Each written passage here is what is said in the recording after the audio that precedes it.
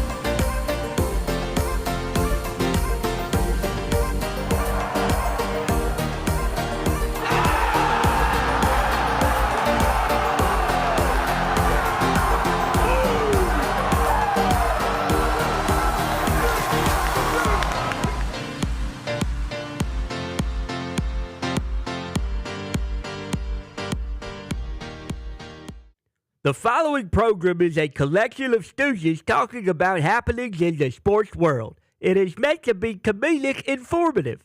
The opinions expressed on this show do not necessarily reflect the beliefs of their peers, their boss, or ESPN. There may be some cuss words because that's how humans in the real world talk.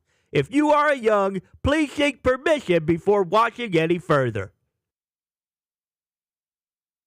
Hey! Why? Let's go! This show stinks, and the fact that you listen, we are very, very thankful for. McAfee on the line with a gorgeous assist. The all-time leading tackler for the Green Bay Packers. You pink! Damn it! Your friend tell a friend something nice could change their life.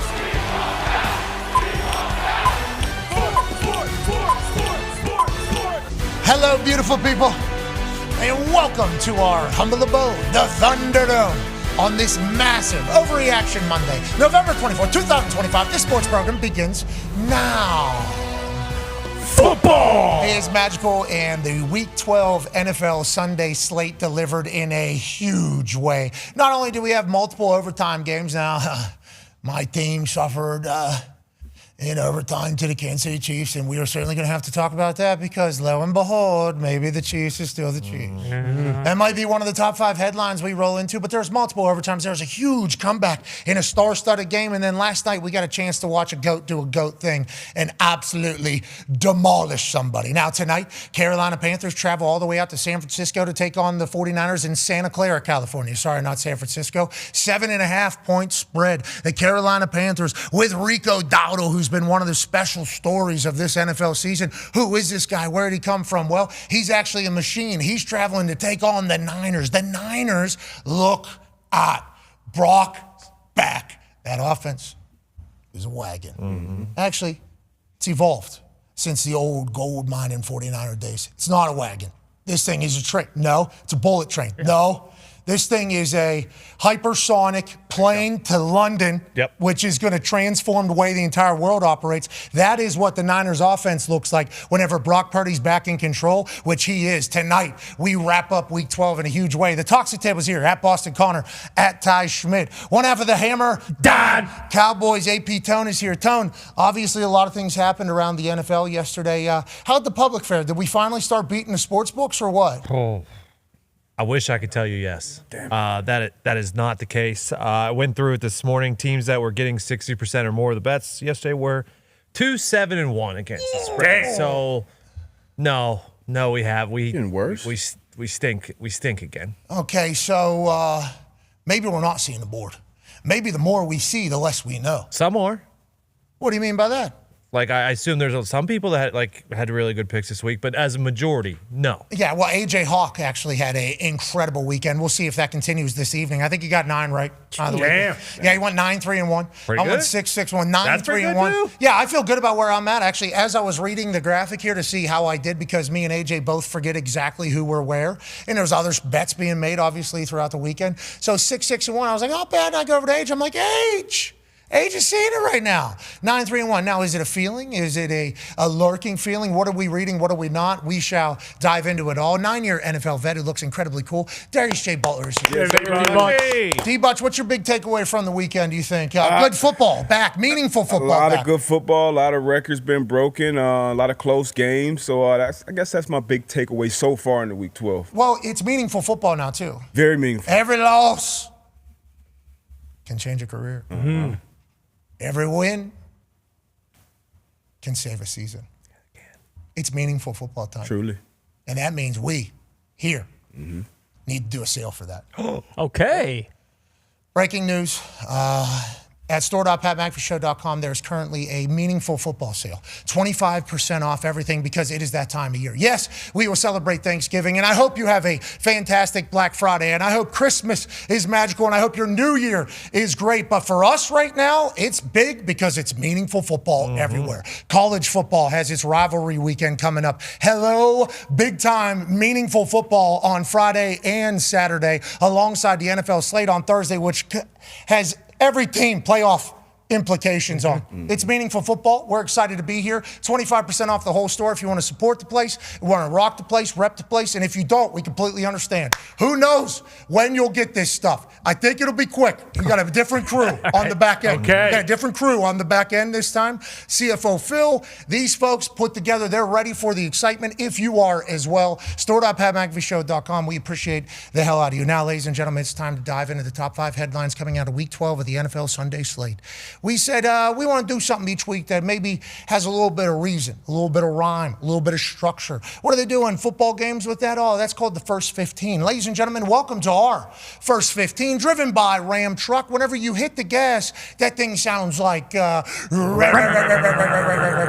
obviously incredibly smooth, powerful, and durable, but it's also perfect for the First 15 because that's what we're trying to be. Put the clock, please, in the lower left corner. Bang. Let's get started. Top 5 headlines coming out of Week 12 Sunday slate. Number 5, whose league?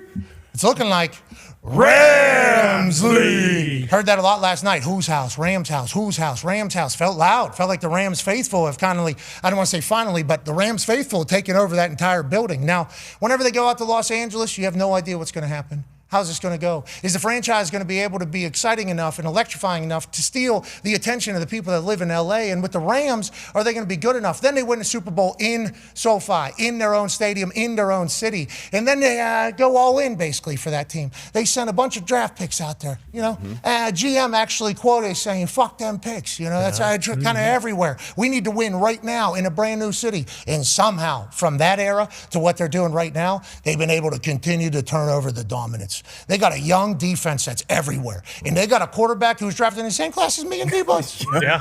I mean, he was picked number 1. I was picked 222. He was picked number 1. Darius J. Butler was picked 41.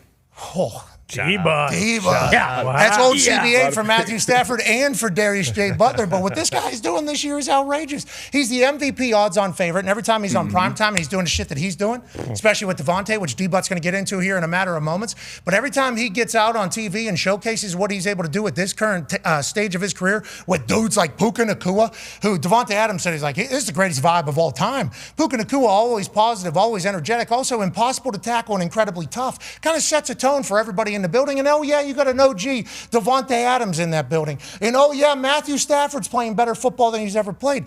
Devontae Adams just passed Jimmy Graham for the most one-yard touchdowns in history of NFL. Congratulations, Devontae. Let's go. Is that real? Congrats, 15 of them.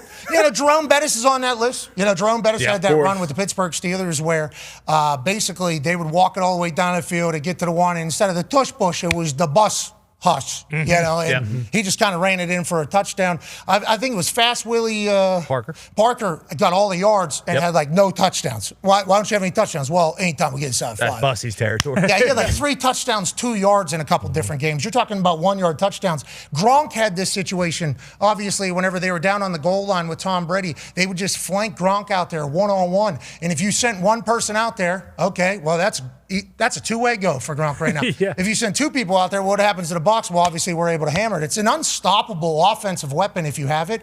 Devontae's get-off, they say he's better than anybody. So not only do you have the best get-off, you also have a quarterback that never misses. This dude never misses. And then on the defensive side, they're only giving up 16.3 points a game or something like that. That's the fewest in the NFL. This is the first time ever the odds-on favorite of the MVP has had a defense this dominant. Ever. So whenever you talk about whose league, it's starting to feel like we might be talking about the Rams League. Is that how you're seeing it, D-Bud? Absolutely. You talk about it offensively, it always starts with the quarterback. A lot of questions about Matt and his health coming into this season. So for him to be playing like this now is unbelievable. And then everyone around him. Obviously, we know his head coach, the play caller, Sean McVay, he's great. They got a good running game. The O-line has been keeping them clean. Whenever you have a quarterback, that's up in age, we mentioned being drafted in 2009, you want to keep him clean, you want to keep him upright, and they've been doing a great job of that. And it's Devontae Adams. Once you get into that area, like his release game, even out here, like his release game off the ball, I mean, Chad Ochocinco, Stevie Johnson, and Devontae Adams. Devontae Adams will be at the top of that list. Like, he's so smooth out in the field. When you get into that area, low red area, slants, fades, all of it. And then Puka, he's everywhere. He does everything. It's unbelievable. Do you think because Sean McVay was a wide receiver, he has seen himself and he said, if I had Devontae's release, I would just, on the goal line, we just flank him out there. You got Puka on the other side. You got Parkinson. You got all these other weapons that obviously the Rams have in abundance. But if they one-on-one out here, Sean McVay's thinking in his head, if I had Devontae's release, that's a two-way. Do you think that is an advantage for wide receiver relationships when the head coach play caller is a wide receiver? I think that always helps. And it's part of, I mean, even when, like, he's always going to get the most out of his weapons. Even when Odell Beckham came over that year that you mentioned, when they went and won the Super Bowl, he would just isolate Beckham on that side of the field. And that was while, Cooper Kupp was winning the Triple Crown, but he would get the best out of both guys and putting them in their situation to be productive. And on the opposite, side of Devontae is Puka. And Puka's moving everywhere. He dominates in the interior of the field. He'll insert through a B or C gap and run a route down the field. He's tough. He came on the show and said, hey, look, I'll never be the guy that's going to run out of bounds or turn down contact. You talk about his vibes on and off the field, but you put the ball in number 12's hand, he's going to make something special happen damn near every time. And then defensively, you mentioned, rarely do we see an offense like this paired up with the championship-level defense, but Chris Shula has the boys rolling. The front four is the best in the league, in my opinion, and then guys on the back end really making a name for themselves this year. Kinchins, who had 2 picks last week. Kobe Durant had a pick last week. Now he has a pick 6 this week. And Emmanuel Forbes Jr., I think he was targeted 7 times and didn't give up a catch, which he was a washout in the Commanders. What happened on the Commanders? He's super skinny, right? Yeah, he's still a slim guy, and I don't think he'll always be a slim guy, but the reason you rarely see a guy that small get drafted in the first round. The reason he did was because of his skill set and how dominant he was at Mississippi State. And now you just see confidence. Confidence is everything at any position. When you're a cornerback, having that in life, when you have that confidence, you're in the system, you have a coach that believes in you, you have players around you that are great. This is what you see when you go to a new place. And we always say, hey, maybe this guy just needs a fresh start. That's a great example of this right here. To your point, D-Butt, is from Next Gen Stats. Emmanuel Forbes faced 7 targets and did not allow a single reception against the Buccaneers. And remember, this Buccaneers offense, really good. What's going on? It seemed early he was reaching. Baker Mayfield was reaching for his arm, but they let him play. So it felt like it was happening early. If he had a broken anything up there, like collarbone, I don't know if they let him play. I don't want to diagnose anything, but it feels like something with the AC joint. I'm not 100% sure, just the way he was reaching for it. Incredibly painful. I mean, like one of the most painful things. How many times he sacked before this? Like he was under duress. Like we saw in prime time when Josh Allen was running for his life against that Houston Texans defense. It kind of seemed very similar against this Rams front. So whatever he came into the season dealing with, it definitely didn't help facing a what would they call him? Jace, what an incredible. Dominant. I mean, that was good. That was really good. I appreciate that. But like what we're trying to say is he was reaching immediately to here. Mm-hmm. Feels like that's probably a very real thing he was playing through last night. So obviously is Baker playing his best football? Is the offense playing their best football? Is anybody going to be able to play their best football against this Rams defense? I think that is the big question. And Shula was getting a lot of FaceTime last night. Chris Shula, as he should, because how dominant they were. This Buccaneers offense is good. This is a very good Buccaneers offense that they did that to. We're like 4 weeks away from, we're 4 weeks removed from basically saying Tampa Bay was going to the Super Bowl. I mean, they had everything, and the Rams made them look basically incompetent on offense. And you're talking about Godwin was back. They weren't as hurt. One thing, and I'm hoping this doesn't happen just because I would like my team to have a chance to win the Super Bowl, Aaron Donald needs to come back and just play 10 snaps a game with this D-line. And I don't care if he is even just on the sideline in pads, just hyping the guys up, kind of telling them, hey, that's a great dance move. Maybe you can do this to make it a little better. But he was on game day last week, 2 weeks ago, whatever, and he looks just as jacked as he did when he was playing. Now he probably needs a little time to get into game shape, maybe even put on a couple pounds. I don't think so. He might be able to play middle linebacker. That's why I just like Jage. Yes. Like J.J. Watt, we kind of experienced his first year of retirement with him. If you do recall, weekly we were joining him. Yeah. And that dude just didn't understand. Like, hey, you're not still in the NFL. He was still getting under the squat rack every single morning, running sprints. You remember he was running sprints and doing cardio and everything. And I don't know if Aaron Donald's doing all of that stuff. I'd assume yes, though. Yeah. I would assume that he would be doing those things. And then we saw him at Pitt. I mean, the guy threw me with a pinky. Yeah. The guy threw me with a pinky. It's insane. Still got those. He trained with knives. And whenever you talk about that front, you drop Aaron Donald in it. And once again, we have no inside information on whether or not Aaron Donald wants to go back. Aaron Donald's enjoying the hell out of his life, I think. And he's earned it. And he goes 10 years, 8 All-Pros, 10 Pro Bowls, won a Super Bowl, 3 defensive MVPs. I feel like I had a pretty good career. You certainly did, Aaron. Yeah. You certainly did. You worked your ass off for all those things. But he was in the building last night. Yep. And I'm assuming he gets excited watching the way that defense plays. Yeah, I think he can get out there and play right now if he wanted to. I'm not sure if you guys heard them talking about, they've said it a few times with Jared Verse when he went and worked out with them. And he was like, hey, you know what, Aaron? Don't call me. I'll call you. He said it was the hardest shit he ever experienced. And that's him post-NFL career. So I'm sure 9-9 can still get in there and dominate. Congrats to the Rams fans. Yeah. Legit. It's a good life right now. Right now, it's very good.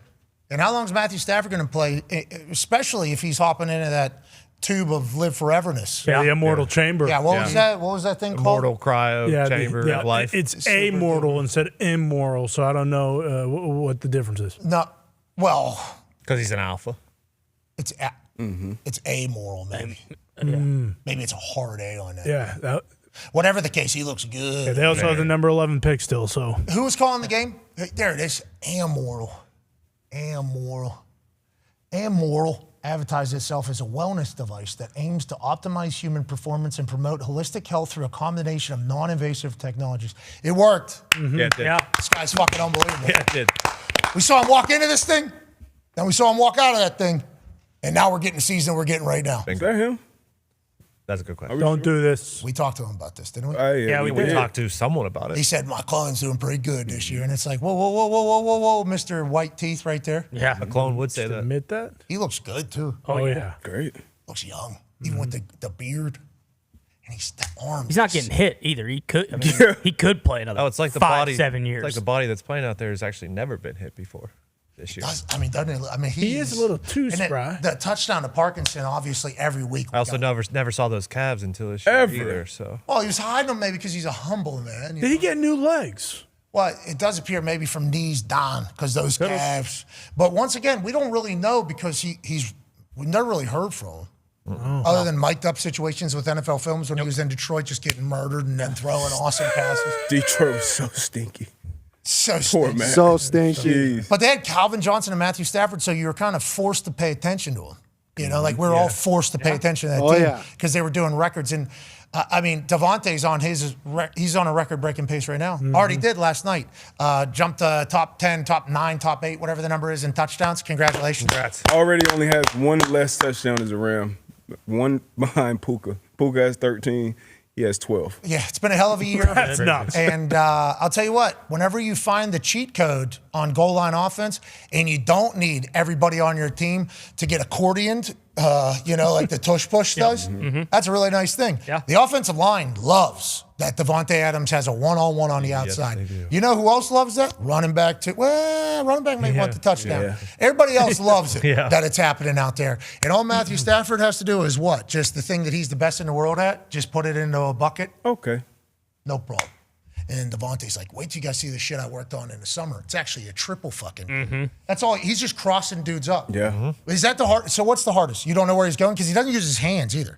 Yeah, they're just down. His hands are like down. So Yeah. it's like very interesting. What is the hardest part about his get? Everybody talks about his get off, his get off, his get off. It just, to me, it looks like he just shakes the shit out of somebody. Honestly, on that one, that was inexcusable by McCullum because you have help inside there at Winfield, and he's so close. And he had outside leverage I'm sure they already. go at this point like, hey, we're talking about it. 17, we're down here.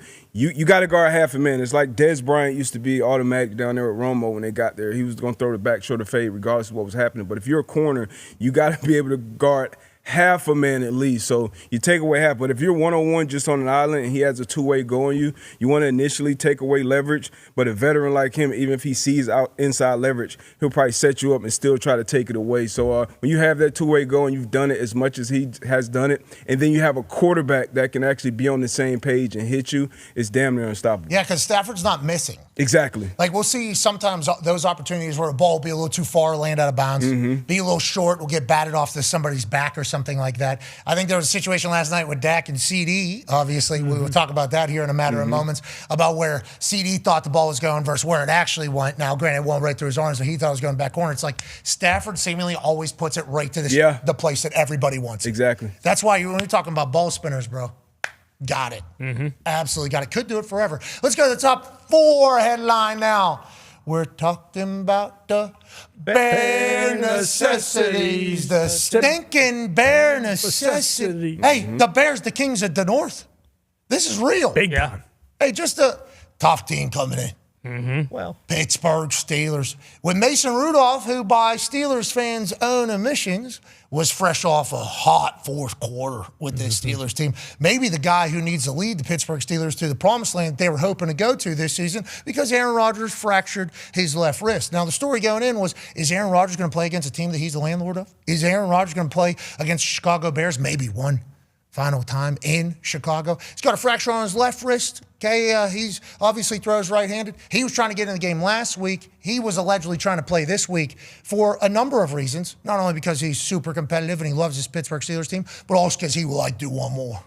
One more of these on Chicago. We found out that he was a fan of the Chicago sports team because he watched WB growing up. It was one of his 6 channels. So he saw the Bulls, and who wasn't a fan of the Bulls, especially if a Michael Jordan fan like I was. He loved the Cubs, and he loved playing against Chicago, obviously, with the Packers because it's a rivalry that he held in high regards. So we thought Aaron Rodgers going in there. Wasn't Aaron Rodgers. It was Mason Rudolph. And guess what? It didn't matter because what the Chicago Bears team is, real. Now, let me talk to you about what I like about Caleb Williams. Ben Johnson, what he was able to do at the Detroit Lions with Jared Goff. He turned Jared Goff, who is a robot, into a very, very, very, very, very efficient robot. Hey, this is what we need to do. These exact steps, this exact play fake, the ball needs to be at this exact pinpoint. So we wondered, is Caleb Williams ever going to be able to buy into the Ben Johnson system?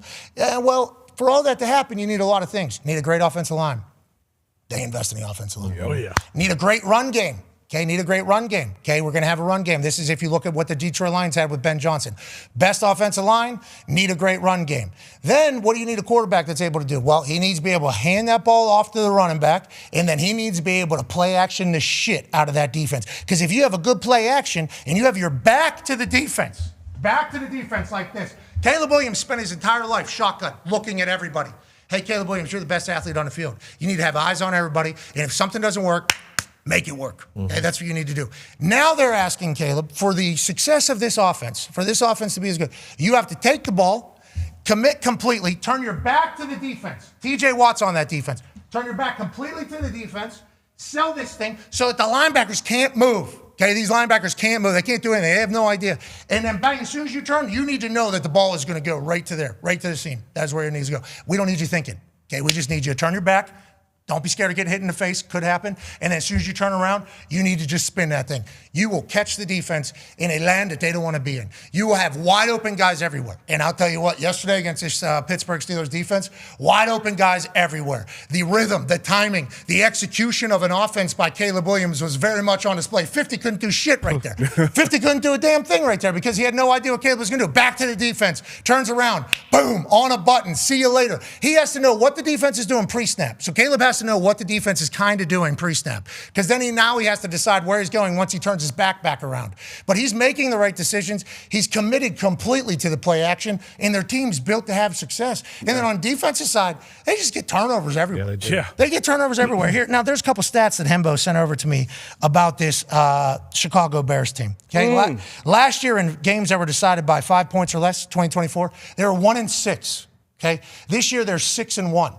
In those games, Chicago has a plus 12 turnover margin in those games. So whenever you talk about not only are they winning the close games because they're seemingly a culture, a moxie, an aura, good, better, best, never let rest, or good is better and better is best. They have that. Defense getting the ball back for an offense that is going to become much, much better. This is the first step. Now, I guess this would be the second step. First step was like buying into the offense being good by Caleb. Mm-hmm. Second step, starting to understand pre-snap what the defense is doing, fully committing to play action.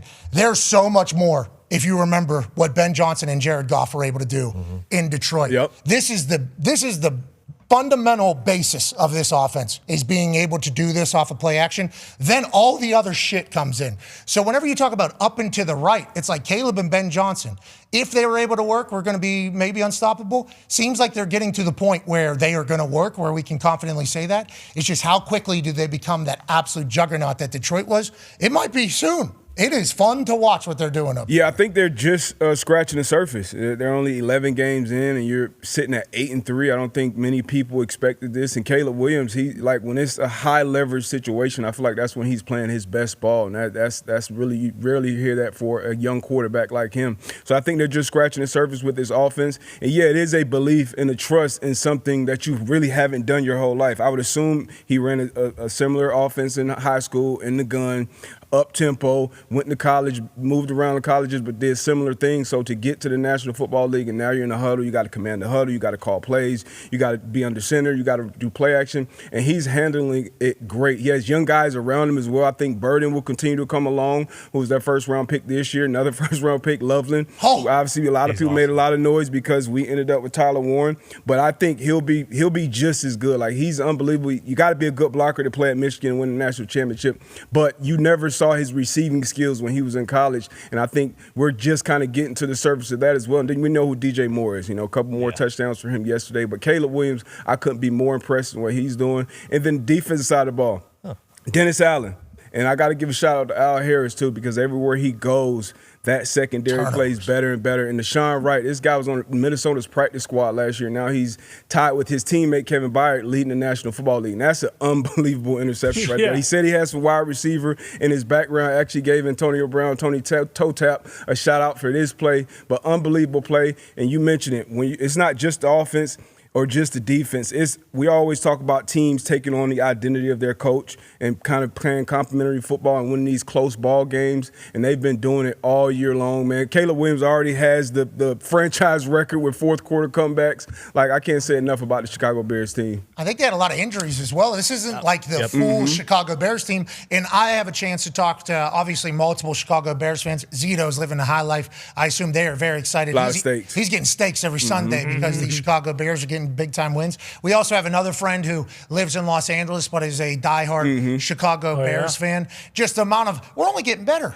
We're getting guys back healthy. We don't even have any linebackers in the moment. We're only getting better at this time. They feel like, hey, we've been waiting a long, long time. And once you start to see those little sparks of that offense looking like Jared Goff and Caleb looking like Jared Goff, it's like, man, what Ben and Jared were able to do versus adding what Caleb can do. into that with Ben Johnson knowing what Caleb can do. So that now you got this type of shit happening, and he's the head coach of the team, so he's not leaving. So you don't have to be like scared that we're going to have massive success here with a young quarterback and he's going to be gone, because that's what happens with good offensive coordinators. They end up leaving. Ben Johnson leaves Detroit, goes to Chicago. So they could potentially only grow and grow and grow. Andy Reid, Patrick Mahomes type shit. And I don't want to like get cart before horse, but that's very real, I think, at this point. No, their offense with their weapons is awesome. You guys talked about it, and you talked about DJ Moore. Everybody knows DJ Moore except for the Steelers defense that just let him run straight down the seam uncovered. But like they have guys at literally every single position. You talk about Loveland, like Cole Kmet's still there too, and the wide receivers that they have, and now with Monungai they have two backs, and the O-line is incredible.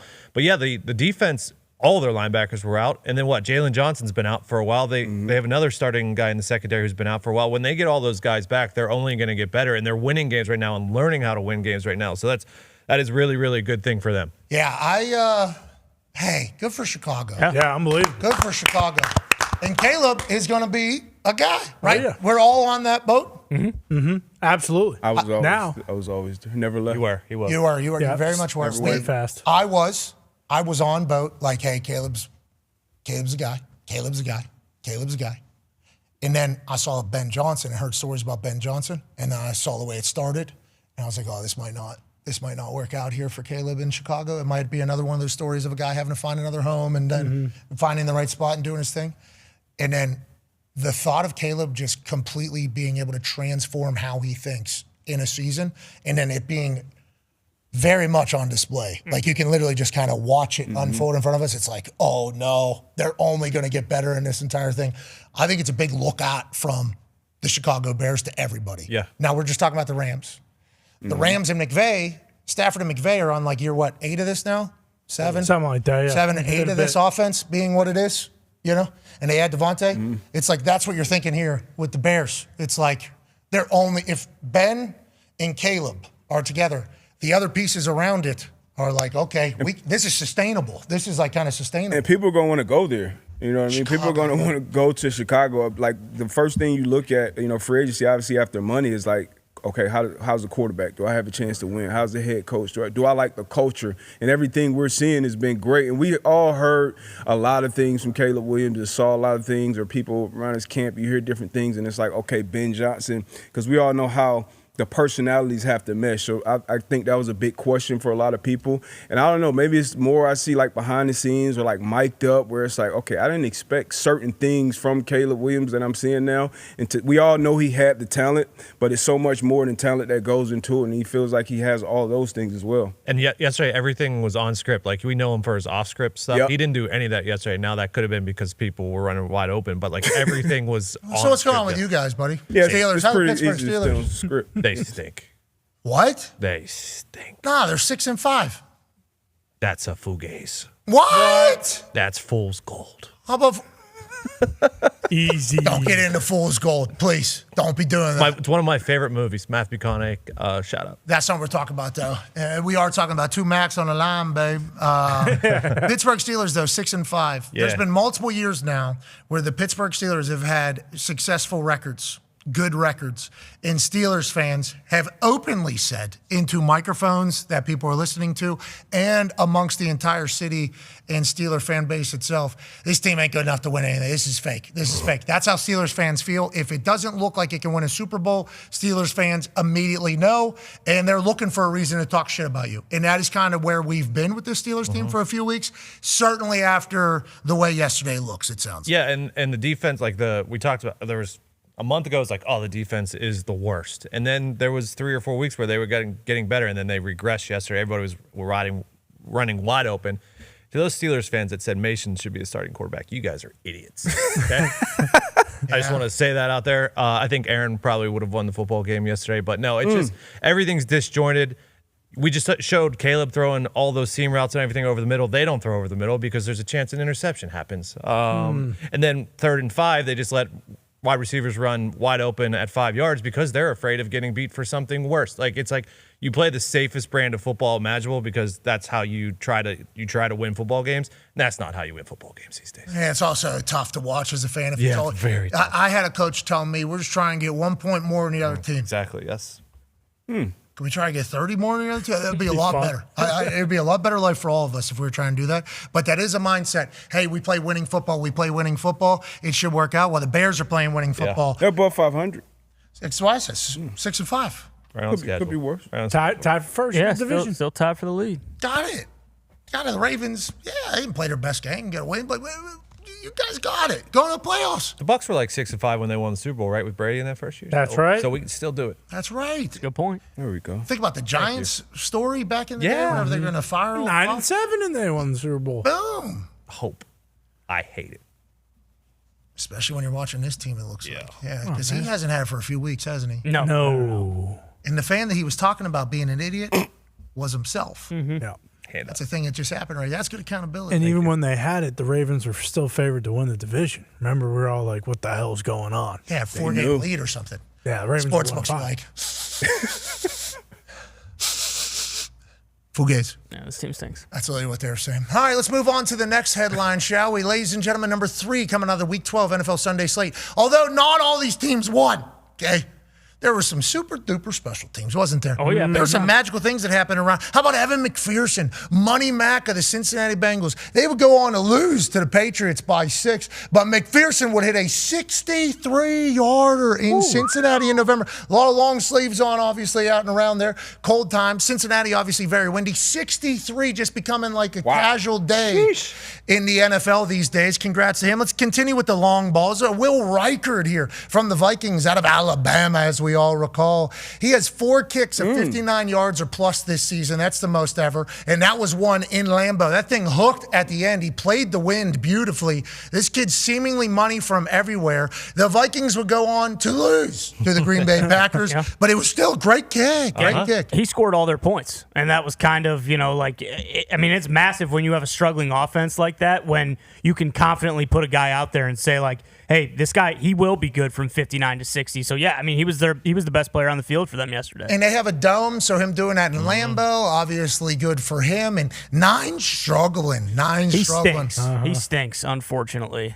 He needs a little bit of help, obviously, and I don't think it's right to put it all on him. But, boy, we talked about it. From what they were last year to what they look like this year, I almost feel bad for Nine because they have no chance to win when he's playing, really. And I know he won a couple weeks ago, but when he plays like he did yesterday, they'd have a tough time beating Michigan this year. So, Michigan's getting good. Obviously, big one this weekend. Ohio State this weekend. Can't wait to be up in Ann Arbor. Hembo sent us some stats here. Justin Jefferson, whenever he's being targeted under Kirk Cousins, had a 109.8. Sam Darnold, 108.1. J.J. McCarthy, 47.4. I think that was rude. There was other quarterbacks, too. Hembo decided not to leave out, like the Pastronaut. Yeah, Joe Webb. Carson Wentz. That for context is unnecessary as well. Yeah, there's a lot of context he's saying. Yeah, Hembo's got stats and ideas, and there's a lot of people saying that about Nine, but Will Reichard, absolute dog. Let's go to a big-time return in a losing effort. Once again, it doesn't matter. We shouldn't talk about it. Chimare Dike takes one. 88 yards against the Seahawks. Now, there's not a lot to celebrate with the Tennessee Titans, okay? Their brand kind of stinks right now. Nobody really trusts ownership to make the right decisions. They don't have a coach, but they have a special moment here with Chimare taking it to the crib. In My Cause, My Cleats, one of his friends who passed away from cardiac arrest had a foundation started here, Kai Lermer, a memorial fund, and raising money in that front. So him running with his friend literally on his feet, I think was a very cool moment. That's a sweet moment. Obviously, Dixon doesn't love it. The punter for Seattle, he hits a monster ball, it comes back. But that was a cool moment. Like, as I learned the story, I almost got pretty emotional about it because there's not a lot going right for Tennessee. That going right felt like it was a little bit of a thing. Congrats to him. That's big time return. Let's go to another big ball. How about Jake Bates? In a winning effort from the Detroit Football Lions, the brand new Lions. Look at this kick from the back here. The old Lions, this ball would not be going in. New Lions, the brand new Lions, this ball goes in. Look at the snap. Great hold. Phenomenal by Fox. Slice! Come back home! 59-yarder. Now, that is the perfect depiction of the old Lions versus the new Lions. Amen. Old Lions, that thing hits the upright at least and doesn't go in. So loud. New Lions, that thing kind of sneaks in, doesn't even touch the uprights because they don't want to celebrate or ruin the moment. 59 yards here from the greatest UXFL Super Duper Football League alum in the history of the league. Yep, without a doubt. What a stud there. He's former Super Duper Detroit Michigan Panthers. There it is. Yep. The That was their nickname, UXFL. though. They're doing good over there. Hey, come on, one more ball's better. When they cranking up? I think there's a new league coming. Did they pay their QBs, maybe? Yeah. The Michigan Panthers no longer exist. What? Yeah, I'm sorry to say that. Didn't they fire all the GMs? They did. There will be one man who oversees all of the football ops, essentially, for the league. So they're kind of going back to what the original X was. Correct. Yeah, they need to put the X back into football. Hey, this guy's got it figured out. I'm sure of it. Let's go to the last one. McQuaid, actually. Let's go to the highlight Final of ball. all of the highlights. A special teams highlight that needs to be watched for all of time. 5 minutes left, tie game. Fourth quarter. Got to come out and punt. Returner catches it on his one. Thank you, sir, for doing that. Now we have a chance of coverage. Oh, shit! Fumble! Long snapper on the ball. First and goal from the 6. They were once down 21 points now in the fourth quarter on a special teams play. A special play happens. Looking at Elijah Clark. Now, it's been shown 1,000 times. We feel obligated to show it once again because there is a point that I have versus other people. As I was watching this highlight take place, they were showing Elijah Clark's effort here as Sidney Brown pushes him around. Great effort by Sidney Brown, too. Anytime you get a body on the floor on a return, that's good news. Elijah Clark refused to be denied, continued to chase, continued to follow. Hey, helmet to the ball. Fumble, Elijah. Go ahead and try to get some points. Now, that type of effort, it cannot be taught. That type of effort only comes from the soul of an absolute dog. Elijah Clark is everything that is great with football, with special teams football. As I'm watching it as a former punter, I'm thinking to myself, yes, this is the man or 10 of the dudes that we need. And I appreciate the fact that the entire NFL world, even the folks that weren't a part of special teams, were like, hey, the reason why you should be respecting what's going on, this guy was the best football player everywhere he's ever been. Elijah Clark walks onto the field. Holy hell, Elijah Clark's here. I assume since he's like 8th grade. I assume since like 7th, 8th grade, he's been the best player on the field. Then he gets to the NFL. Hey, the way you're going to make this team is by playing something you've never played before. You're going to have to run blindly down the field and try to cover somebody. How far is the run? Well, Anger's got a huge leg, so maybe 60, 70-yard run. And then also you're going to have to go across the field. And then what else is going to happen? Well, you're going to get blindsided, pushed, and then there's going to be people trying to get you out of there.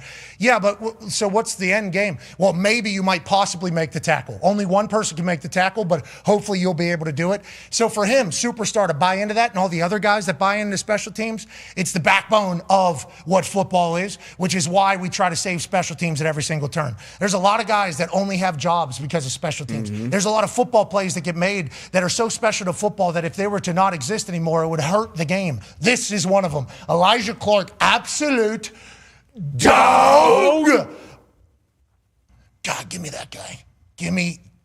Could you imagine this guy was your gunner and you were a punter? It would be amazing. And D-Butt, I think we were talking about this earlier. Yep. This is being shown by everybody. This would be shown in every special team, probably team meeting rooms, because you mentioned a large chunk of the roster. This is how you make teams. This is how you stay in the league. And for me, honestly, I wasn't cut out for this shit. I was not made for special teams, and I realized that very early on in my NFL career. Fortunately, I was drafted high enough to where I could sabotage some of these special teams drills early and kind of get buried on all the bottom of the gunner depth chart. So I did do what Sidney Brown's doing, and I did do some returning early on. But this shit right here, like there's football games, you can play 50 snaps on defense, one special teams rep, like a punt rep or a kickoff rep, old kickoff rep. Yeah, I understand. Those reps, probably like 12 to 14 defensive snaps as far as the physical and mental tolls it takes on you, because it is every guy out there, it feels like they're battling for their job in their NFL and their professional life, and it's just a different breed, and this is a perfect example of that. And this was a winning play. I know it was very, very nice of you to show all those great efforts from those losing teams, but this is an unbelievable play and a winning effort for a winning team. Great play. It was a winning effort, but obviously they don't do anything with it. They go for it four times, and they don't get a turnover on downs. Thanks for ruining it. But it was, unbelievable. Unbelievable. Yes. Which goes to the number 2 headline. ladies and gentlemen, the Cowboys.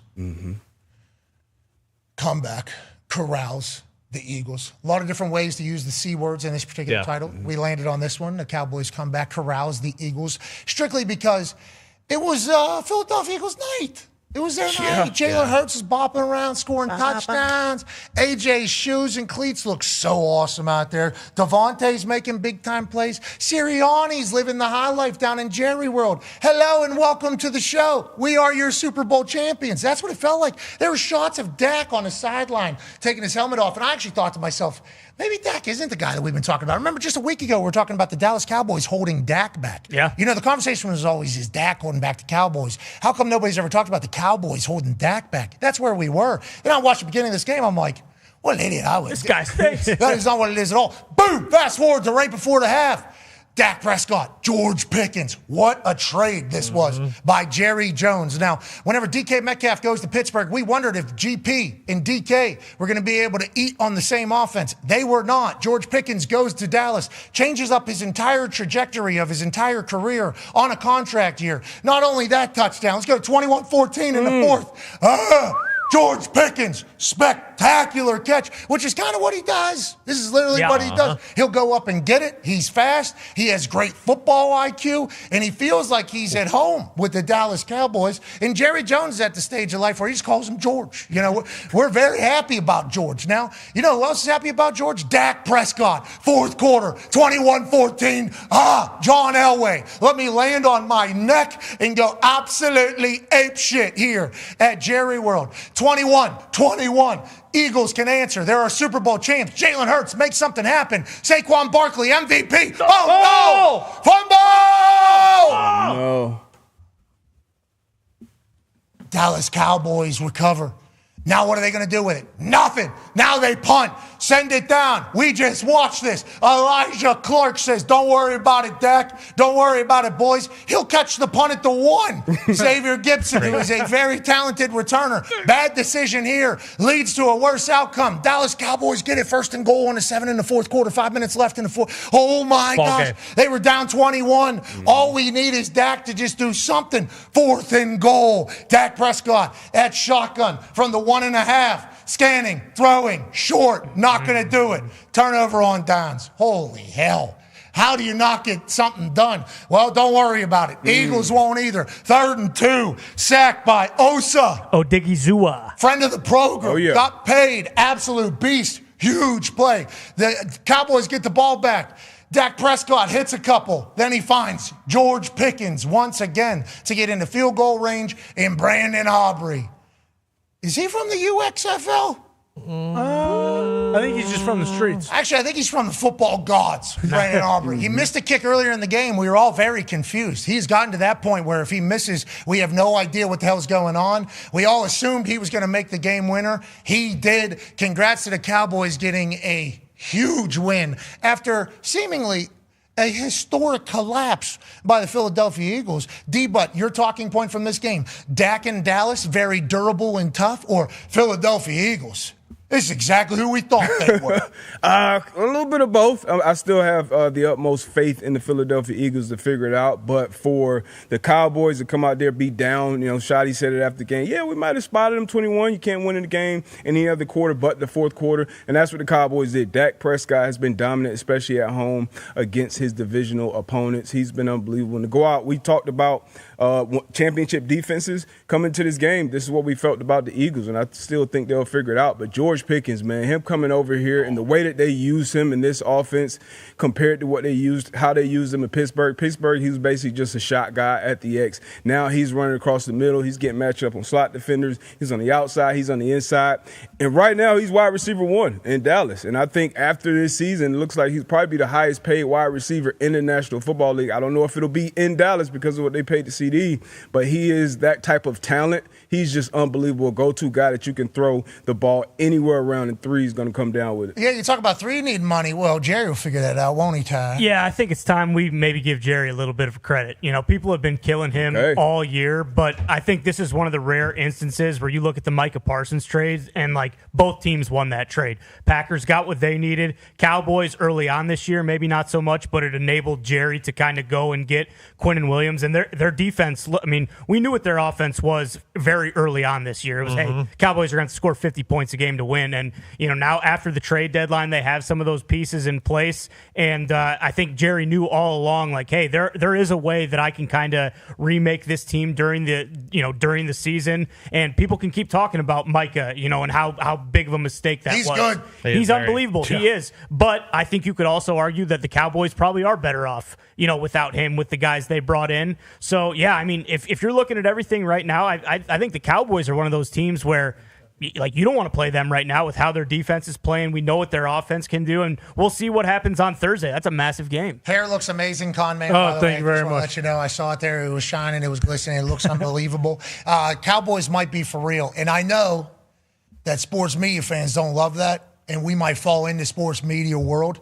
21-point comeback. The way they do it. Yeah. Shotty's wearing a backward visor in the thing afterwards. And George Pickens making these plays week in and week out. It's like 9 for 9. 9 targets, 9 catches. Filthy.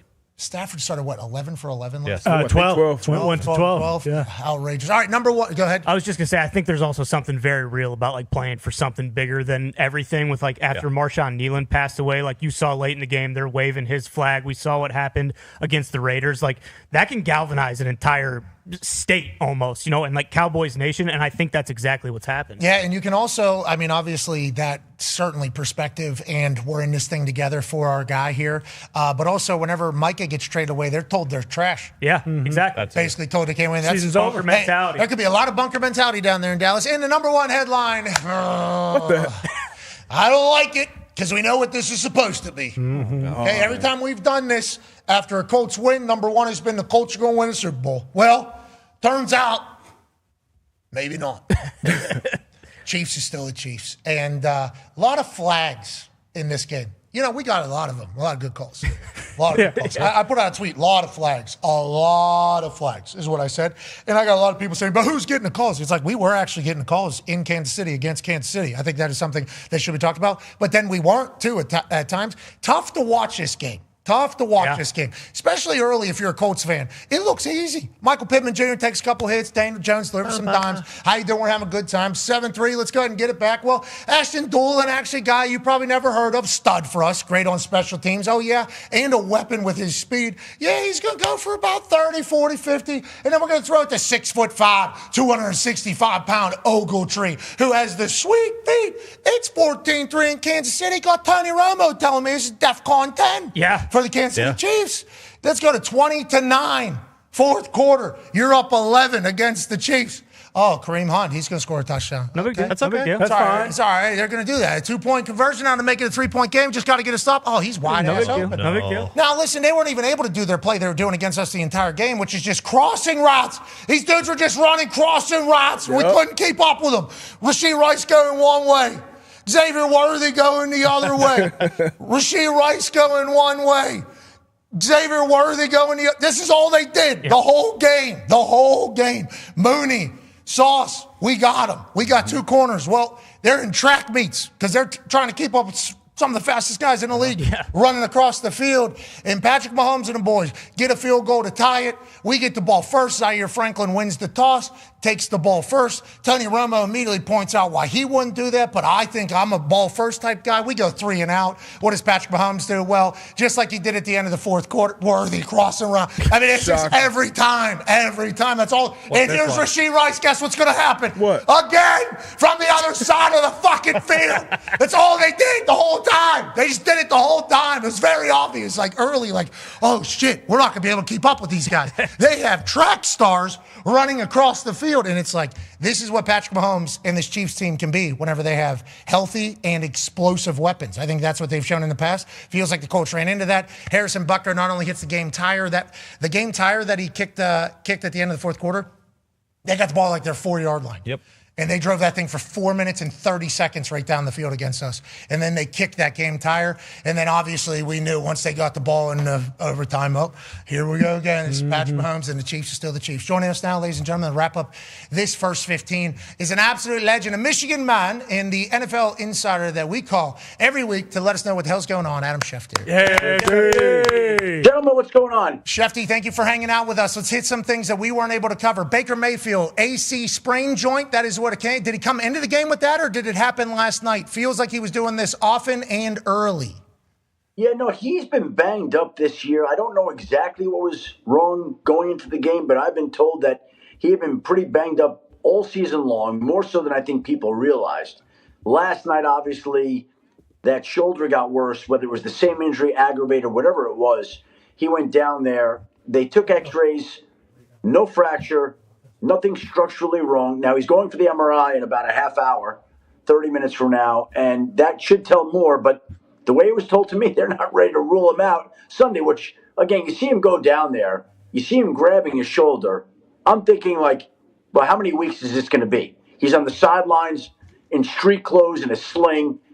Like, it looks like it's a multiple-week injury to me. But in speaking to them today, they say they're not ready to rule him out for Sunday, and they think there's a chance he could wind up playing. We'll see what happens with the MRI. We know Baker Mayfield's just like a Ram truck. He's damn tough. I mean, that is just a matter of fact. And it felt like he was doing that early last night. That's why I thought maybe came into it something.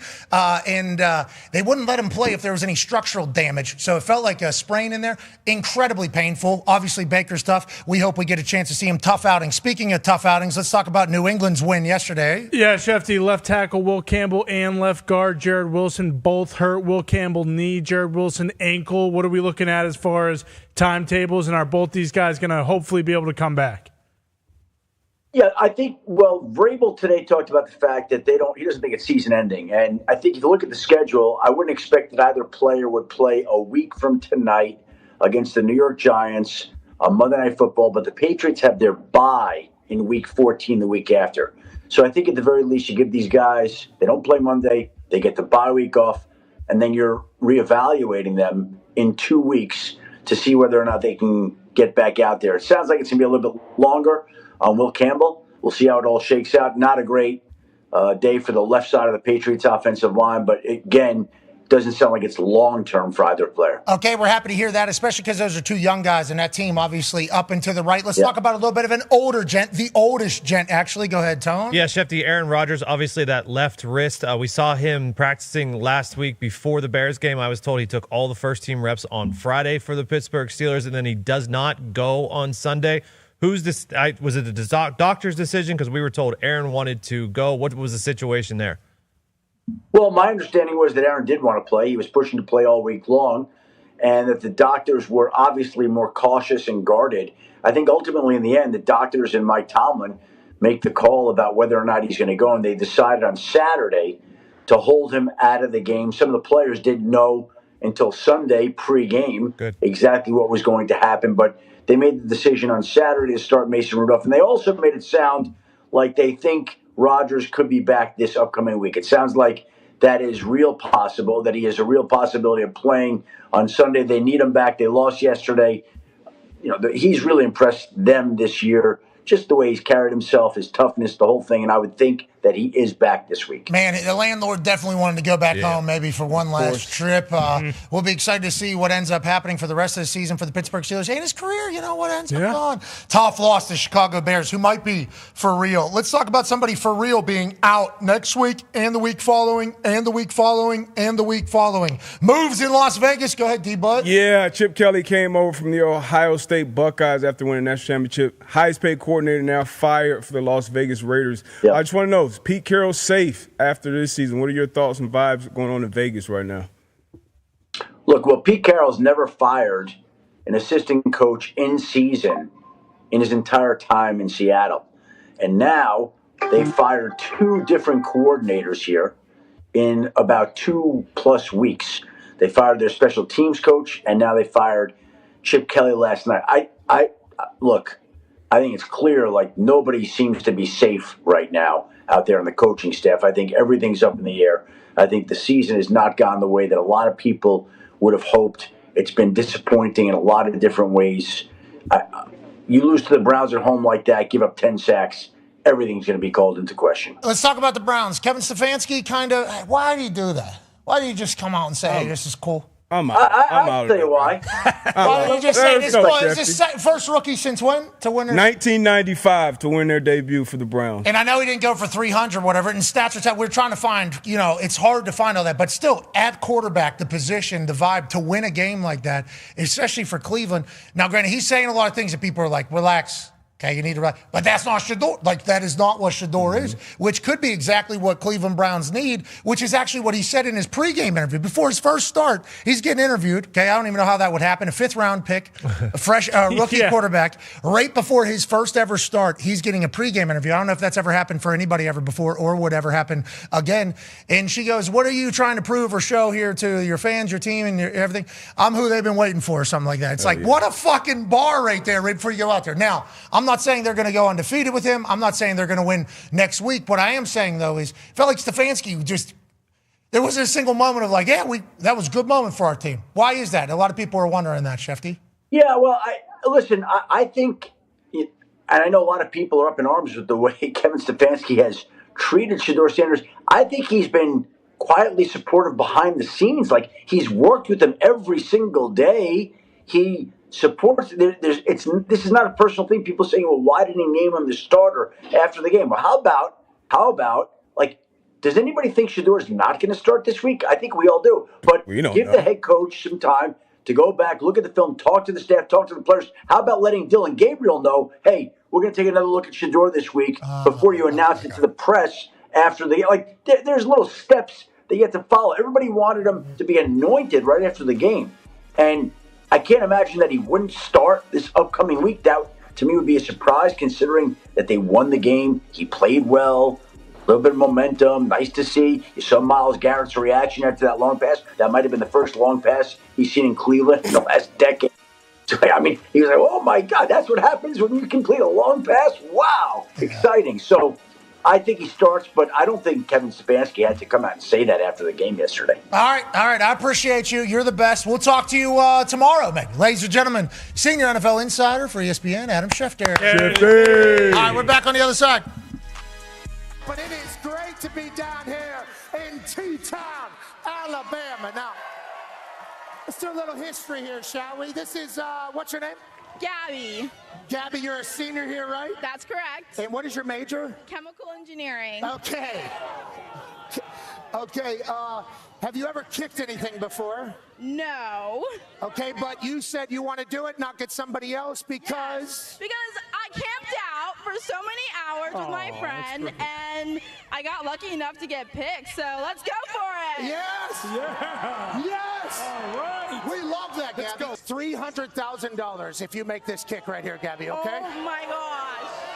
That seems fair. I don't know what a chemical engineering degree costs, but hopefully that'll help towards it all. My parents would love that. Okay. I'll throw in 200 as well. He started to $500,000.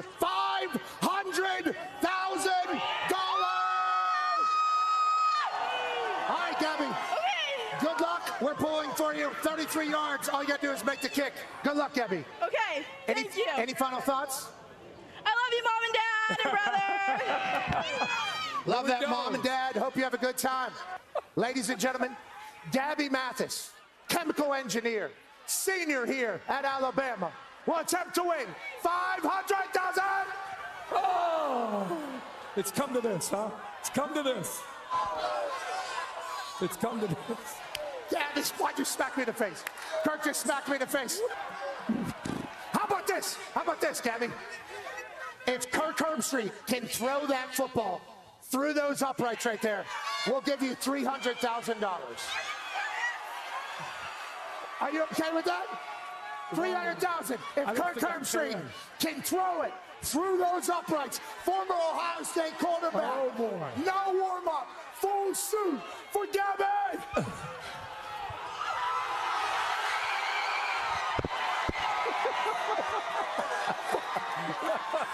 Get Gabby, get Gabby, get Gabby. Congratulations, Gabby. All right. It's getting even more pricey. Kirk Herbstreit, I did not know you had that in you. You son of a bitch. Oh, that's great. Gavin. The following program is a collection of stooges talking about happenings in the sports world. It is meant to be comedic informative. The opinions expressed on this show do not necessarily reflect the beliefs of their peers, their boss, or ESPN. There may be some cuss words because that's how humans in the real world talk. If you are young, please seek permission before watching any further. Hey. What? Let's go. This show stinks, and the fact that you listen, we are very, very thankful for it. McAfee on the line with a gorgeous assist. The all-time leading tackler for the Green Bay Packers, you pig! Damn it! Be a friend, tell a friend something nice could change their life.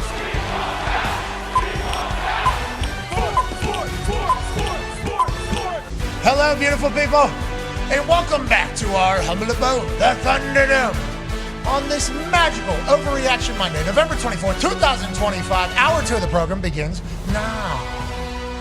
Football is the greatest. We're lucky to talk about it, and obviously the Sunday slate for the Week 12 NFL season was spectacular. A few overtime games, a massive comeback, some super-duper special teams, which is obviously amazing. And tonight, Week 12 wraps up in Santa Clara, California, as the San Francisco 49ers will host the Carolina Panthers as 7.5-point favorites. Now, this Carolina team's young and good. And we say young because we don't know any of them, really. You know, like Bryce Young, he gets drafted into the NFL out of Alabama. This guy's the Steph Curry of football. He's got an incredible sense of feel, and his explosive plays are outrageous. Then he comes in, he looks small, he gets beat up, and they stink. Yep. And everybody says, this guy is not going to be able to be good. He actually gets benched at one point. Andy Dalton goes in. Then Bryce Young last year goes back in after watching Andy Dalton, maybe getting a refresh button, reset button with Canales as the head coach and a play caller. Before that was at Tampa with Baker Mayfield, did what he did. And Bryce Young and them have kind of built a culture. They've kind of built an identity. And they've got wins that none of us really would have expected. Getting 7.5 points against the San Francisco 49ers team that is obviously 1 week removed from Brock Purdy coming back and putting on an absolute clinic with all the weapons that they have. Defense is without Bosa and Fred Warner, but still been able to kind of halt people whenever they need to. The Niners could potentially go on and win a Super Bowl this year. They got money in a lot of different places. Tough injuries, but still a lot of money in a lot of different places, especially ones that you need. George Kittle, we can obviously assume that he'll be dancing tonight in the paint. And then Juice, we'll assume he'll be doing some stuff. Christian McCaffrey will be explosive. The San Francisco 49ers team go win a Super Bowl. Sure. Mm-hmm. We find out tonight if they can handle the Carolina Panthers. And this Carolina Panthers team could tell the world tonight, we're actually a real team. Mm-hmm. We're not the joke that you guys thought we had been. We're not the team whose owner is throwing ice on people anymore. Mm-hmm. We're the owner who, on his drive to work, local stores are using their signs to say terrible things about it. We're not that team anymore. We are a team where our owner actually donated the entire stadium and everything to Hurricane Relief Fund. He actually tries to take care of the community. Now he's giving back, got staying hands off the football thing. We got a general manager, Dahn Morgan, who I don't think he's blinked since becoming the Carolina Panthers general manager, former linebacker for Miami. Okay, yes, the U is where he was a linebacker, and he has not shut his eyes one time until this Carolina Panther team could be a team that he would like to say, I'm the one who put this together. Canales, the head coach, he's doing his thing. They are a team. So are the Niners, obviously. Talks tables here at Buster Connor and at Ty Schmidt. One half of the hammer, Dahn. Cowboys, AP Tony's here. What was that stat about 60% of the bets? And what's everybody seeing tonight? Yeah, teams this weekend that were getting 60% or more of the bets against the spread were 2-7-1. And tonight, the Niners. Against the spread? Yes, against the spread, sorry. Tonight, the Niners would fall into that category. They're at 61, 62%, somewhere around there. 9-year NFL vet, Darius J. Butler. Your thoughts on the numbers we just heard? And it's not just 2-7-1 this week, D-Bud. Yeah, it feels like almost like we're getting worse, which I don't love. But I think it's gonna be. I think we're in for a banger tonight. It's a big game for both of these teams. Obviously, both the winning records, fighting for to get kind of obviously after the Rams what they did. The Niners got to stay in contention with that NFC West. So I think we're due for a banger tonight. The Irish Goose. think he had 12 at 130 or 140 last week. Yeah. He's got a hilarious catch radius, this guy. He is fun to watch. And Bryce Young, everything they said about him, turns out if he's not just getting crushed every play, he does operate an offense pretty damn good. His arm talent's special. Crazy how that worked. And they move into first place in the division if they win. In the NFC South? Yeah. That's right. Oh. Banged up Baker. Oh. Yeah. Time is 7.5. The time is now. That feels like a lot of points. Joining us now, ladies and gentlemen, is a man who's a college football national champion, Super Bowl champion, Ryder Cup winner, massive Dahn Morgan fan. Ladies and gentlemen, AJ Hawk. Yeah, Hawker.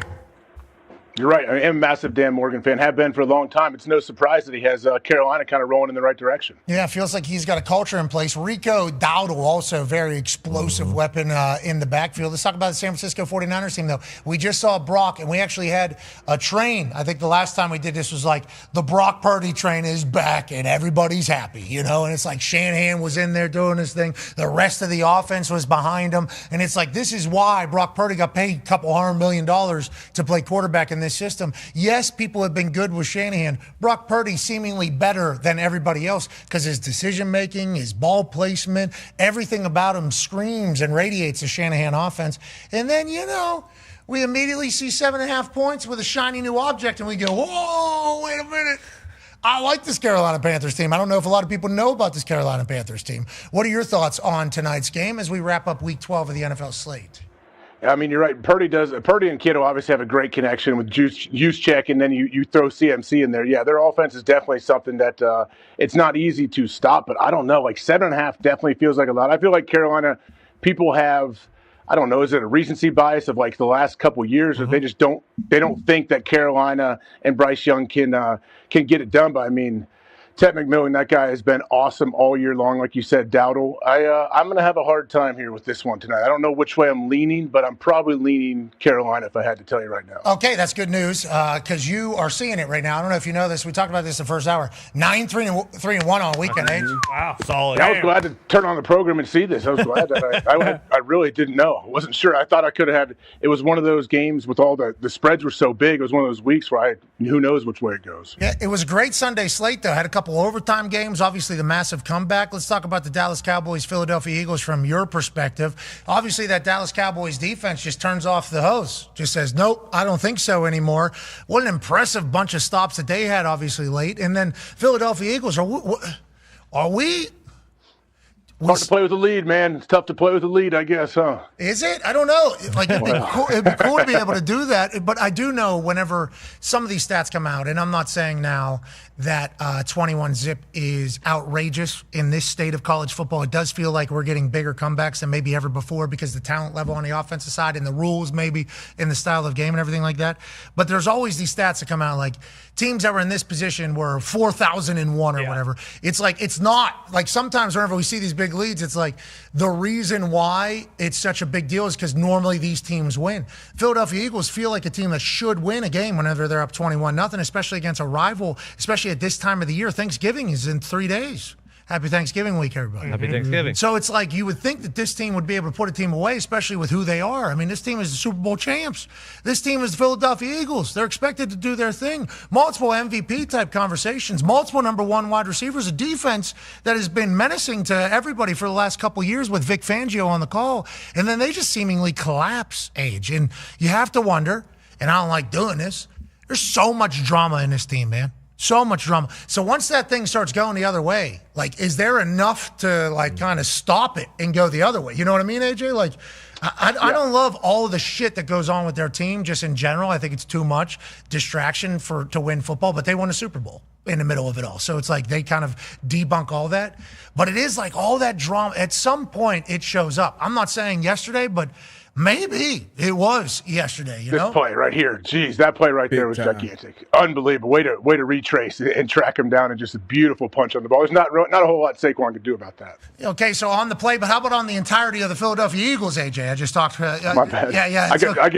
I get distracted by great defensive plays, and these Cowboys were doing it in the second half. Offense, defense, especially, and special teams. We know that it's a full team game. Here we go, Flus. Remember a couple weeks ago, talked about him showing signs of life on the sidelines and getting all jacked up Like, I think he's starting to feel it a little bit right now. Okay, so you're more pro Cowboys than Eagles worried, is what it sounds Eagles are a weird situation. Like, it is a weird thing. And when the Cowboys went down and scored right before half, you're thinking, like, all right, now going into half, even though you have a 21-7 lead, the momentum has kind of flipped to the other team, to the home squad. And I think Dak is a great, calming influence that makes plays. But this Eagles team, I don't know. I don't fully get it. Maybe they feed off the chaos, the drama, all of that. But at some point, I guess it gets to like a tipping point to where you can't really, I don't know. You just don't find a way to win games like this that you should win. Exactly. And when you win, by the way, it all just kind of, they're winning. We even say it like, hey, they got all this shit going on that nobody else really has going on. Doesn't matter. They're winning. Yep. And they're the Super Bowl champs. They can do whatever. Yep. Obviously, you lose this one, especially up 21, it's going to grow a little bit. It's going to get louder. But if they were to lose a couple games in a row, it'd be like, is this team lost it? Whatever it was. That worries me. We've seen teams in the past have locker room struggles and completely change it. And I'm not going to speak from anything other than my own experiences as a fan. The Indiana Pacers, okay, they're playing the Heatles. You remember those days? Oh, yeah. Oh, yeah. That whole team? Yep. I mean, everybody on that team. Roy, Paul, Lance, George. I mean, you go through that roster. They were awesome to watch. Something happens. Still don't know. I outside locker room, do not know. Something definitely happened in the locker room. Team, dead. Everybody's gone. Never happens again. Personal, something happened in the locker room with either disagreements or not liking or something like that. It's like that locker room, is there ever going to be simpatico? And I think you need that. But they proved, I guess, last year that you don't need that. But it's like, I think you need high morale amongst the boys, especially in a long-ass NFL season. Yeah. And that's why I guess they can just say we won last year with this type of stuff happening, but it's always loud over there.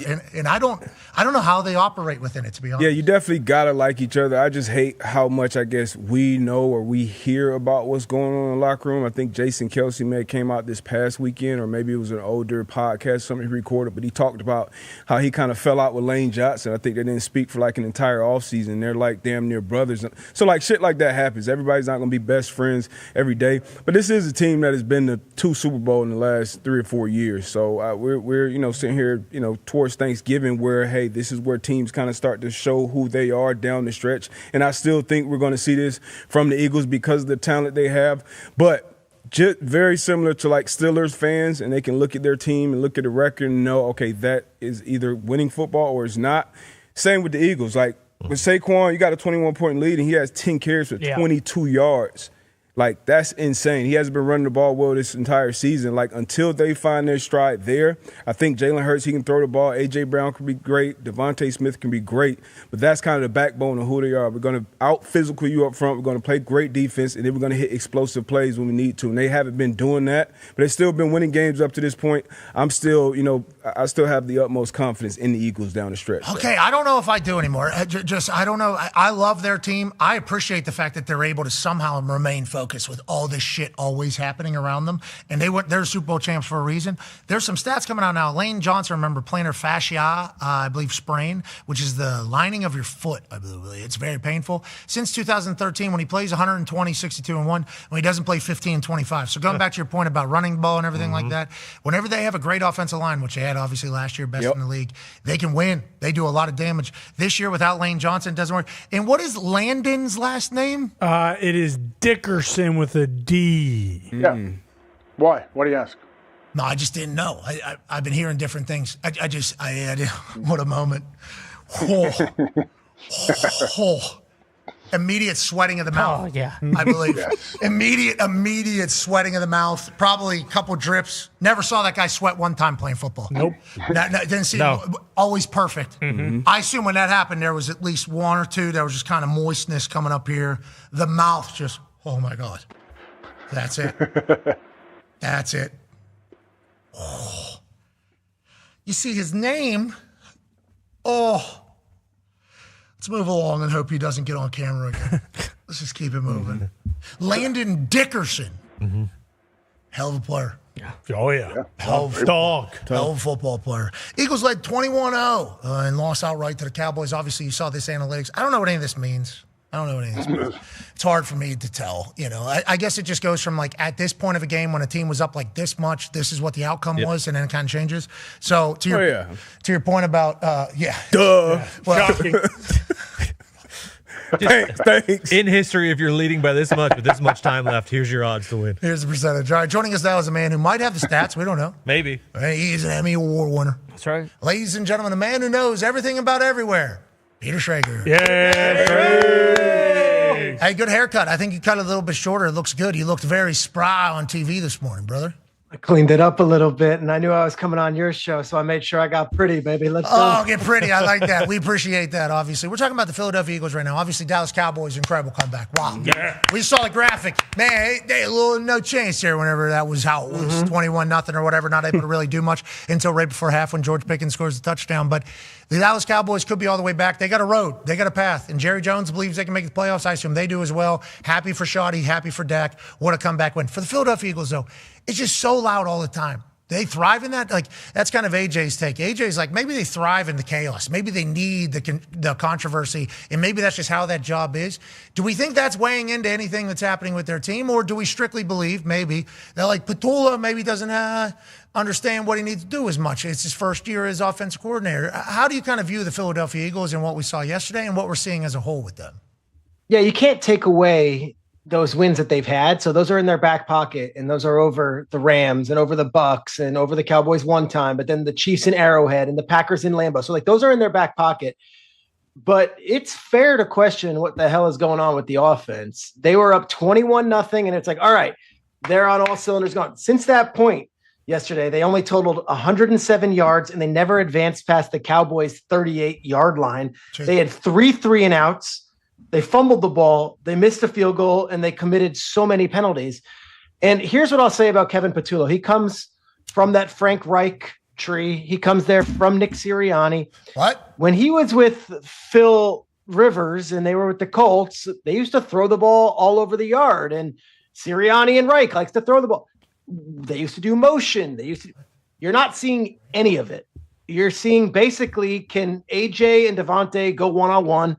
Can they make their plays? Can Saquon break a tackle? And that's the offense. Like, this is not a guy who just woke up and was handed the job here. This is a guy who's had a career learning about offenses and designing offenses. And I don't think it's necessarily by design that this is the offense that it is. It seems like maybe this is what he thinks is their best chance to win, given what they've got at the quarterback spot and what they've got going with offense. Like, trust me, he knows how to do all the stuff that we see, all the bells and whistles. They're not even trying it.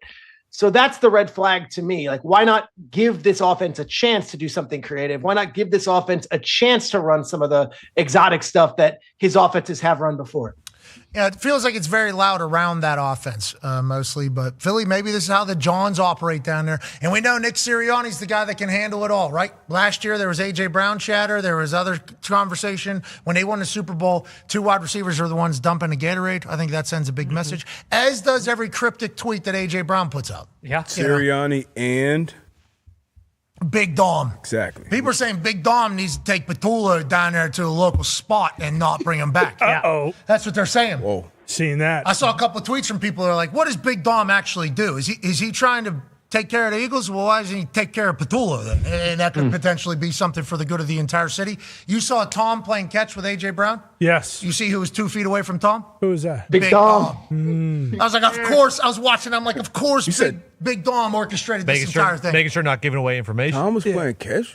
He's got some of the Oregon ducking. That should be against the rules. I was going to say, that's a bit of a conflict of interest. Still looks good. Yeah, he does. He said it was nice to see it come out of hand, a little bit, actually, whenever he was talking about it. A.J. Brown also noted huge Patriots fan growing up, so I assume this was like a childhood memory moment for A.J. Brown. And I'm sure A.J. Brown thought of some cryptic tweets to put out while he was playing catch with Tom, or some other people did, at least as soon as they saw this, go, oh, no, this means post-game. It was nice in warm-ups to be able to catch a well-thrown football. Something like that. That's all I thought of. That's all I thought of when I was watching it. I'm like, oh, no, Big Dom better get to the bottom of that. Also, why is Big Dom? Of course, Big Dom's here. People in Philly are saying, Big Dom, let's go ahead and not just play a little hanky-panky with Tom Brady. Let's also maybe go over to Petullo and say, hey, we need to go get some Let's go get some mozzarella, Let's go see. Got some cinder blocks to move. Let's go see. You do, actually. Yeah. All right, let's move along. Philadelphia Eagles, interesting spot. AJ has a question for you, Schrags. Yeah, Greg, what about the Rams and Matthew Stafford? We know that you're tied into that whole organization, that franchise, Sean McVay. What do you think? Like, are they playing their best ball? Are we about to see this team get even better? Because Matt Stafford looks very healthy, very comfortable. Obviously, Puka, the weapons, Devontae. Like, what's your outlook for this Rams team right now? You just hope they're not peaking too early. What they're doing right now is a historic, run through the NFL. Listen to this stat I got today. They have not trailed since first quarter of the Baltimore game. That's 5 games and 3 quarters since they've been behind by any points at all. And that's against 5 teams that are currently in the playoffs: the Ravens, the Jags, the Saints, the Niners, the Seahawks, the Bucks. They don't trail. Stafford, you saw 25 touchdowns, 0 interceptions is the pace he's on right now. He's got 30-2 on the year. And Devontae Adams seems to be going into the time machine and looks as good as he's ever looked. Then you go to the defensive side of the ball, and they're menaces. They were all over Baker Mayfield and Teddy Bridgewater last night. And I tweeted today about Emmanuel Forbes, who is a guy that, Ron Rivera took in the first round in Washington and was released by the Commanders.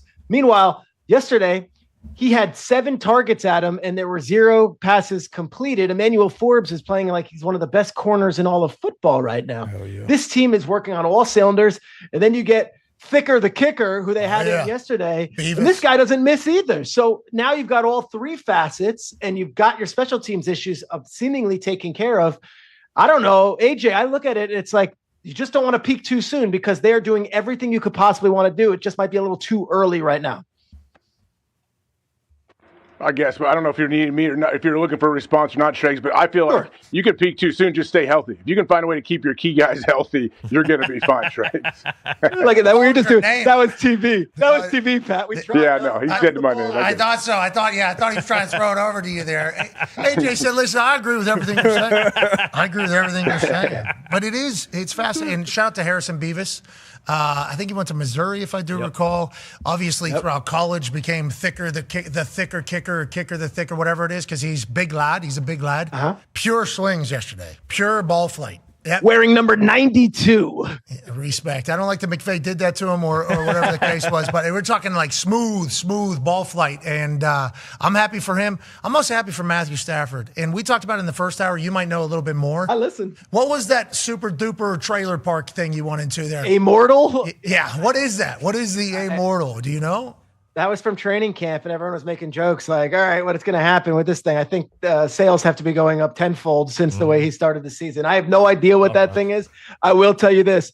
I was hosting Get Up in late August, and the debate we were having was, should the Rams go with Jimmy Garoppolo to start the season over Matthew Stafford? And it was a legitimate debate because we hadn't seen Stafford take the field yet. And it was like, do you put a guy in? And then Collinsworth last night is like, I'm not going to do a Collinsworth impression, but basically Collinsworth was saying that they weren't sure. Could you, though? Do you have one in your bag? You got that in your bag. Let me try. Because I close my eyes. Let me try to. Because I remember him talking about it. I think you remember talking about it. And you ask Matthew about it, and he says, we start getting at this thing. I'll give it a shot. I'll try. And then sure enough, here we are in week 12. He's having a career year at 37. Yeah, that was good. Right? Yeah, mute TV. I didn't hear it. Did it come through for you guys? Yeah. 500 broadcasts. Not That's at all. the gift you get. I don't know if I heard it. But yeah, you're right. Collinsworth did talk about it. I do recall him chatting about it, especially with a back position at the age that he was. There was a lot of questions. We were talking about the Immortal trailer as well at the time because he was supposed to come back and then he wasn't. Then he was supposed to be in pads. He was in shorts, and it was like, wait a minute, this seems a little bit scary. And I think at that point, they didn't really know either what was going to happen because it is the back. Well, you don't really know. Talking to those guys, there was it wasn't arrogance, but it was a bit of like, dude, like relax. It's August. He's 37. He'll be fine. And then it got to like week 2 of the preseason, then week 3 of the preseason. And I'm talking to McVay in the front office, like those are the guys. And they're like, just calm down. Like, we're good. And so they had the utmost confidence. And yet, I think it's fair to question when a quarterback doesn't take a single rep during practice in July and August. And they did the inter camp scrimmages with the Cowboys. And from all anyone who was there was saying was Jimmy G looked amazing. It was like, do you start the season with Jimmy G? It sounds so crazy now because Stafford is the runaway MVP and looks better than he ever has. It's almost a commercial for everyone saying, take July and August off as long as you're ready. Right. You know, like you don't said wear it. yourself out in training camp. Yeah, no doubt. Waste of conversation, but it's always good to have the conversation, especially if it's all we have at the moment, which is what we do in the middle of training camp. That Matthew Stafford thing carried us for a couple weeks, too. Without a doubt. I mean, we were looking into that entirety because we have so much respect. We were very worried. I was very worried, especially with how old he is. His back. And, we've seen other guys, especially with the back. Sciatica. Golf. We just saw it with LeBron. All these, the back is always one that's like kind of unpredictable. Them having the confidence that he's going to come back, and then talking about how he's playing, it's like better than ever. And he's got Devontae Adams who can just shake and have a two-way go. And then he's the runaway MVP favorite. You said it's kind of clear at this point. And then he has the number one scoring defense in the NFL. They're only giving up 16.3 points per game. It's like, what? Are the cool. Rams? I think the Hembo, hello. The biggest differential between like interceptions and touchdowns in a season was Aaron Rodgers in 2020. What's up, Ty? He went 48 touchdowns, 5 interceptions. Stafford right now is 30 touchdowns, 2 interceptions, and he can maybe make that. And the one common thread between those, Devontae Adams was the receiver for both those guys. Yeah, and Devontae said he's having fun playing football. How could you not? You got to shake a guy and score a touchdown. Sound good? Yep, we'll do that all damn night. Matthew Stafford never misses. Okay, let's talk about another quarterback who obviously we all love. Go ahead, D-Bug. Yeah, I feel like everything we're talking about with the Rams right now, we probably expected to be talking about with the Ravens kind of coming into the season. Maybe Lamar being an MVP favorite, maybe this team dominating on both sides of the ball, but that's not been the case. No, they got a win against the Jets, sitting at 6-5 right now. Probably going to win that division. But what's your thoughts on the Ravens right now and kind of how it's going to play out for them down the stretch? Sorry. I think D-But, like Belichick used to say, like the season starts at Thanksgiving. It really does for the Ravens. They're right there, obviously, with the Steelers. And if they win the division, they get in the tournament. But if they are to make a run, look at this stretch they have coming up. They got the Bengals and Joe Burrow this weekend, Thanksgiving night, obviously national TV. Then they play Pittsburgh, Cincinnati again, then New England, then at Green Bay, at Pittsburgh. So it's almost too soon for us to make a judgment on the 2025 Ravens in week 12 when you've got that slate. Again, Bengals twice, Steelers twice, Patriots, Packers in the Packers game in Lambeau on December 27th. So to me, it's like, I've seen the teams get hot and go on the run. I followed the 07 Giants when they went as a 6 seed and they won it all. Nice. I saw the 2010 Packers with AJ Hawk go on as a 6 seed, win it all. This could be that team. They're going to maybe win the division. That might be how they get in either way. Biggest eye roll of all time from AJ on this back wall. He didn't like that to even compare him? No, I think he didn't know that you were going to mention them, I think. So it wasn't an eye roll. It was more of like a side look, and it was on this back wall here. Foxy, can you show the back wall? It was perfect for us. I don't think he expected to, because that Giants team always gets talked about. But did I not even give you the name mention? Like, I didn't just say like the 2010 Packers. I gave you that love, too. No, I said Ryan Grant. Yeah. Okay. Oh yeah, you're right. You know, Striggs, you know it all. I didn't roll my eyes. I don't know what it looked like, but yeah, I appreciate it. No, I think he was surprised that you mentioned him. I think he was very surprised that you mentioned him. Is what I would say. Obviously AJ's got a look, to him. So whenever that changes, especially whenever hold on, you just talked about our team. I don't know. That team never gets talked about in this conversation, Triggs, ever. Yeah, one of the hottest teams ever was that Packers team that came roaring down the stretch and then obviously won the Super Bowl in Dallas. That's what the Ravens, if the Ravens make the playoffs, they're going to have to go through this gauntlet and win these games. So we're going to all be high on the Ravens. And if they don't win their division, it's because they couldn't get it done and they couldn't make it in. But they're probably not making it as a wild card. They're going to make it as a division winner. So I say all that. The season hasn't even really begun for them. And Lamar's health is a real question. The fact that he had 30 yards rushing, the fact that he can't, do what he's used to do right now. And now that the grind of the December is about to hit and the grind of January is about to hit, does he suddenly find that step? I don't know. So it's going to be really interesting to see what version of them we get over these next few weeks. And I do not take Thursday night with Joe Burrow coming into M&T lightly. I think Joe Burrow coming off the injury, playing against them on national television is something that I would be seriously concerned about if I'm a Ravens fan. That news has broke. Joe Burrow will be playing on Thanksgiving against the Baltimore Ravens. We're talking about AFC North magic to cap off a beautiful Thanksgiving. Let's talk about the AFC a little bit more. Go ahead, Tone. Yeah, Shrek, you talked about the Ravens and maybe not making it as a wild card, and for the last few years it's been Bills, Chiefs, Ravens, AFC. You're like, all right, one of them is going to win it. The Chiefs, even after their win yesterday, are still ranked 10th in the AFC. Wow. How many teams in the AFC do you think could actually win the AFC? Because I believe it's the most wide open it's been in probably a decade. Yeah, it's like the guys we know from the last few years, and then these upstarts. So take those first 4 or those first 1, 3, 2, and 5. Is anyone really picking? And I say this, Boston Connor, with you, not trying to insult you, and Pat with the Colts, whatever. But it's like if it's Chiefs at Colts in the wild card round, like we had yesterday. Like if it's at Colts, we didn't have that yesterday. Okay, I know they were in Kansas City. They were not in the Lighthouse. They were not in the Lighthouse. And I want to let you know, I do think it changed the game a little bit. Okay, I do think maybe being out there in Kansas City at the home of the Chiefs, I think it's a little different than the Lighthouse. But go ahead. To your point. Just you look at that. It's like, all right, so we've got Patriots as, say they are the 1 seed, and then in the divisional round, we got the Bills at the Patriots, and they get another shot at that, and it's the third time they Patriots. play. I bet you the Bills are favored in that game if Josh Allen's walking in there, or it's Lamar Jackson going out to LA to play the Chargers after some of the losses the Chargers have had. Like whether or not the stats are there, the numbers are there, I think the Lamar Jackson factor would give the Ravens the favorite. So it's this fascinating season of the guys we know, those 3 quarterbacks, of course, those 3 teams that are there and they're banging on the door every year.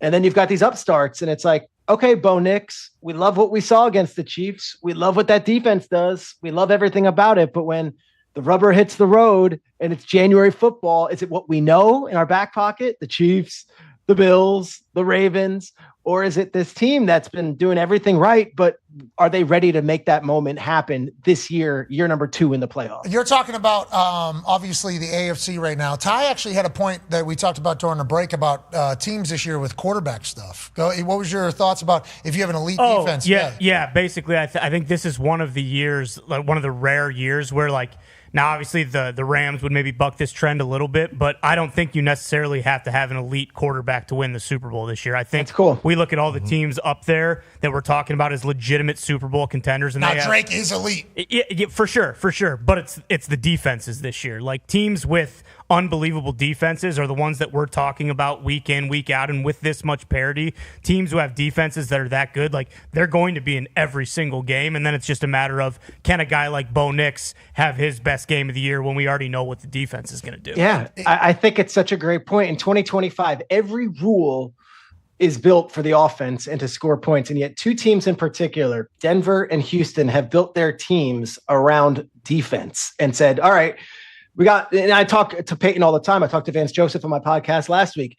They have Mahomes twice a year. Mahomes owned them for years. It is no accident that they spent all their money in free agency over the past few years on bringing in Zach Allen and bringing in, Hufanga and bringing in Dre Greenlaw. And then, of course, drafting Jahdae Barron, despite the fact they already have Patrick Surtain. Like, that's what you do to beat Mahomes. You have to build your team to beat Mahomes. Then you go to Houston.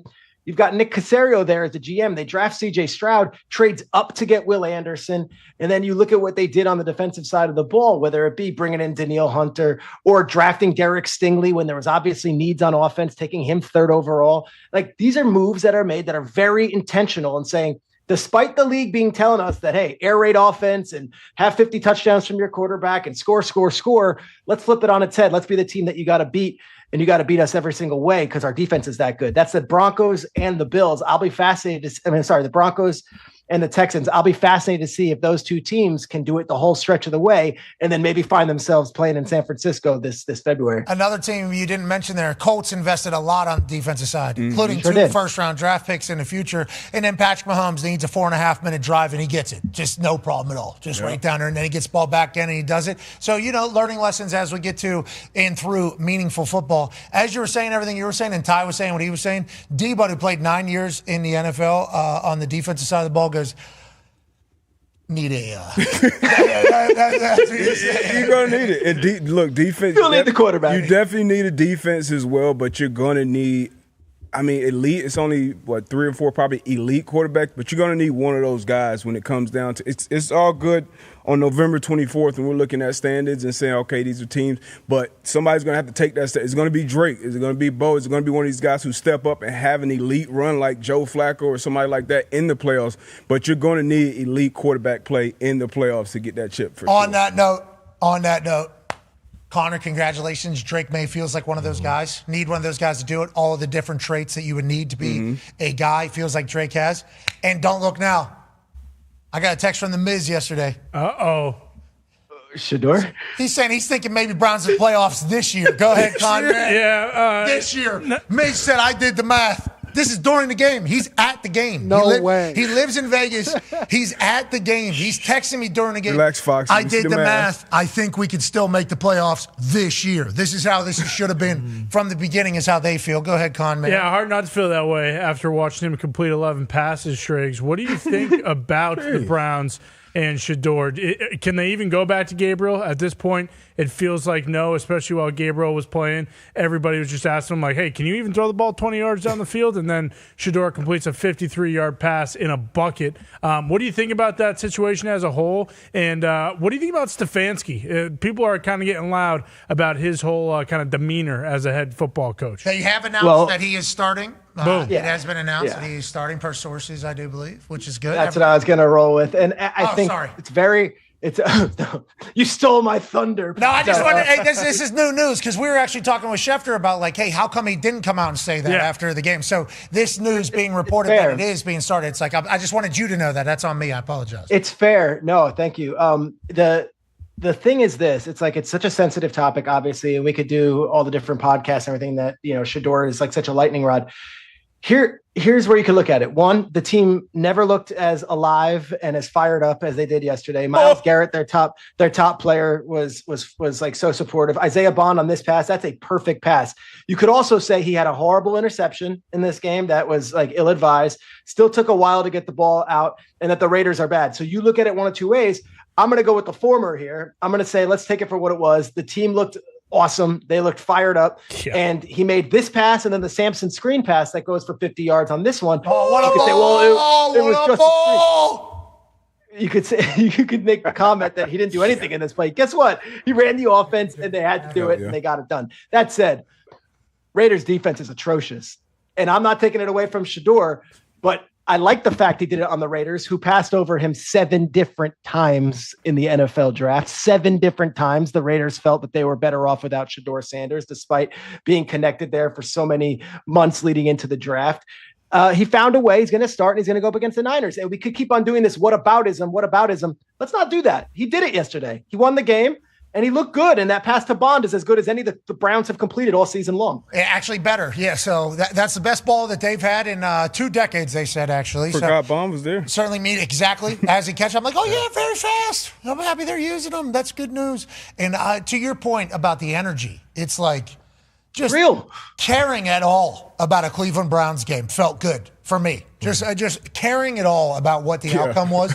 And then him getting and we talked about this in the first hour, and you're an on-field reporter like pretty regularly at this point. That was a gift to Tiffany Blackman, but go on, because he was so good in these interviews. Yes, he was afterwards, but also right before his first ever start as a 5th-round rookie. Somebody had to approve of that, right? Like the Browns had to approve of that happening and all of it. Get to interview the quarterback, yeah. Starting quarterback, you got to get. Here's what he said right before his first start. He's a 5th-round draft pick. I don't know if this is happening anywhere else. Shador, you told us that this week felt like you were getting back to normal, being a starting quarterback, like you have your whole career. But this is going to be your first NFL start. What does that opportunity feel like in this moment?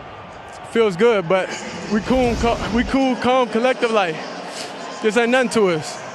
And what do you hope to show against this Raiders defense, your teammates, yourself, and these Browns fans with their play today?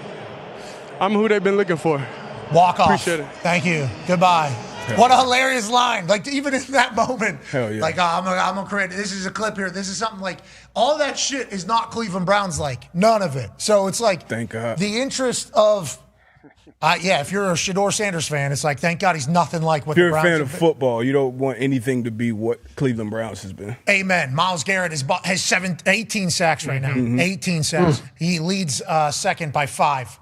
He's outrageous right now. So that has been good football for the Cleveland Browns. Joe Thomas got to his spot better than anybody in the history of football. But a lot of Cleveland Brown football is shite football. So Shador bringing any energy, I think, is a positive. But it was hard to find like a lot of highlights to run. So we ran the same plays over and over. It's his first start, middle of the season. First start. Another good one to Judy. Judy just kind of Judy fumbled, and he can't control who he plays. Wasn't his fault. Like they were up against a Raiders team, and by the way, Max Crosby's a pretty good player, and he was in his face the whole game, and their run defense is pretty good. Like you can't fault him for playing against a bad Raiders team. It's just who was on the schedule, and that same bad Raiders team looked at his draft profile 7 different times and said, "We're good. We don't want this guy." So I liked it from him. Harold Fannin, hello. Beast. Yeah, absolute beast. There's another young quarterback that's getting a lot of chatter about him. And I don't want to bring it up, Shrades. Oh, yeah, have to. That Minnesota Vikings team. Yeah. I don't want to reiterate the point, and people are going to say we're echoing ourselves. But it is such a good point that it needs to be stated time and time again. That NFC was decided in the final week by the Detroit Lions and Minnesota Vikings. They're playing for the number 1 overall seed. Team back. Coordinator's back. Everything's back except for quarterback. Quarterback is new. Who you going with? Young guy. We drafted him early for a reason. He got hurt, doesn't have a lot of reps, but we were going all in around him. You got Sam Darnold, Daniel Jones, Kirk Cousins. Rodgers was available. Aaron Rodgers allegedly was waiting to hear if they wanted him. A lot of quarterbacks, okay? A lot of quarterbacks that wanted that position because they know Kevin O'Connell's offense. If you are able to get to your drop step, there's somebody going to be wide open. And it might be Justin Jefferson, the best wide receiver in all of football. So very fascinating how it's all unraveling right now and how 9 is performing. He's also currently in the concussion protocol that just got announced via Ari Mirov via the team's, I would assume, website or social media account. How do you kind of view this entire 9 situation with the Vikings? Because obviously yesterday Micah and Green Bay Packers defense did their thing against them. 59, 52-yard field goals, half the points that they scored the entire night. What are your thoughts on the Vikings? Because they're supposed to be in it, I think everybody thinks, or thought going into the season. Well, look, Jeff Hafley's defense put on a show yesterday, and the fact that they had 5 net yards in the second half, and they were sacked 5 times, had 2 interceptions, and then both 3rd and 1 and 4th and 1 in the first half, big moments in the red zone, like got stuffed. That's the game. And we're going to talk about it the rest of his career, sadly, until he turns it around. But J.J. McCarthy was selected over Bo Nix, and he was in a draft where there was other quarterbacks who are having great success. Drake May, Caleb Williams, Jaden Daniels last year, and Michael Penix has shown flashes. So you're in that draft class. That's one bucket. Then the second bucket is the guys that you chose him over. And Darnold could have been franchise tagged this year, and McCarthy's salary is not exuberant. They could have had both those guys on the roster, and they could have said, let's run it back. We came up just short. Let's do it. You could have also brought back Daniel Jones. You could have entertained Rodgers, and you could have said to McCarthy, we're going to wait 1 more year until you come off this injury. We're going to see. Hindsight's 20/20, of course. We forget how bad those 8 days were for Sam Darnold. 2 of the worst performances that have cost one man more money in the history of the NFL than Sam Darnold's last 8 days as a Viking. The Sunday night loss and then the Monday night loss where they lost to the Rams in Arizona, where if we were to have this conversation that Tuesday morning, and maybe we did, it was probably 99% saying, all right, it was a nice story. It was a good ride. Sam Darnold was fun for a year for the Vikings, so we got to go to JJ. No. I would have said franchise tag. Let's split the baby. Let's do it. Let's see if we can get 1 more year here. Keep JJ, in the wings. And then year 3, he's the guy if Sam doesn't. But truth of the matter is, they went all in on a draft pick that they traded up for the year before.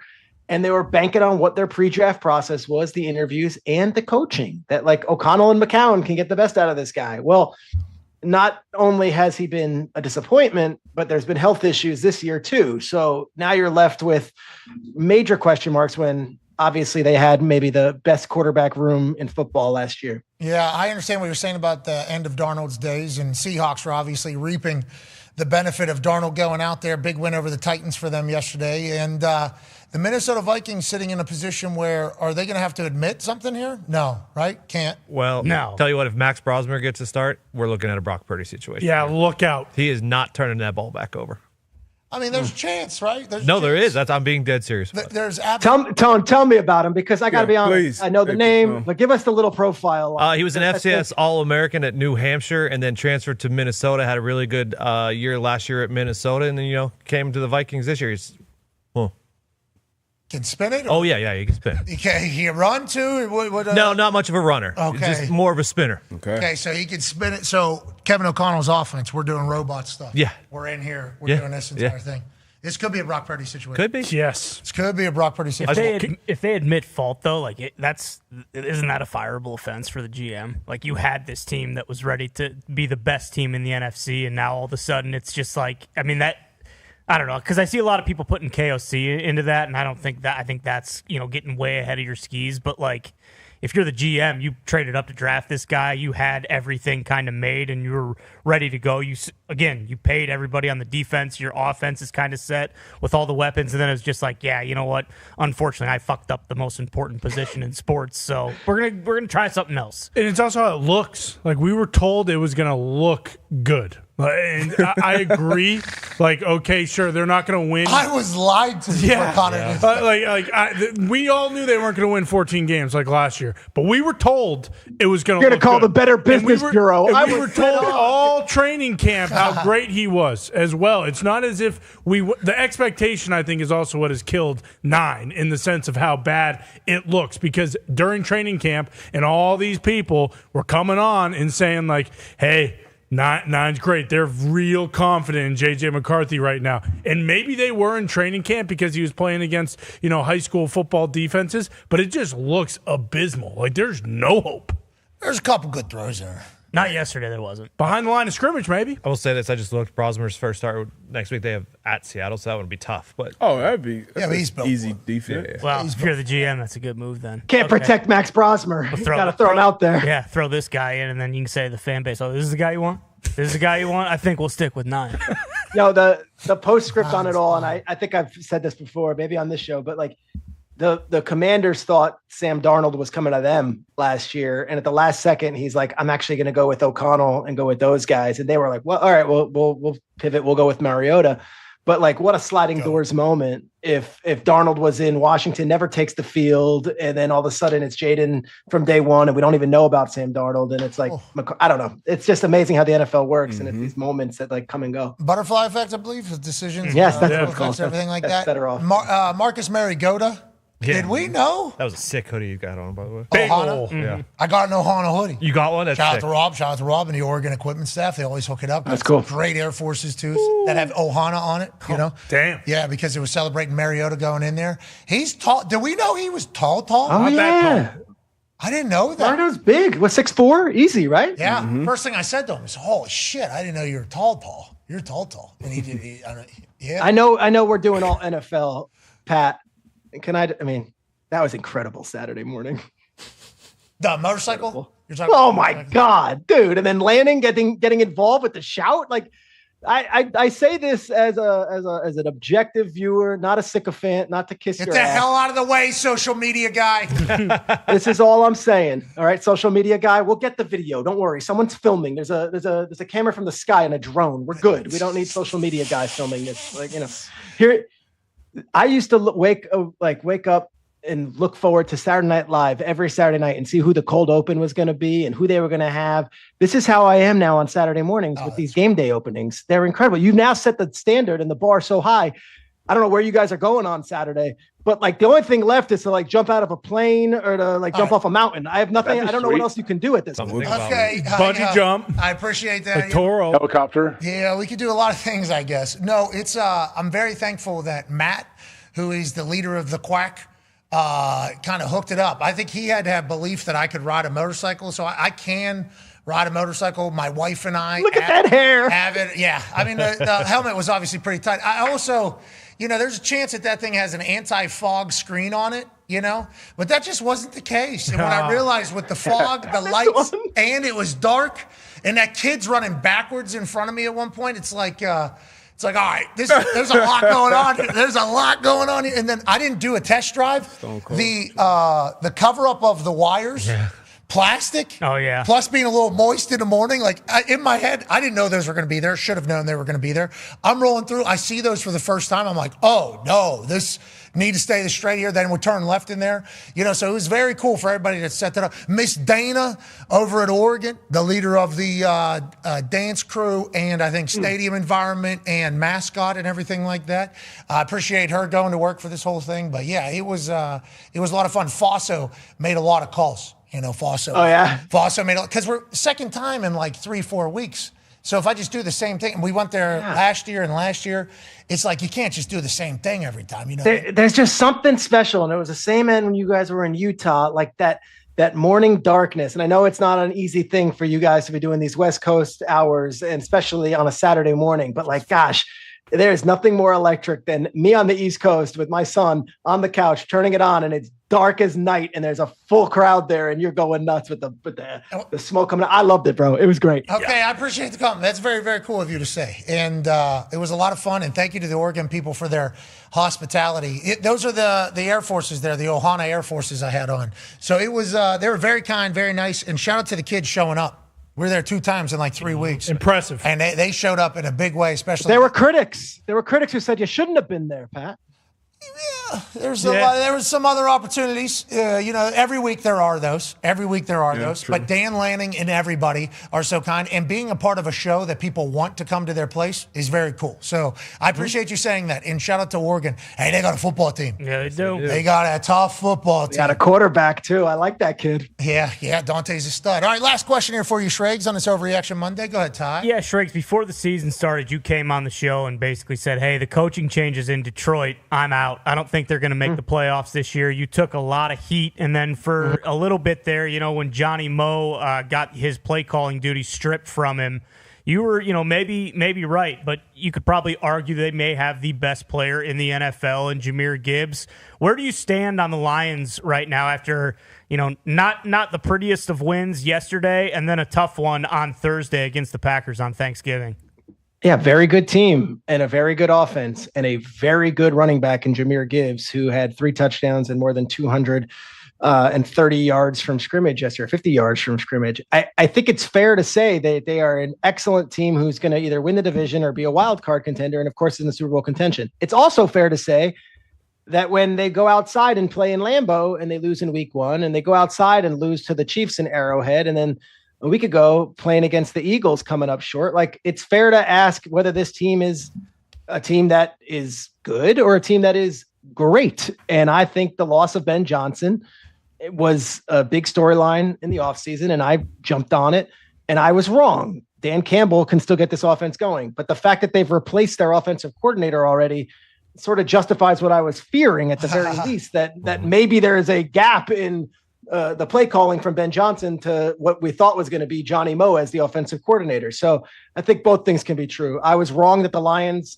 were going to be flatter on offense. And I'm also right that let's see how they do as the season goes on, and that Ben Johnson's a pretty good play caller as well. Jahmyr Gibbs was pounding the ground on that run. I mean, he was beating the shit out of the ground on that run. It's unbelievable. So he's going into earth so hard. And obviously that's why he's so fast. He's explosive. I mean, it was like Pacheco, though. He's special. This guy's special talent. Yeah, running angry, but also incredibly fast. And Gibbs goes supersonic, not bad here from, D-Bone. Graphic designers had a hell of a day today. Yeah. Had a hell of a day today. They absolutely crushed it.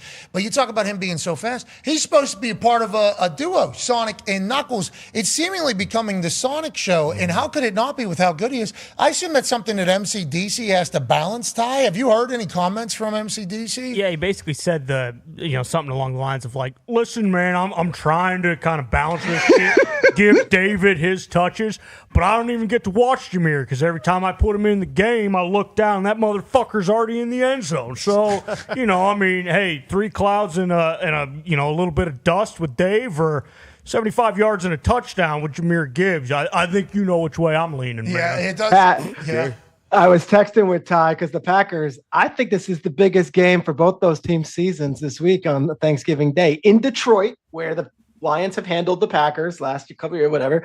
And then all this hype with the Packers defense, like, all right, here comes Jahmyr Gibbs. And I love this. I mean, everyone's talking about Chiefs, Colts, and of course, Ravens, Bengals, but like Packers, Lions at 1:00 on a Thanksgiving Thursday, like, let's go. Yeah, it's supposed to be noon. I think we all thought. Yeah. We all thought that was going to be noon. Mm-hmm. So we'll try to adjust, I guess. Thanks for adding another hour of potential arguments to America. Yeah, that's bullshit. Could have put the game on earlier, so we could have the entire afternoon. Green Bay, Detroit on Fox, Kansas City, Dallas on CBS. Look at that slate. It's a good one. Cincinnati, Baltimore on NBC, and then Chicago and Philly on primetime. All playoff implicating type games. It's going to be a huge Thanksgiving. Shregs, we appreciate the hell out of you, brother.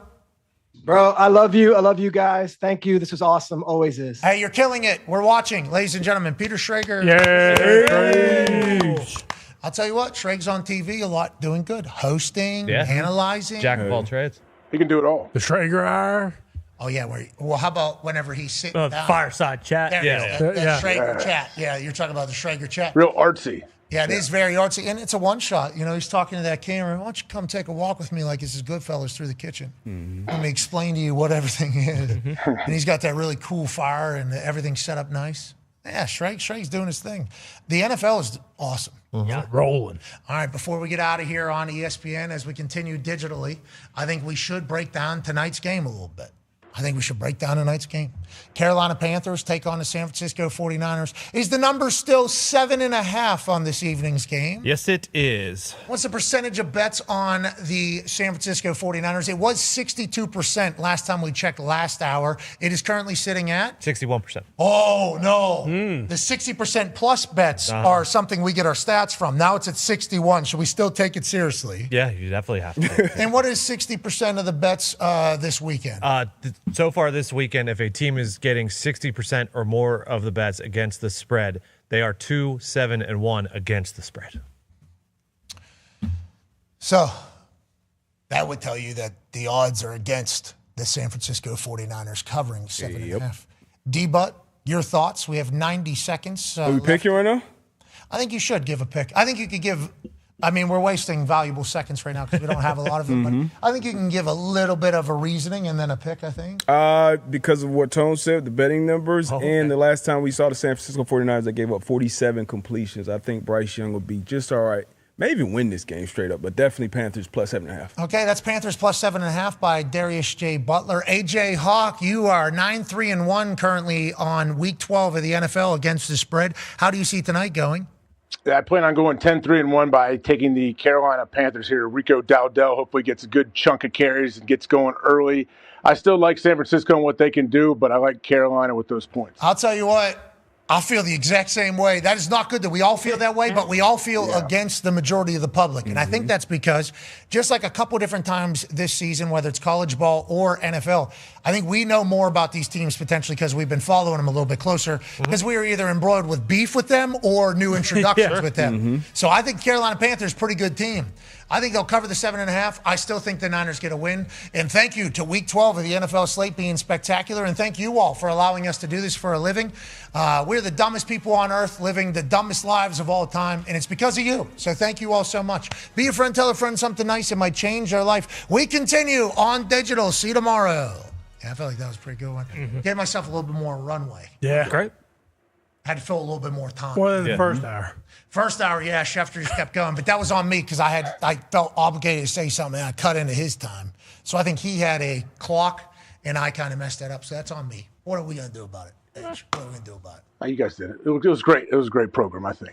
We all like Carolina plus 7.5. I think we all felt it this morning. I think we all kind of felt it this morning, H. And I don't know if you woke up the same way, but Connor actually came up to me and was like, hey, are you getting the same feeling that you had on Thursday? And it's like, no, I don't. And then the more and more I thought about it, I was like, I think I do, actually. Just a ton of points. Yeah, and also, I think we have more respect for Carolina than most people. Yes. I think that's probably the case. That's what I was going to, like, the people just remember, past years of how bad they were when things were just in shambles. And if the Panthers haven't played your favorite team, you probably haven't watched them, definitely haven't had them in, like, the quad box on Sunday. So you have no idea, and you just assume like, oh, these are the guys who the owner's kind of an asshole and all that stuff is kind of blown away. Like, they're good. Like, look at the division. Like, if they win tonight, they might make the playoffs this year. So, and I also think what you said is pretty accurate too. Like, I think anyone could see this game being like Niners 28, Carolina 24, 31-27.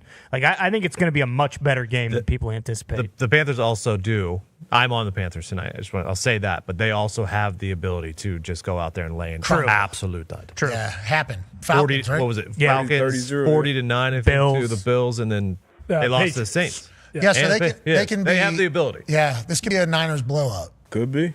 Brock Purdy could say, "Oh, you all forgot." It could be one of those. Or maybe a twofer. What game did we not talk a lot about? Falcons beat the Saints 24-10.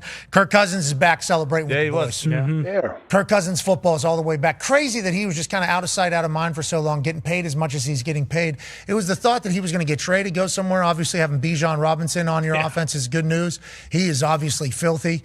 But yeah, Kirk Cousins gets a huge win for the Falcons, AJ. I like seeing Kirk spin it a little bit.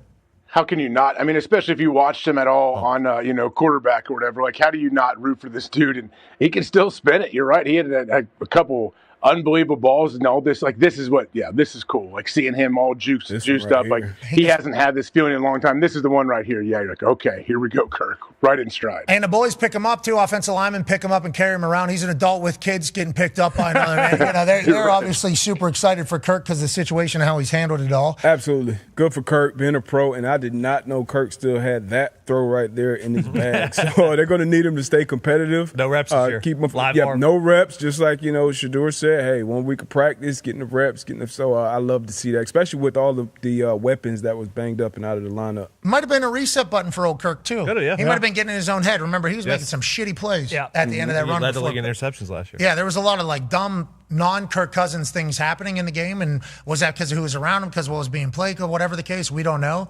But nice little reset, little refresher, and Kirk Cousins reminds everybody there's a reason I was paid as much as I was paid.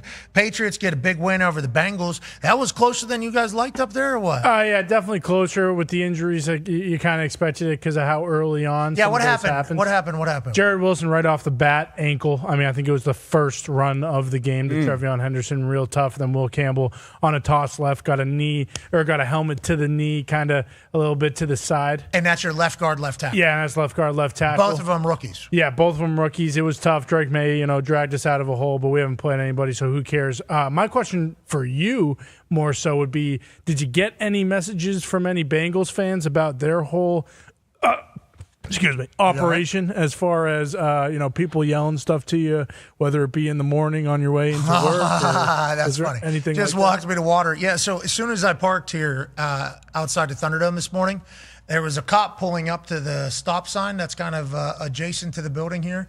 And hilarious, I wave good morning, and he has his intercom or whatever. He goes, "Can we bury Zach Taylor a little bit today?" And I thought I heard it. I was like, "What's that?" And he goes, "Zach Taylor, need to hate him." I go, "All right, okay, dude. Thank you for your service." And then he turns away. It was a hilarious happenstance, but it was like, wow, Bengals fans, I guess they must be done with old Zach Taylor. Now, Joe Burrow coming back to play. Obviously, we assume team is going to be different with him. Marcus Jones, what a pick here. Just understanding everything that was about to happen in a play, basically. Yeah, that's what that is. Cannot be late to the flat in the NFL. We talk about it all the time. When you are, that's what happens. Most explosive plays happen in the NFL along the sideline. So that's what happened right here.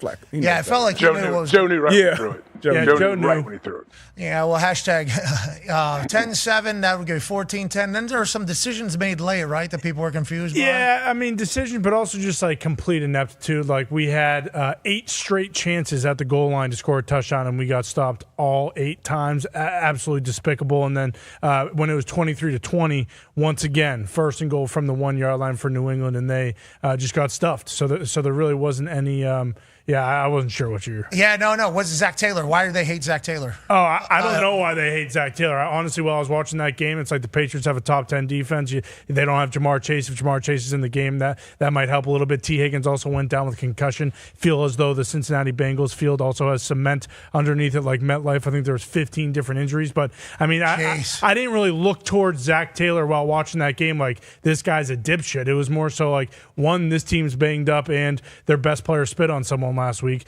They'd have their backup quarterback, Joe Flacco, who also got hurt during the game. Jake Browning came in and kind of was serviceable enough, but I wouldn't point to Zach Taylor. feel as though Bengals fans are just trying to point to anybody but the offensive line and Duke Tobin and their decision to not pick the right guy to block for Joe Burrow. But once again, you do kind of have to blame someone. I personally feel as if Zach Taylor's a good coach, but if that's who they want to blame, that's who they want to blame. I don't know. The whole entire build of the team, it was like, obviously you get key injuries and it just ruins everything that they had going there. But like where they chose to invest their money, everybody that has known football forever is like, that's not any level at this stage, how you kind of win in this whole thing. Now they've struck out at offensive line a couple times. They've struck out. They've tried to get guys. They've struck out. Obviously that stinks in it all, but I don't know, man. Eight goal line stands, you said? It actually ended up being 11 because we got to 26 and we did 3 straight plays stuffed. And we ended up having to kick the field goal to go 26-20. So Bengals defense. I mean, showing a little backbone. They only scored 19 points. I mean, without the pick six, we lose that game. Granted, they had a pick six too. But yeah, Patriots first team to 10 wins. You got to love it. Yeah, ruler speed was up there. Ruler of the jungle. Oh yeah. See him hit a backflip with the thing? No. He had the thing in his hand, the sorcery stone. Yeah. No Staff. Jungle staff. That thing. Sure. And he was getting them jacked up. Oh, let's go. And then he hit a backflip with that thing. I thought it was very impressive because that should have hit the ground at some point. Did not. Stuck the landing.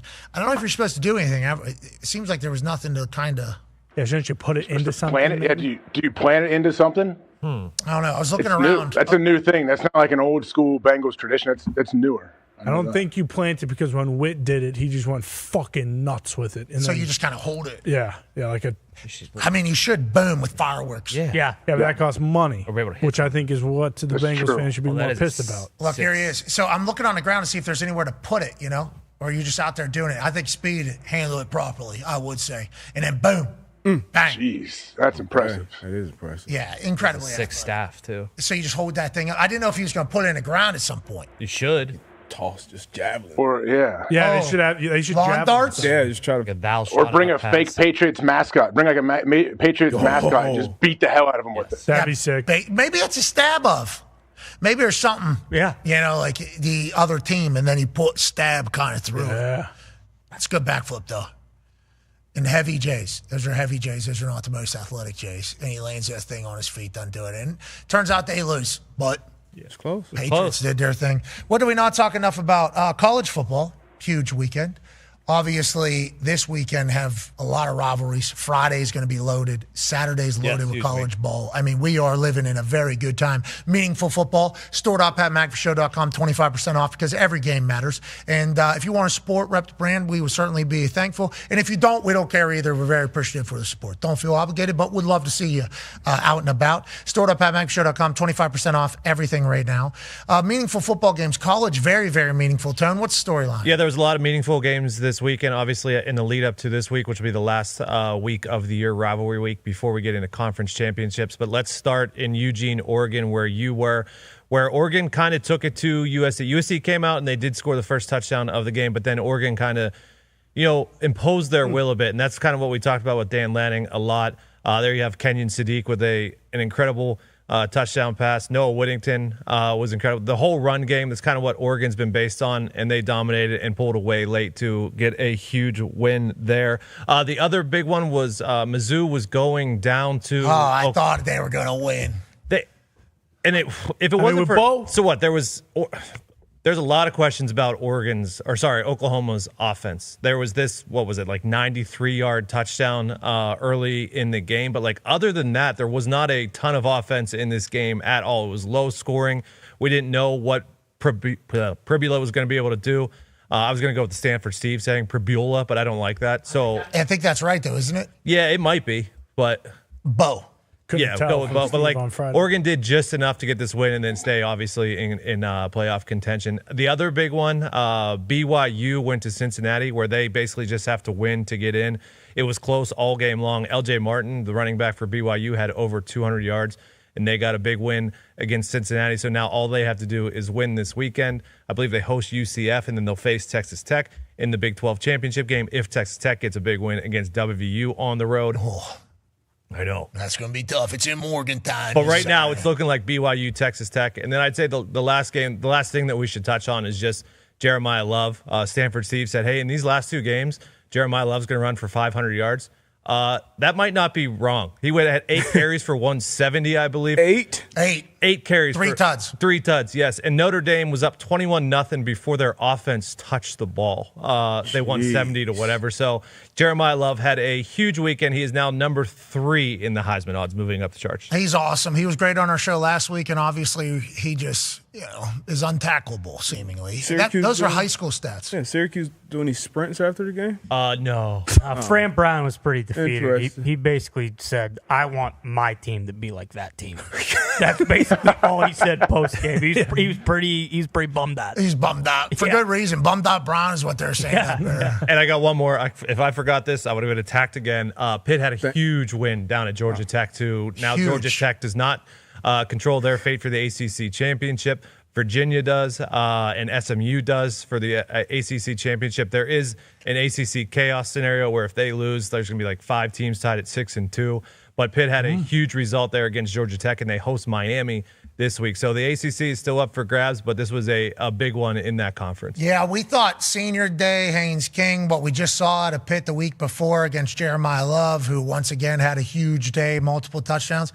Instead, Pitt goes in there, Narduzzi goes in there and steals all the joy. And Pitt's still in it. Yeah. Crazy to think Pitt is still in it. Heinzel, shout out to him, bouncing back. Congrats to the Panthers. Did Mercer end up beating Auburn or no? I think it was close, but Auburn edged them out. Okay. Yeah, it was close for a good, what was it, 15? There was a lot of those SEC games 20 this seconds. Well, I actually thought 27.5 would be wrong. I thought for the Super Dog, I was down 20. And I saw it 27.5. And, I had myself believing that the Mercer Bears are going to win that one. They're 9-2 now. They lose their second game of the season by a lot. 14-14 first quarter. 27.5 just wasn't enough. Didn't appear to be enough. And I had a lot of Auburn people because on the show on game day when I said, look for Mercer to cover and outright win, it's because I needed that. Like, a cover is only 5 points. A win is the spread and 5 points. So I needed that to catch up. I believe Herbstreit is in the lead right now. I believe he is pulling away. So I needed a big one. So I put it in the universe that they were going to outright win. And Auburn people just took the quote and put it out there. And then all of a sudden I got a bunch of Auburn people saying, hi, how'd that Mercer game go? This guy doesn't fucking know ball. It's like, wow. You also didn't know that Auburn's 5-star true freshman quarterback was going to come in and run. I think he had 3 touchdowns and like 200 yards rushing. Yeah, now I know. And that's a big one for Alabama this weekend. Yeah. Hey, good luck, Alabama. Got a tough game. one. Yep. Got a hornet's nest down there. It's going to be crazy. At night. Stanford's Andrew Luck had a massive win over Cal. Happy for them getting that. Maybe they're back on track. Maybe. I would love to see Andrew Luck with the headset on. Got a coach It fired. felt like he did have the headset on. Exactly. You saw some pregame. You mentioned a pregame speech, or the night before the game to the boys, and then we all saw the live interview moment when the fumble got picked up and took to the house. Love seeing him live, just ball. But I would love to see him. I think Frank Wright, or it's already come out that he'll be stepping down after this season as a coach. I believe I heard that some weeks ago. I would love to hear and see Andrew Luck on the sideline as a coach. Maybe bring Stanford back. You think Andrew Luck is GM head coach?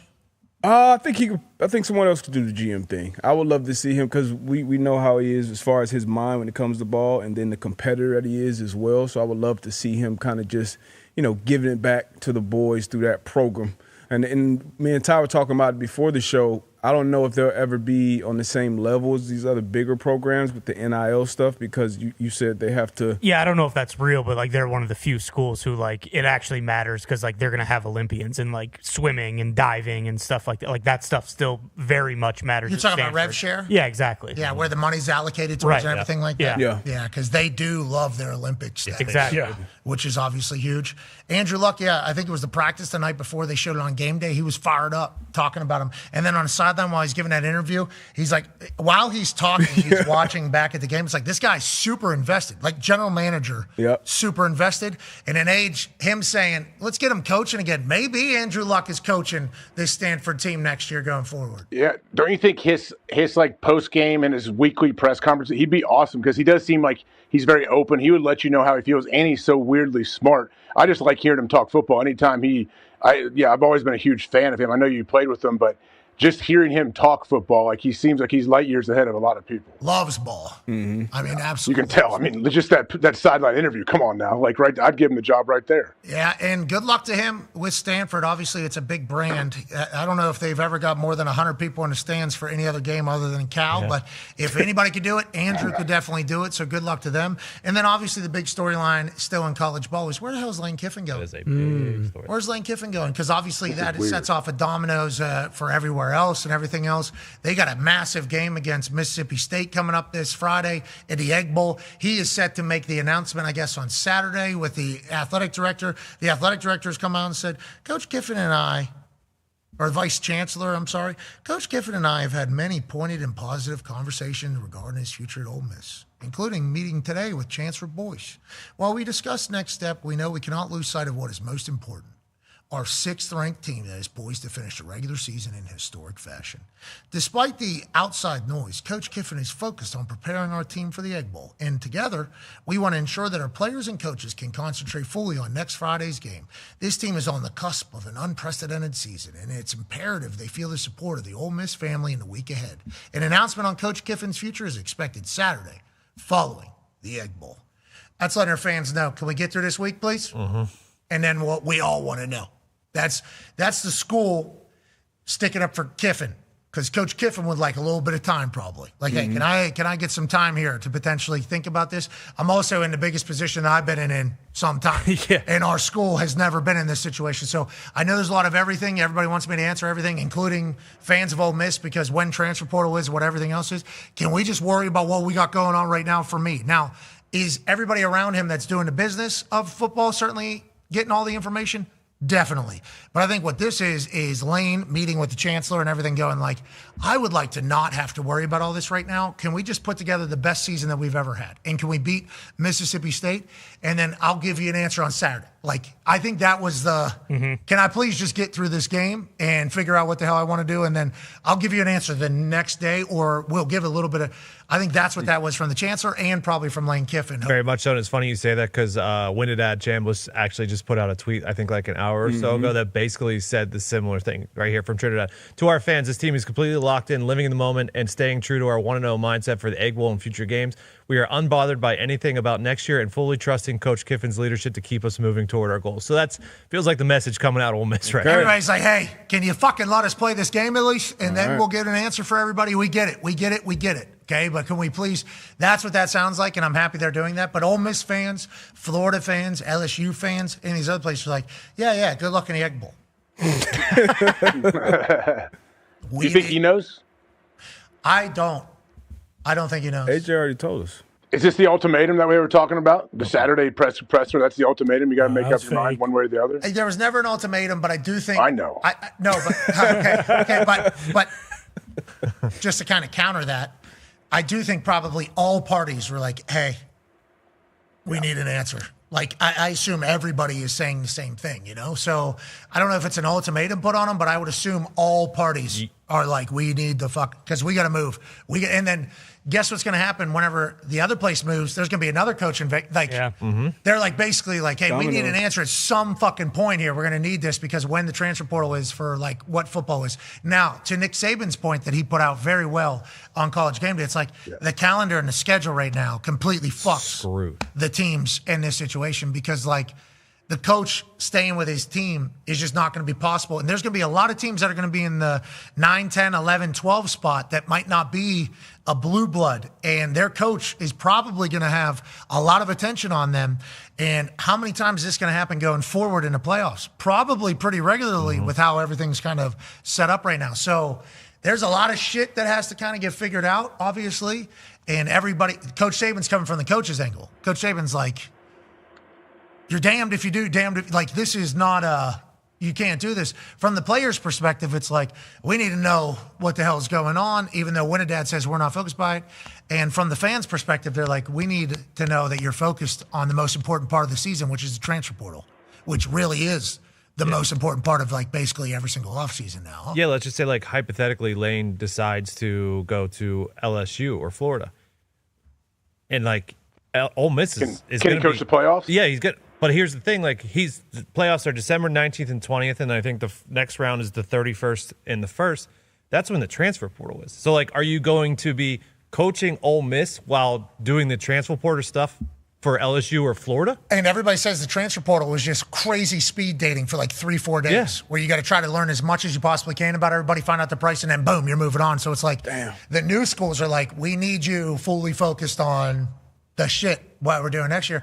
And then Ole Miss could potentially be like, yeah, we need our new coach to know what the hell they're going to. It's just it's a bad situation. And with those guidelines, like, what if they're 7th, right, in the college football playoff, but then they come out and Lane Kiffin's not going to be their coach, and the college football playoff committee's like, you know what? Fuck it. Let's put BYU and Texas Tech in. We don't need Ole Miss. They don't even have a coach.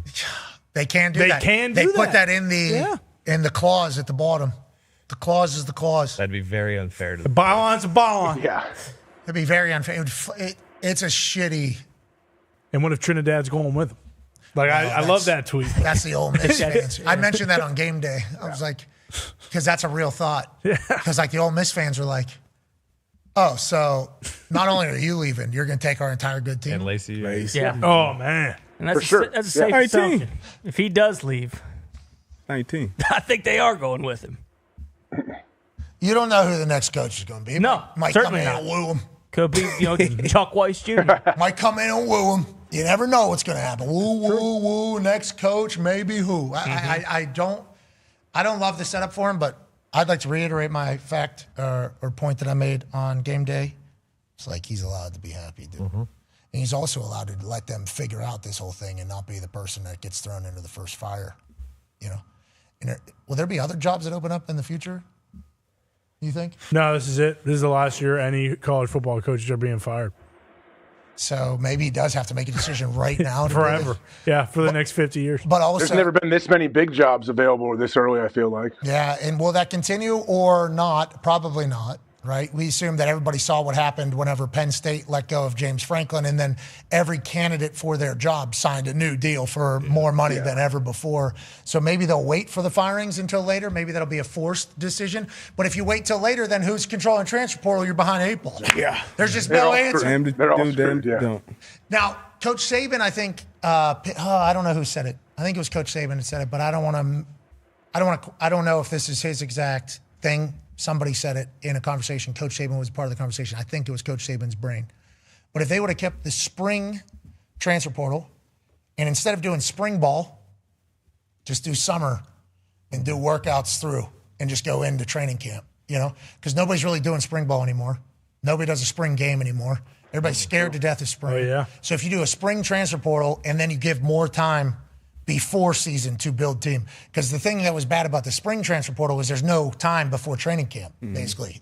Spring ball's already over. So now we got nothing with these guys except for summer workouts and then training camp. So I think the answer to that would be spring transfer portal so that you don't have these issues with the whole thing. And then you would have to build up some sort of summer into training camp program and what the rules and guidelines would be. But in some of these places, it's 175 degrees in the middle of the summer. So, you know, how they handle all of it. And then schooling is involved in this, obviously, because it matters. Yeah. A lot of these players making 15x what their teachers are making in the classes that they're in. What are we going to school for to have a job? Have one. But I'll certainly respect what you're saying. I appreciate that. School matters. Always will. Get smart. You have a degree? Yep.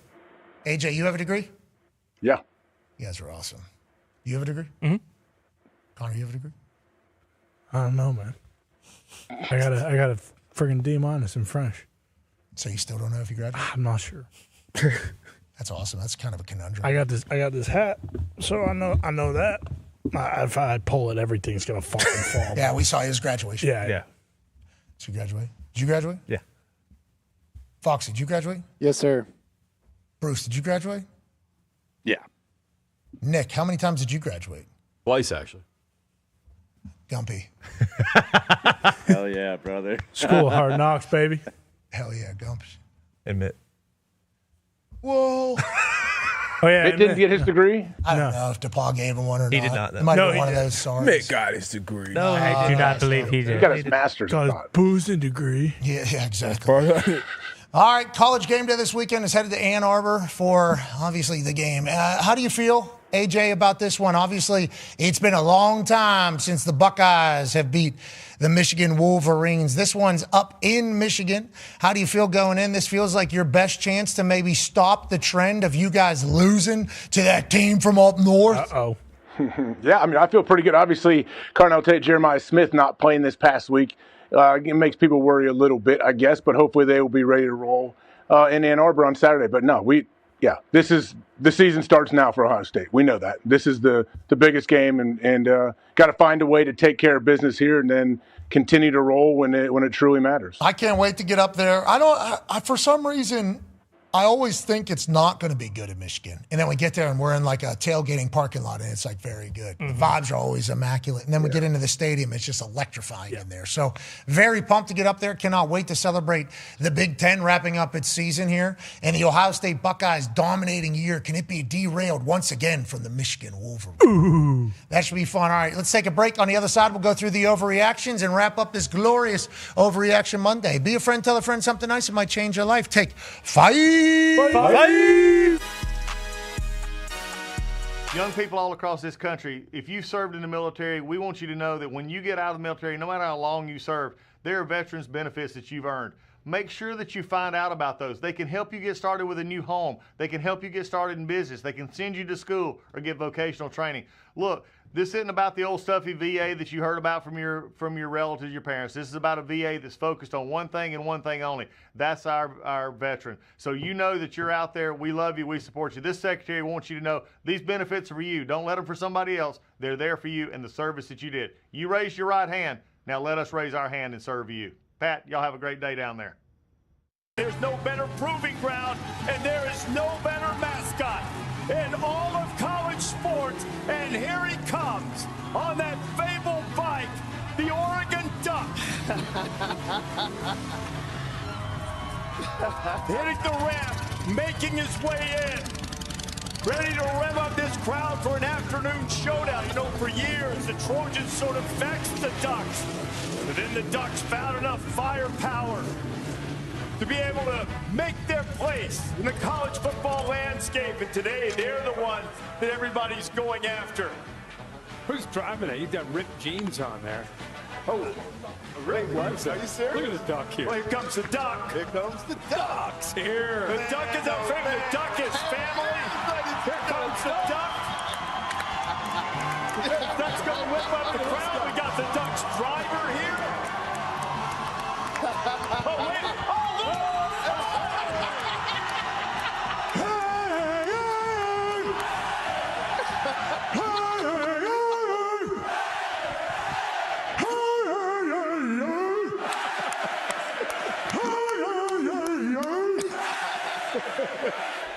Oregon, you've been so good to me.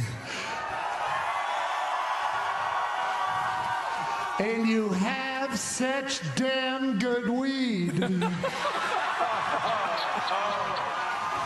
This football team's so sweet and beautiful, Eugene. This duck is pretty sweet, and you make me want to put my hands up and take my heels up and smoke some trees.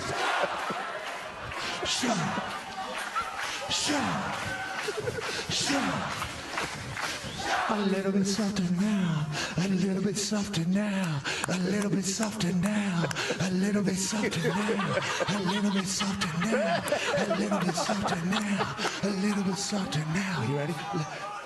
A little bit louder now, a little bit louder now, a little bit louder now, a little bit louder now.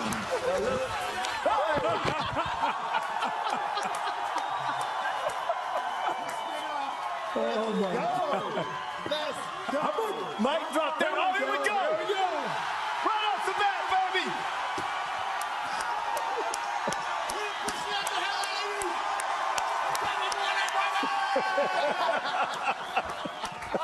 Oh, man. How about that? What a ride.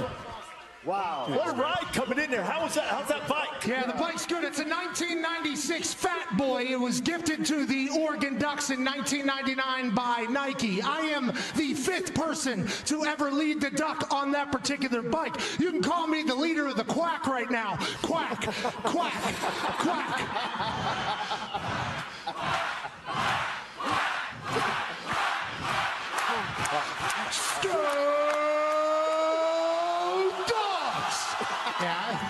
It's great to be here at 6:05 a.m.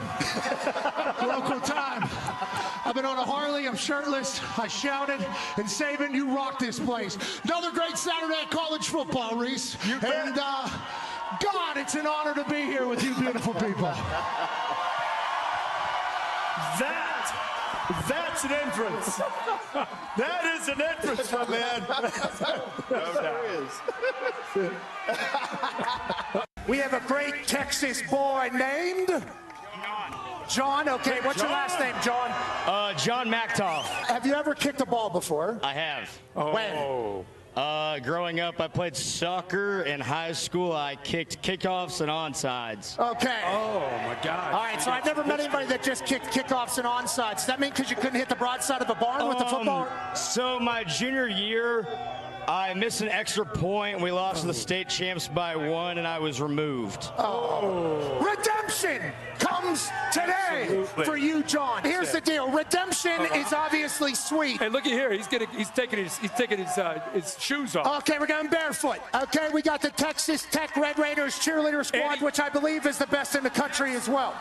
We got finger guns all over the place. We got phones everywhere trying to witness this moment that you will remember forever. Your kicking story doesn't have to end with a missed extra point, brother. It can end with one kick for $500,000.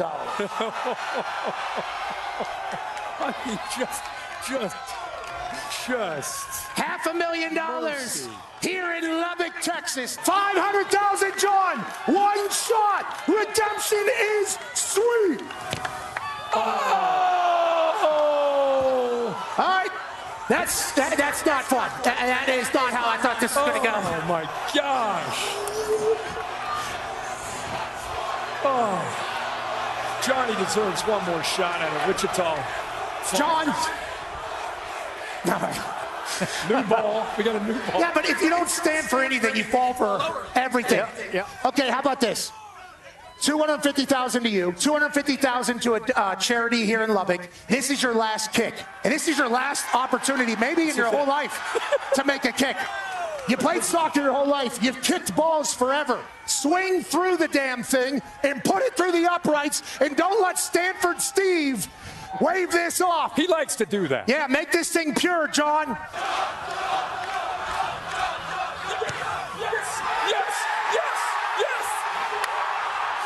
Good for John. Good for John. Good for John, man. That was awesome. Good for John. I knew it. I was doing it. Hey. You did it, buddy. John. Congratulations, John. Yeah, brother. Good job, All right, man. John. Good job, bro. Hell yeah.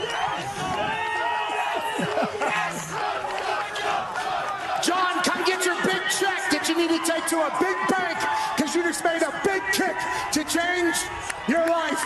We're happy for you. It's electrifying here in Happy Valley. We're lucky to be here. And, the way you win this is you have be the first 300 people here and you get a ticket. And then we randomly select a ticket, and that person gets an opportunity to kick a 33-yard field goal for an undetermined amount of money. This week, we had our man, William, right? What's your name? William, yes, sir.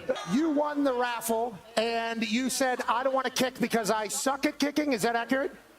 More or less. What is your major here? I'm a finance major. Okay, so money decision was, I suck at this. Let me try to find somebody who's good at this. How did you land on my man here, and what are your hopes in him? Well, I was looking around. I saw my man. He said he plays soccer, and I was like, this is my guy right here. My guy, Carson. I have faith in him, so I know he's going to get it done. All right, you're Carson, right? You played high school soccer. Is that accurate? I did play high school soccer. Where are you from? I'm from Hanover, Pennsylvania. Okay, you're a Pennsylvania guy. Have you ever kicked a ball before? Other than non-football, soccer. Okay. Well, hopefully you're terrible at this. It's $100,000. Are you guys splitting that 50-50? Yes, sir. Okay. So we'll make it $300,000. $150,000 for both of you. Okay. You only get one kick, though. You've gamed the ticket game, which I appreciate and respect. It's up to $300,000. $150 for both of you. Only one kick, though, Herbie. We're not doing anything. I don't care how many Staters chant for another kick.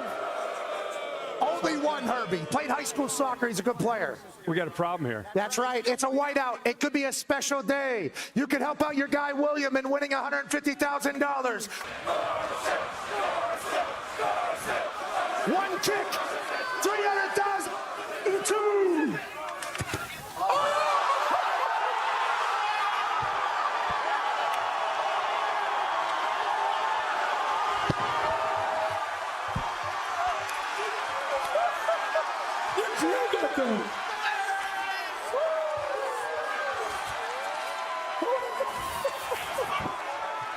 You're a good man. This minute, Carson, congratulations.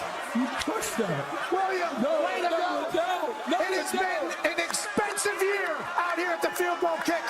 Carson, I'm proud of you, buddy. 300,000, 150 to you, 150 to you. Good finance decisions were made. And the first top 6 whiteout has a magical vibe and an expensive one. We are.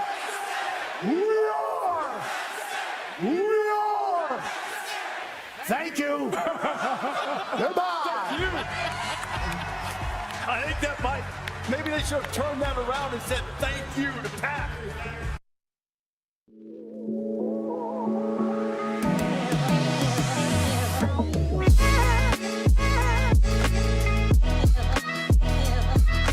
That's so stupid. That's crazy. And also take us off the fucking team. We do not deserve to be on that. They all commit and love what's going on in that weight room. They all commit and love what Jim Harbaugh's preaching. And everybody in the building's happy. Everybody's like excited to be there. First row, our pressure in the first row. Second row was on here. It is infectious, what they got going on. And how many owners are spending $300 million on a new facility just for a practice facility? This is Butler Birdies. Wow! Oh my God! Oh shit! In the bunker. Great shot. But then for them to do it upright for the last couple, it's like, look out for the Chargers, dude. Look out for the Chargers. Coach.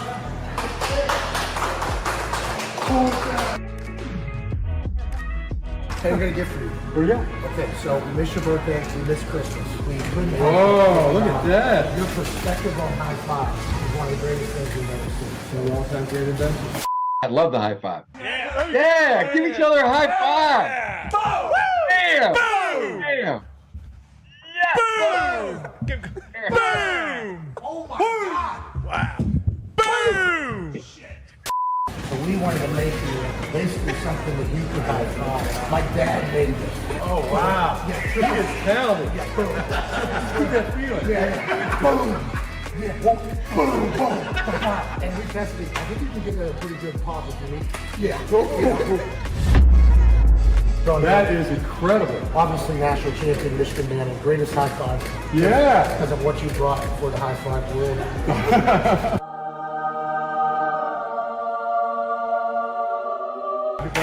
Oh, yeah. He tried to give a handshake to that particular high five trophy.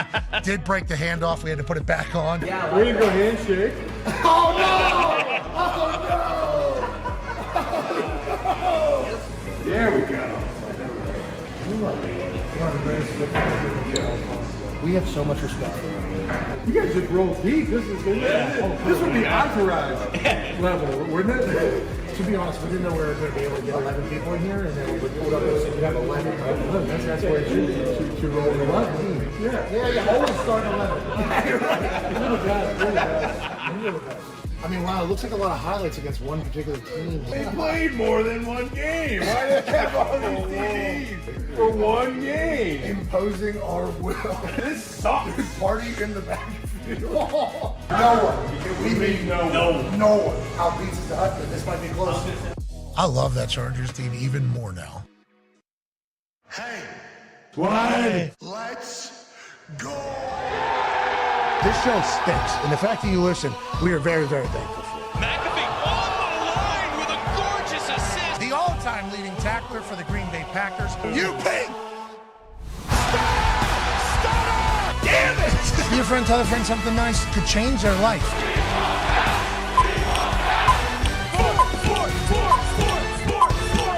Hello, beautiful people, and welcome back to our humble abode, the Thunderdome. On this massive Overreaction Monday, November 24th, 2025, hour 3 of the program begins now.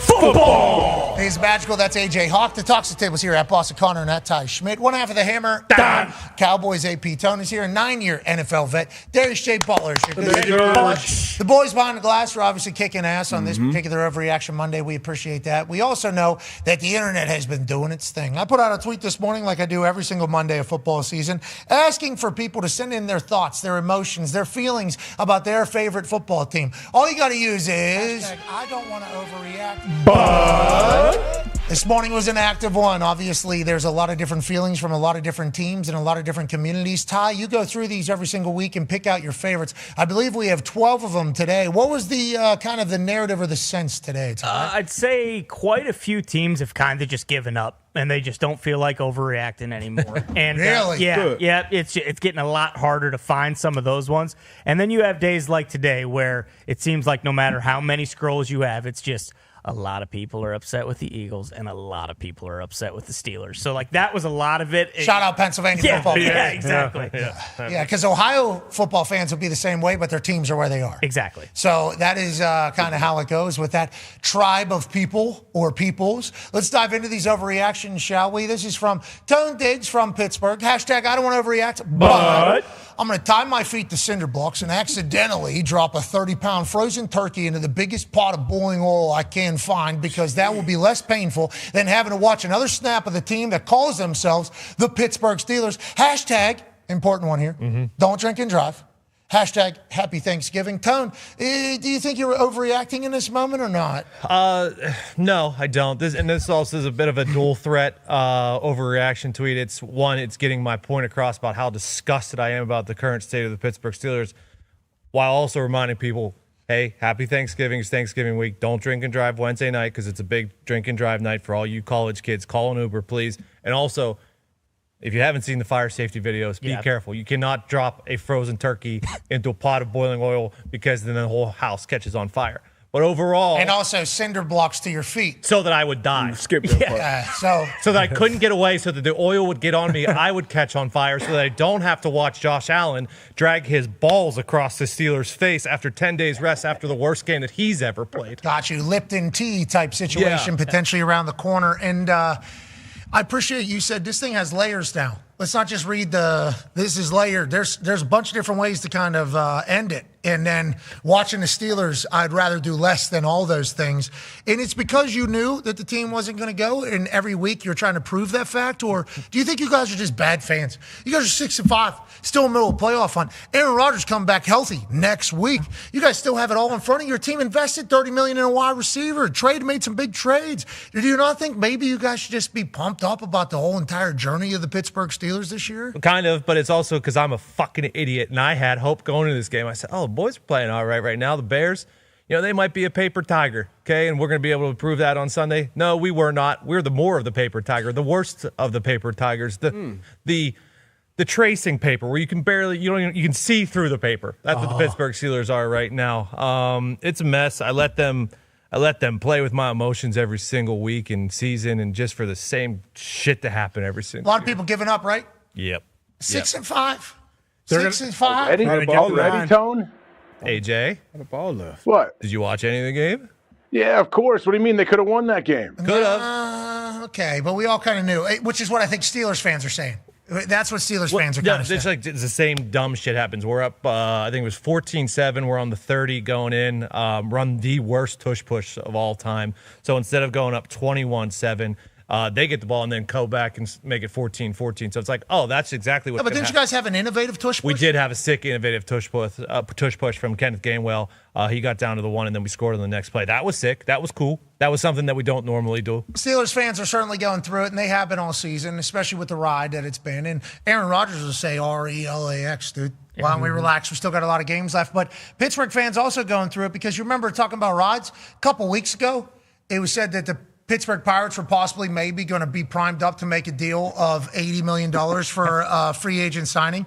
And I literally, in real time, once reading this headline, said, that's not real. That sounds fake. How is that even possible that they were ready to almost potentially prime up a multi-million-dollar offer that they've never done before? Oh, well, the guy signed to the other place, but they were going to make the offer. That's exciting. Turns out, that's all bullshit. They were never going to do anything, never forced to do anything. This all came together so quick, we didn't even get a chance to really wrap our minds about it, but maybe. I got a simple question. Maybe they were going to. We're just going to trust what the Athletic puts out now? That's a fair question. A lot of journalism stuff happening right now all around us. Let's just keep it moving. All I'm saying is the Yinzer fans, it's all angles. Yeah. But the Pens, good? Still good. Okay. Thank you, goodness. Riverhounds? Riverhounds just won the whole goddamn thing. 0-0. Won the whole thing. Wow. Yeah. Soccer. That's soccer, game. right? Yeah, Riverhounds just won the USL, brother. Okay. That was on TV, actually. I saw a little bit of it on TV, I believe, this weekend. CBS, yes, I watched it as well. That thing went to penalties after a really cagey 0-0 affair. The Riverhounds goalie was standing on his head basically all damn USL season, certainly through the USL playoffs. And it goes to penalties. Local Pittsburgh guy, Meister, I believe is his name. Is that Meister's last name? Pittsburgh kid, went to Upper St. Clair. Very good player. He had a penalty scored. I think all the boys did. So, yeah, congrats to Pittsburgh Riverhounds. Pittsburgh Penguins are good. Pirates are maybe potentially going to possibly think about maybe spending money sometime because they got the Cy Young pitcher. And the Pittsburgh Steelers are still 6-5. They're still 6-5. There's Pittsburgh Riverhounds right there. Champions. What's the USL? Is this affiliated with the other one? No, so the MLS is the MLS, and then the USL, I believe, would be considered the one right below. Yep. So, if this was in relegation world, like in the England area, I believe the Riverhounds would be going up to the Premier League and then 3 of the bottom teams would be going down to this particular league. But there's no relegation. There's owners who've spent money on MLS teams and owners that haven't spent money on MLS teams. So the owners that spend the money on MLS teams are saying, why would we ever in a million years agree to potentially go to a smaller league? We wouldn't. Okay. England has that because it's been hundreds of years. That's how they do it. We're not signing up for that, even though everybody in America thinks it would be awesome for American sports. And the Pittsburgh Riverhounds probably win the MLS if the Vancouver Whitecaps don't. Did you see this? I don't think so. Buddy. Berhalter. What league? What day was this? MLS. Saturday night. Inter's going to win that. No, Vancouver's got the best ball striker in the history of the United States of America named Sebastian Berhalter. This guy is the boy of Greg Berhalter. This boy is a player. And they won in penalties over the weekend against another team. LAFC. There it is. Yeah. They're good. 2 of the best teams. They got Sonny from Tottenham Hotspurs, paid him like $15 million to get him to LA. He scored 2, scored a free kick in the 95th to tie it. Where are they getting that money? I did see that. That free kick was absurd. Filthy. Whitecaps won it in penalties. Berhalter took the first one. Berhalter's a guy. We need to just know this. When the World Cup comes around, we are going to be pumped that we know Berhalter. I think he's going to make a couple free kicks in the World Cup. I think he'll probably potentially take shirt off at some point. I think he's got a 14-pack. Very, very handsome. Loves America. Loves America. Was born in London. His dad American, playing for Crystal Palace. Obviously, all that stuff. But he's like very proud to be an American, which is what we need on this team. He's not the only one. A bunch are. And he was on the CONCAFA pod. And him, Gumpy, and Jeff Cameron were having a conversation, which is really cool. They're becoming like a U.S. men's national team podcast, basically, which is very awesome. But I went in there to talk to him. And I said, hey, it feels like your team, we're not going to be just flopping all over the place, right? We're not doing, America doesn't like whenever our team flops. He goes, absolutely not. We got dogs everywhere. We're not floppers. Like, that's what he said. It's like a point. They got in a fight 2 games ago. It's like. Oh, yeah, I saw some of that. Are we favorites to win the World Cup? We should be, but we're not. People are sleeping on us. People are sleeping I on like America. Right where we want to be. Yep, I like that. Right where we want to be. But remember, Pochettino gets hired very late in the World Cup cycle to become the U.S. men's national team coach. Pochettino has had success in the past and is a dog. English is certainly his second language, but it was very late, and everybody thought the U.S. men's national team was kind of ruining it. But he had a mindset the entire time, like, I don't care about the Gold Cup. I don't care about the Super Duper Cup. I don't care about this other cup. I care about the World Cup. And he was trying to find his team and set in the culture, and I think they found a company. When we all agree with that, I think that is legit, and we're not floppers. We're dogs, and we are very proud to be an American. That is kind of what it feels like. Yeah, they're a very talented bunch, and the key part is here they're in pot 1 for the draw because they're a host, so you get a nice favorable draw to get into the knockout round and then just take off from there. And if you get into the knockout round, obviously that's when you can just start really, taking over, gaining steam. And from Luna to obviously Berhalter, we still got Pulisic, who will be a player. We got studs. Pulisic scored a massive goal in the Milan derby yesterday too. Like everyone's balling right now. Yeah, and the goalie aren't both of our goalies good? Freeze stood on his head last night for Hell NYCFC to make a massive upset in the MLS Cup as well. Yeah, so I think we have and our team will fight you, which I think is all we really want. Most important. Yeah. We're not flopping around. You actually quote tweeted the CONCAFA clip and said, if this team's not flopping, I can be back in on them. And I think that's a real thing. Yeah, I don't really care if we win or lose, but if we go out there and we look soft and lose, that's a problem. If we go out there and beat the fuck out of teams and then lose, let's go soccer. Like, I'm in Let's on go that. soccer. Yeah. Yeah. Go ahead, AJ. You feel the same way? No, I'm saying they're gonna. As long the score doesn't matter. As long as you played the U.S. team, you're beat up pretty good. Hopefully we win the game, but you want to be that team that everybody is scared to play because they're physically intimidated by how your pace of play and the pressure you put on. Pace of play, isn't that the thing with Ponch? Ponch has a relentless pace of play, kind of like Never Carlisle. stops, yeah. Kind of like Carlisle. Nice. We run people off the field. I think the best coach in the world. Who's that? Pochettino. The best of all time. Much better than Poop Guardiola, I'll tell you that much. Oh, you're saying bad things about Poop Guardiola? I don't think you know Pep at all. No, I don't. I know he's a lot of people would consider him like the greatest skipper of all time, but he's no Pochettino. No, he's I know not. that. Yeah. I know that. Ponch Pochettino actually played and coached at Burnley at one point. No big deal. No. Yeah? Espanol.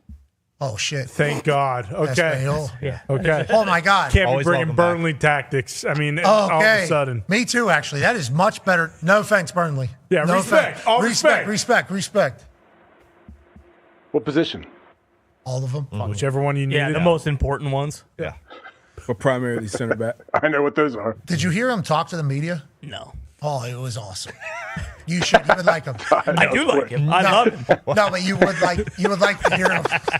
I love him. I don't care what he has Absolutely to say. not. I did not. Yeah, until the World Cup, I certainly will not be looking at anything. Like Berhalter, I love this guy. I don't give a rat's ass until he's donning the stars and stripes. Good luck to Summer the White Caps. 2026. I'm just telling you to give a little prep here. These are some names. Okay, it doesn't find its way to my algorithm. I don't know why. I'm hoping Pochettino. Yeah, into your phone. I will. I'll take all the Pochettino I can stomach. So. You remember the Elko press Yes. interaction a few weeks ago? Yes. Pochettino, same thing, and English second language. So him trying to find words to tell these people they need to fucking. I do like that. Yeah, I'm telling you, it is. I'll watch it after the show. And he loves America. He loves America. He talks about the greatest job, the whole thing. It's like, all right, dude, let's go win this thing. It's in America. And you said the hype is real down in South Florida, obviously. Oh, yeah, absolutely. I mean, obviously it's a melting pot. A lot of people from a lot of different parts of the world, but people are very, very excited. I believe, maybe last night my driver was telling me it's going to be 7 games here or 7 different places or something like that, 7 or 8. So, yeah, they're excited. All the games are here. What? It's the host nation. I hope we have that many. Yeah, I think they got like 60 games here. Or Where 7 places, Where 7 venues. Like in Miami. They're I mean, it's soccer, so I don't fucking know, okay? I just, I've been in so many of those combos. The guy said the number 7, and then you. Whoa. Oh, yeah. That's it. No doubt. No doubt. Here? Where you from again? Oh, Let me pull. 7. There were 7 somethings, man. 7 somethings feels like it's an important number. 11 cities in the U.S. Yeah, but 7 games probably in Miami. In Miami, yeah. Probably 7 games in Miami. It's going to be hot down there for now. Is the final? No, it's at Jerry World. Yeah, it is. Okay. Oh, you know that. Yeah. You know Jerry's washing from the 50. Are Oh, they bringing grass in? I think everywhere, yeah. Every single stadium. Which is obviously a big talking point. It certainly will be about the NFL players saying, "What's this all about? It's fucking other sports. It's a world sport in America." We don't need the stadium where it rises and lowers and they grow it underneath. Like it's true. Like there's still seams in when it rises up. It's actually at MetLife. The finals at MetLife. Oh, they did the Club World Cup final there too, man. The super duper 100 million one. Yeah, it's terrible. Why would they do it outside? Club World Cup. Yeah, let's not. We got domes. Like, what are we? We got domes talking everywhere. about? Let's have perfect weather. It's the Super Bowl.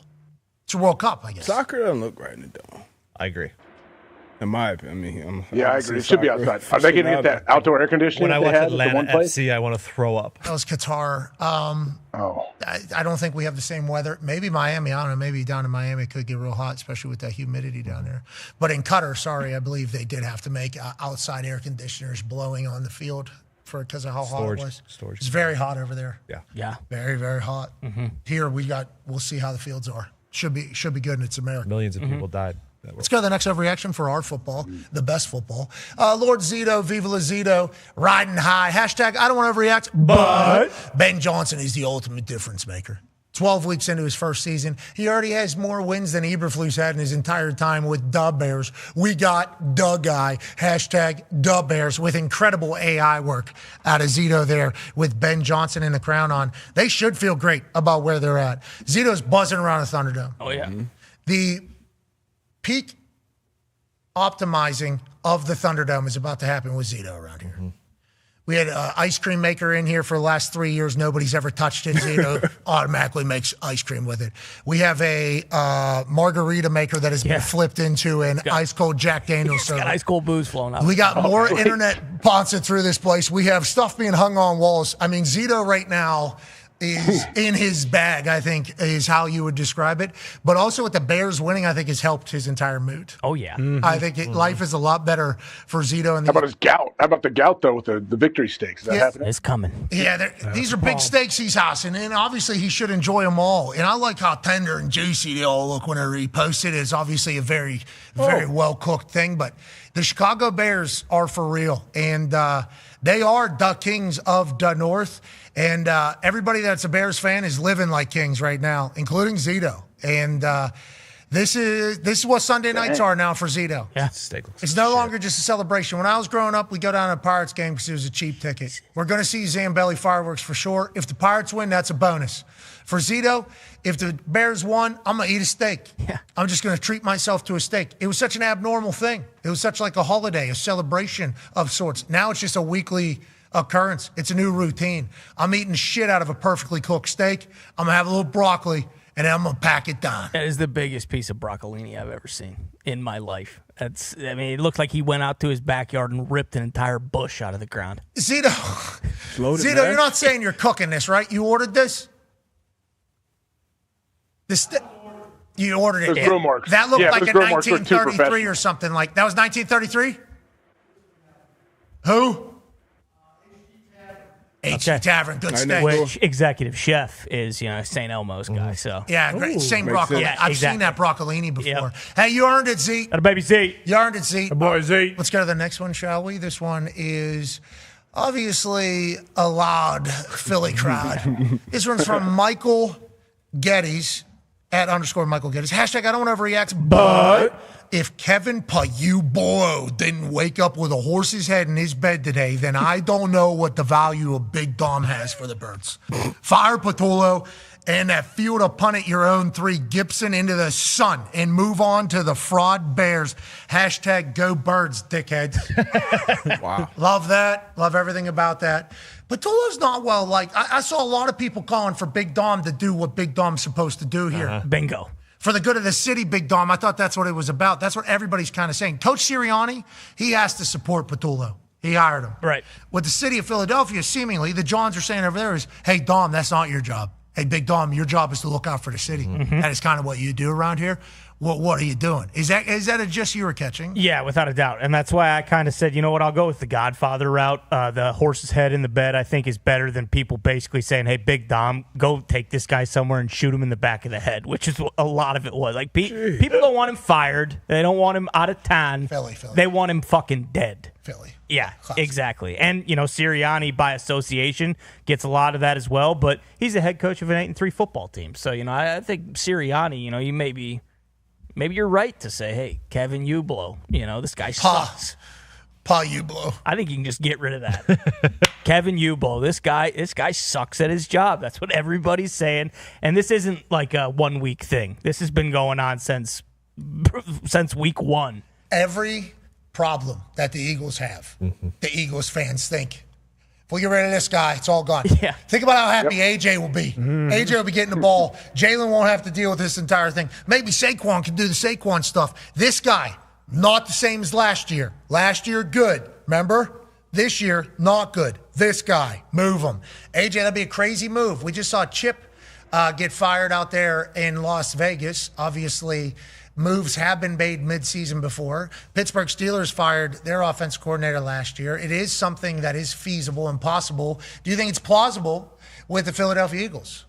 I think anything is possible with the Eagles. I feel like, with the reaction that we get every single game they play, like, okay, let's say the Eagles pulled that game out and they won yesterday. Then, are we still killing yes. What are we calling them now? Yes. Patullo. What do you call Patullo? Yes. Are you going? I have seen, I even saw a clip of Nick Foles was on a podcast talking about just all the route combinations, how they're kind of predictable and they're not, they're not playing to the strengths of their receivers and everything. So I'm sure there's definitely something to it. I cannot imagine what those meetings are like. What do you think the staff meetings are like there, where you're trying, just trying to figure it out, trying to get going? What do you think? Hey, we're about to get going. I mean, AJ was hot early. He had multiple targets early in that game, multiple balls. You would think that would calm things down, but it didn't really. Do you think Sirianni's telling Coach Patullo that on the internet they're calling him Payublo and he doesn't think that? Do you think Sirianni's opening meetings with that, or how do you think that goes? I would assume so. He's probably praising Vic Fangio for about 15 minutes and be like, unfortunately, Kevin, everybody hates your fucking guts. I don't really got anything positive to say about you. We better keep winning, because you remember Brian Johnson a couple of years ago. It's kind of same deal. I didn't fire him midseason, but as soon as we got beat in the playoffs, I beheaded the guy. Had to. Didn't have a choice. And why don't you call plays? Because I'm the I saw MCDC do it. I saw MCDC do it. Yeah, he looked pretty good. You needed Jahmyr Gibbs to run for 800 yards to beat the fucking Giants. So, yeah, hey, if we want to act like MCDC's, Tom Landry or, Bill Walsh, we could do that. That's fine. I'm the fucking CEO of this football team. I hired Kevin Patullo. If he can't get the job done, that's going to be on him. And then maybe next year, I do dust off the old playbook and I call plays. Oh, really? Yeah, we'll see. I don't know. Wow. I don't know. But, hey, this is my decision, and I understand this guy sucks at his job, but it's close to holidays. Thanksgiving's right around Christmas. Sure. I'm What's not your favorite side? What's your favorite Thanksgiving side? I eat dog food only for Thanksgiving. Don't even cook a turkey. It takes way too long. 25-pounder. That takes you 16, 18 hours. I'm a football coach. You think I got fucking time to do that? Of course not. So we'll see. I might do kibbles and bits, of course. Bacon mix. Yeah, exactly. If I'm really feeling up to it, I might get one of the nice bags of Purina. You feed to your dog if he has a bad tummy. Maybe I do that for Thanksgiving special occasion, but I don't have time to eat. Okay. They're calling. You got a lot of drama over there. Yeah, they're calling for my job every fucking week. I won a Super Bowl last year. I'm 8-3 this year, and they're acting like I'm fucking Brandon Staley. So I need to I'm trying to just keep my head above water every single week. All right, let's go to the next overreaction. That's probably a good idea, Coach. Thank you for joining us, Coach Tirianni. From Corey Buchanan, hashtag I don't want to overreact, but the Bucs are cooked. Get Toilet Todd and this entire shitty coaching staff a Walmart application. Absolutely embarrassing the way the Bucs defense has played the last 3 games. Come back soon, Baker. You're our only hope. Baker getting hurt, blowout loss like that. Defense obviously playing against a juggernaut. I mean, it has looked not good for the Bucs. Is that 3 straight now? Yeah. Losses? Yeah. I think Pats, Bills, but I think it's and been then 3 straight, I think. I went bye week, Patriots, Bills, and now, yesterday. It looked so good there for a while. Yeah. I mean, even with all the early wins, Baker was 4 or making 5. magic late. 3 straight and 4 or 5. Walk-off field goals. Yeah, last play boys. Yeah, exactly. We're close, and then now you get kind of this mid-season stretch. Guys are banged up. Now your quarterback's banged up, and this defense not been doing them any favors. They started 5-1. Oh, This happened a couple times now with this Tampa Bay Buccaneers with Baker at the helm, and obviously injuries are a part of that whole thing. And Baker's happy it's nothing, structurally. I mean, but what Matthew Stafford did last night was outrageous. I don't know if anybody's stopping him, but obviously getting blown out is not good news for a team that has hopes. Every time they show Coach Todd Bowles on the sideline, there's nothing. No. I thought the same thing last night. What is he thinking? They show him a lot, and it's normally just the same exact reaction. I assume he's a guy that doesn't want to get too high or too low, like always wants to be the same. But your fans will definitely get to a point where, what does this guy do? I don't see him doing it. Yeah. Jim Caldwell was kind of in the same boat. Jim Caldwell was my first head coach, obviously was the head coach whenever we went to the Super Bowl and lost it. I love this. I love everything about how much fun they were having out there. But he never really got too high or too low. It was like always the same exact guy. That's like kind of his style. That was his strategy. That was his entire technique. I wonder if Todd Bowles is the same way, and they just catch him on camera every time doing his thing, and then they go, well, we're continuing to lose. You're doing nothing, so we need to get better. I do wonder how that all goes. Yeah, if you don't win, no matter what, whether you're like, say you're a super high energy guy in the sidelines going crazy, yeah, or you are very stoic and don't have much reaction. If you're winning, you're a genius and it's great. And if you're losing, then you suck and they want you fired. Yeah, everything's sweet whenever you're winning. And then Mr. Unlimited starts losing some games, and everybody starts pointing fingers a little differently. Let's go to the next overreaction, shall we? Riley Lewis at Lewis Riley. I like how you did that. Hashtag I don't want to overreact, but Shane Stinkin is a fraud. No. There were a lot of these today. I was quite frankly, I was shocked. He sounds like it. Up 14 on the Chiefs, and he thinks it's time to coast. It only took 2 weeks for this team to go from first place in the AFC to not making the playoffs. No way this team wins in Clowntown or the Stride House. Hashtag clean house. Jeez Louise. No. That's a little bit too overreacting of an overreaction here. They're still the damn Chiefs. Okay, they're still the damn Chiefs. But on that note, I did not like what I saw either. That was a tough game to watch. I think a lot of flags made it a very difficult game to watch. I mean, there was a flag on basically every single play. And if there wasn't a flag, there's people begging for flags. And on the defensive front, feels like if you run crossing routes against us, we're in trouble. It feels like we are in trouble. And I think this was something that Coach Lou Anarumo circled and was excited about. And Mooney, obviously, first game back, so who knows how game shape and everything like that he is and how he will be going down there. But I think Lou Anarumo was excited we had 2 number 1 corners so that he could go man. And then Andy Reid said, that's cute, man. That's really cute. Are they as fast as our guys, and are they going to be able to run just directly across the field every single time? And is this going to happen to us against everybody, or is it Rashee Rice and Xavier Worthy a little bit different animals? Yeah, we'll figure it out. It was Patrick Mahomes in Kansas City, and, we just got dominated. Moved the ball too well. They had 33 first downs to our 10. He had 10 first downs all day, and they absolutely dominated. 33 to 10, so you're not going to win many ball games, even though we were up. Then late in the game, there was a time, I think, around the maybe 5-minute mark around midfield where we probably should have went for it on 4th down because of how the game was going. But, yeah, when you have the personnel, you got All-Pro Mooney, you traded 2 first-rounders for Sauce Gardner, and you have Kenny Moore, who's one of the highest paid, best nickels in the game. You got to be able to go men. And then up front, you got to get home. And I would like to drop a robber in there, maybe get some more eyes on the quarterback to make some plays on the football. But this was a tough out. But I'm not calling Shane stinking. They did a special last night on Football in America where it was for the first 3 quarters, Colts did a lot of rushing 3, dropping 8. And then the 4th quarter, they decided to go all man, and that's when they got beat.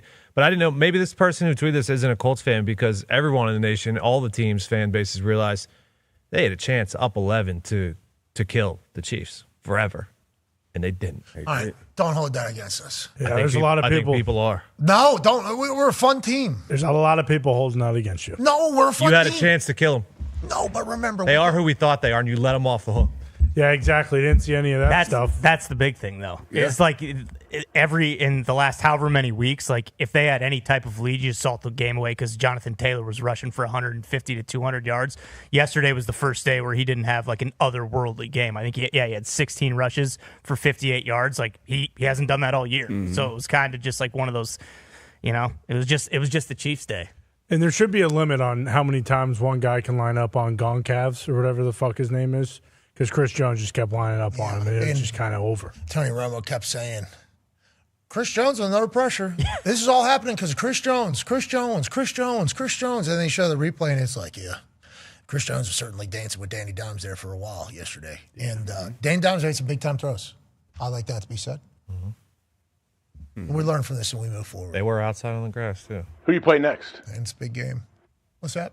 Big one. Who's next? Houston. Huge game. At home. Finally. Oh. Back at the fucking crib. That defense is on fire. As Arch Manning would say, yeah, you're right. They're deep. That's exactly what we want in the Great lineup. opportunity. Great opportunity for the Colts. That's right. Is it Doug Mills? I hope not. No, it'll be CJ. Sure, Doug Mills has got a hot hand right now. According to Shefty. Are you reading overreaction tweets or is this real? No, that's me, brother. That's me thinking Doug Mills. Imagine what he would be doing if he was in Minnesota right now. Oh, my God. Dougie Mills and a Kevin O'Connell offense. Oh, my God. Oh, geez. Especially with how tall and big he is. He's built for Minnesota. Yeah. What's going on out there? Yeah. Like Glennon. Exactly. Glennon should have been with KOC. I don't know if they ever Yeah. crossed paths. Because Glennon said hut, and then boom. Yeah. Yeah. You know what I'm talking about? Yeah. You gotta have Mike. good reach. Yeah, bring him, Osweiler. Could you imagine Oh, Brock? my God. Because as long as you can get the snap and then just see everything, Yeah. you got to know everything going on. This is the Caleb story. Caleb reading the defenses pre-snap, knowing where he's supposed to go with the ball that's a huge jump in football knowledge. That's a big deal. If I'm a Bears fan, that's what I'm maybe most excited about. It's like before the snap goes, you know that he knows what's happening because he's turning his back and firing. That's a pick if he doesn't know what's going on. He has to have full conviction about what he's supposed to do. So that's really good news. I think if I'm a Bears fan, it's like, hey, he knows what the hell's going on right now. And that's only going to become more and more and more as they go. And on the flip side, Minnesota doesn't feel like that. Let's get to a Minnesota overreaction, shall we? It's from Ethan Iberg. Hashtag I don't want to overreact, but the Vikings are the most doomed franchise in NFL history. 4th best win percentage with no Lombardi show for it. Allergic to finding a franchise quarterback, yet always good enough to not have a good draft pick. I'm ready to join D-Butt and find a new team. What do you think? Finally. I'm seeing more and more of this every week. More and more. Come on. Especially as the season unravels. Don't let one franchise ruin your fucking happiness for what, 5-6 months? Don't do it. Yeah, you can't do it, especially if your team is one of those teams that potentially ruins people's happiness week in, week out. The Vikings should not be that. Last year, Super Bowl. That's the big issue, is like they had a team that we all thought could go on a run. And what all the experts were saying was if we get any semblance of quarterback play at quarterback for this Vikings team with how they're built, this team will be good. And also, don't look now, maybe they get better with J.J. McCarthy, actually. It's like, all right. Stupid. Okay. We heard that a lot. Oh, yeah. A lot. A lot of people saying that. And then we heard Kevin O'Connell at the owners' meetings say the number one thing he looks for in a quarterback is accuracy. Isn't that what he said? Yeah. It was a good pass, though. It was pretty. So, like, he got hit. That wasn't the one I was talking about. I was talking about the later interception. Yeah, but it's like arm talent seemingly is what they were looking for. Jim Harbaugh said, now granted, Jim Harbaugh was his college coach. And like he said, it was the greatest pro day he's ever seen. And then you have people that... Jim Harbaugh said it was the greatest pro day of all time. That's Jim Harbaugh. This is college coach. Yeah, there's a lot of Harbaughs, it feels like, in the media with J.J. McCarthy. But when he said that, though... Exactly. A lot of people saying the biggest poll or takeaway, at least, was Penix. It was like, oh, okay, accuracy. Penix is incredibly accurate, but then Penix went to Atlanta at 8, and nobody had that build at all. So maybe, I don't know. And then Sean Payton also, people are kind of circling back to Sean Payton saying, like, I fucking told the Vikings we were trading up for J.J. McCarthy, and guess what they did? They traded up to fucking steal him from us, and we wanted Bo Nix the whole time. So like, it does feel as though Sean said it in like 2024. I guess. Yeah. Right after during that press conference. So who knows what happens? But it sure seems like they fucked it up. That's what people are saying. Plain and simple. Yeah. And their fans are getting new teams, more teams. That's the 4th winning percentage, 4th highest. Nick Mullins threw for 400 yards in this offense. Twice. 400 yards. That's the biggest. Come on now. Nick can spin it. Yeah, he can. Yeah. Yeah. Yeah, he can. That's the biggest knock on JJ, though. Because of this KOC offense. And how many people have we seen? He's the greatest wide receiver in the history of football. And him just being like, yeah, I got to be part of the solution here. It doesn't matter what quarterback is. I got to do my thing. And then he starts seeing these balls go.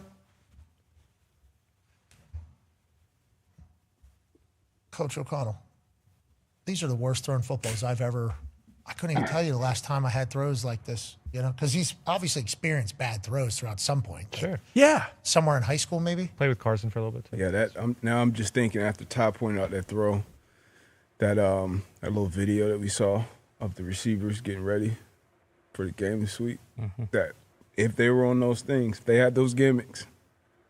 I missed this. No, you didn't. Yeah, what video? He's talking about the guy on the stilts. Oh, yeah. Walking. Oh. Yeah. That would have been right. It would have right been on the one. Yeah. Yeah, so maybe he does have a little bit of what would that be called? Where objects in the mirror. Depth closer. perception? Yeah, maybe his depth perception not great. Maybe wide receivers look bigger.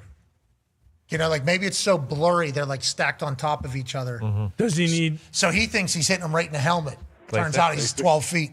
Jameis situation. Yeah, he needs LASIK. Boom. 9 needs better eyes. That could be the problem. I'm back in. All right. You need to get LASIK. It helps. Jameis is catching touchdowns now. Yeah. I haven't seen that one. I've heard the depth perception near side at far side. I haven't seen where a 6-foot guy looks 16 feet tall. No, it's just blurry. You know how people say they see two different things? Instead of seeing two different ones, they're just stacked on top of each other. So it's almost, Jameis, look at get off of me. He said he's available to do anything to make the team better, including play tight. Hey. Awesome. Oh, the nice Jameis. He's the best. Love everything about him. Very thankful that football exists so that we can live in a world where Jameis Winston can catch a touchdown and stiff arm somebody, break a tackle, and shake somebody at the same time. Shout out Jameis doing his thing. Always, when they put this play in, he probably told somebody, I'm going to catch that thing. I'm going to shake a guy. I'm going to make a stiff arm spin move, break a tackle, touchdown. Just what I can do. I assume he's always expecting the most epic outcome, Jameis. Yeah. Which is why I think we love him. Yeah. Probably told Gunner, I don't care if I'm dumb, just throw that bitch up. I'm going to go get it. Yeah, I'm a Heisman bitch. I mean, not to mention, too, we inside, but we outside. We outside, but we inside before the game started. Of course, and that's another pregame speech that just go ahead and save it, lock it in for the rest of the time for football. I love Jameis. That's a tough down for that defender. Yeah, I have his name, but I feel like I shouldn't say it. No, don't say it. He's heard enough. He's a good player. He's heard enough. He is a good player. He is a Detroit good won player. this game, and Jameis Winston talked about how happy he was that Gunner gave him a shot.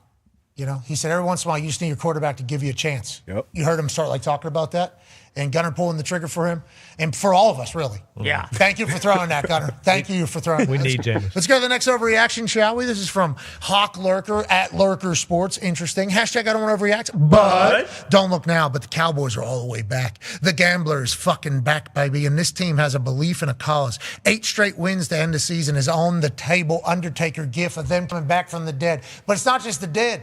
It might be 3 miles under earth. Is there $100 billion of natural gas also flowing through that building right now as that team's cooking? I think Jerry Jones is excited. He's doing his press conferences after games where it's like it's 1921 and everybody has their recorders around his face, just as close as possible. A COVID nightmare. I can't believe we ever got these. Remember, there was a time we never thought we'd have moments like this. Yeah. That was normally with the advancement of technology and kind of how things go nowadays. Jerry's the only one that walks right into a media pool and says, come on in, come on in. True. As close as you can. He's got 10 microphones within 6 inches of his mouth. Okay, just everywhere from all different angles. And everybody wants to hear what he has to say. Jerry has created something special, and I think he thinks what he did with his team is magical. I think he's pumped up about where they're at. And once again, their team is what, 5-5-1? Yeah. They're a 500 team with a tie. 500 team with a tie. And all anybody's talking about is Jerry Jones got these Dallas Cowboys maybe ready to run for a playoff. He's a fucking genius whenever it comes to business. And picking up George Pickens, obviously a massive move. Loading up on the defense. Quentin Williams is coming like a leader of that entire team. It's like Jerry Jones should be taking a victory lap. Are they really back, though? I mean, they're still in it. You never want to be, 5-5-1 at this point in the season, but it's all in front of them. You got the highest paid quarterback in the league who's still spinning it. You got 2 number 1 wide receivers. You got a good run game, good O-line, good pieces on defense. Once again, I still think Flus is a good defensive coach. You just got to figure it out. And they start getting these turnovers and making plays, man, it's not going to be a team you want to face down the stretch, I'll tell you that much. Yeah, and Thanksgiving, we kind of had a little bit of a 30-second conversation, Ty and I, about how Chiefs offensive guard Trey Smith, all-pro stud. He's out for them. For the Eagles, the strength of their O-line, of course, they got, Big Oos on the outside, or not Oos, but whatever, you get it. Jordan Mailata on the left, and Lane Johnson was out. But their middle three is stout. And Osa, Quinnen Williams, and Kenny Clark kind of had their way with them. And now you're talking about one of the best offensive linemen for the Chiefs being out in the middle. Kind of love the Cowboys against the Chiefs on Thanksgiving, but I don't know. Matchups are a thing. Huge. And Jerry wanted the interior of that defensive line to be stout. Got to be able to stop the run. Got to be able to press the pocket from inside. Make these quarterbacks start dancing with their feet. That's what we're doing with the Philadelphia Eagles. Jerry Jones knows ball. I'm trying to win games now. They got Maka, and we got what we got, and we tied. Next question is how he talked about Maka after the tie ball game with the Green Bay Packers. But it's like, why not get excited about this Cowboys team? And they got a lot of potential bunker mentality over there. Yeah. A lot of bunker mentality. And they're really fun to watch, too, on top of it. I mean, that game yesterday where both teams seemed like they each fumbled about 30 times in the last 10 minutes. Nobody really wanted to win. But, God, and then you look at Brandon Aubrey. It's like if they're ever in a close game, you have to feel pretty good if you're a Cowboys fan. Hey, we have a massive advantage here. We got to, wherever we're out on the field, Brandon Aubrey might be good from 75. So, if you're a Cowboys fan, I think you're in a pretty good spot today. Long snapper recovered of punt fumble as well. Obviously, Anger hit a bomb that set that entire thing up. Aubrey making a game winner. Had a miss earlier. Yeah. Had a miss earlier, which was alarming. I thought there was a glitch in the TV. That's what it's like for them down there. And Shoddy obviously enjoying the high life with a backwards visor after a game, which we love. Elijah Clark, absolute monster, AJ. I know you've seen the clip by now, obviously. Everything that's good with football happens in this play for Elijah Clark, AJ.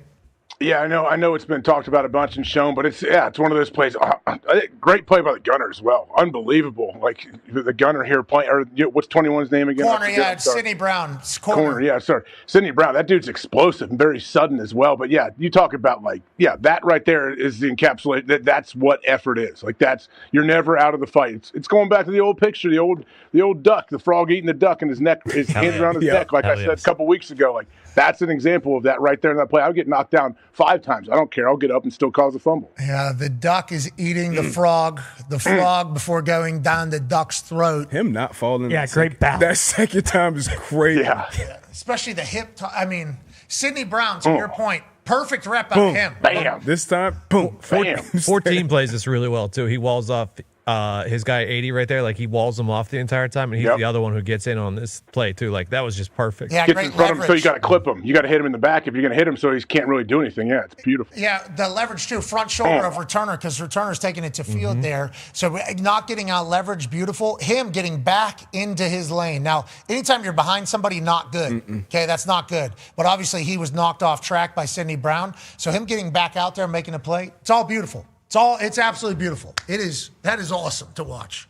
I get so excited, I almost went outside to see if I could punt. Then I thought to myself, how many Elijahs are out there? There it is. There we go. Never give up. That's a different one? Yeah, it's a different one. It's got pink eye, I think. All right, so who wins?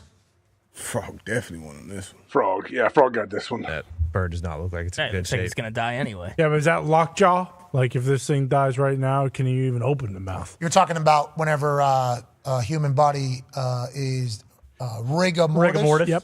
That's what you're talking about? Yes. Well, I wonder, because it appears if Frog still has life at this moment. Oh, yeah. Right? Because it's still gripping. He's got a tight grip, yeah. But is that rigor mortis as well? Could be. Are they both dead? A draw of draws. Maybe. But No, neither of them he let him go. The duck has to make a decision. Hey, do I open my mouth and let this guy out, or do I just get choked to death? So he eventually is probably going to let go. And then they both live, but the frog goes and he kills him from behind after he says fair game. Okay, where's that at? Is that on the next page? That's the next slide, but we don't have that one with us. Okay, unfortunately we don't have. The frog always survives. That's the point of the poster. Never give up. Yep. Oh, I thought it was just hey. That frog's still alive today. Is this the same frog from the other picture? Yeah. Same. It just ended up in iteration, another. yeah. How do we know it's not about the duck, though, being never give up? Keep eating. Chew your fucking food. Yeah. Keep chewing. Yeah, there's a chance. There's a chance. Get it done, even if there isn't room. Get it done. That waterfowl has no chance. Is that what that is? It's not a duck. I thought it was a stork, honestly, first time I saw it. Me too. But it could be maybe a foul. stork. I'll tell you what, I feel like Northeasterners better with the water birds. Yeah, probably, because bunch of different kinds, especially with the weather change. No Okay, doubt. so we have cranes here in Indy on the water. We have American bald eagles. Yeah. We salute them. We got ducks. Yes. Mallards. Canadian geese. Those are the worst. Loons. Yeah, they dump do them. have We need to loons. send them back to Canada. Without a doubt. The Canadian geese. We are right in a great migration pattern to see all sorts of water birds. Yeah, so there is a lot, but none of those ones. The ones that are out on the ocean. There's those ocean birds. The gulls. There it is. Yeah, there's a lot of ocean Pelicans. birds. Yeah, those types of things. Because, birds, dinosaurs. Some. Because we all know like alligator, crocodile. Yeah, direct Yeah. descendants. For sure. Dinosaurs. Yeah, a lot of people say that dinosaurs had feathers. So The American eagle, the bald eagle, when that thing opens up like this, first of all, you hear it when it's taken off thing, but it's got a little body in there.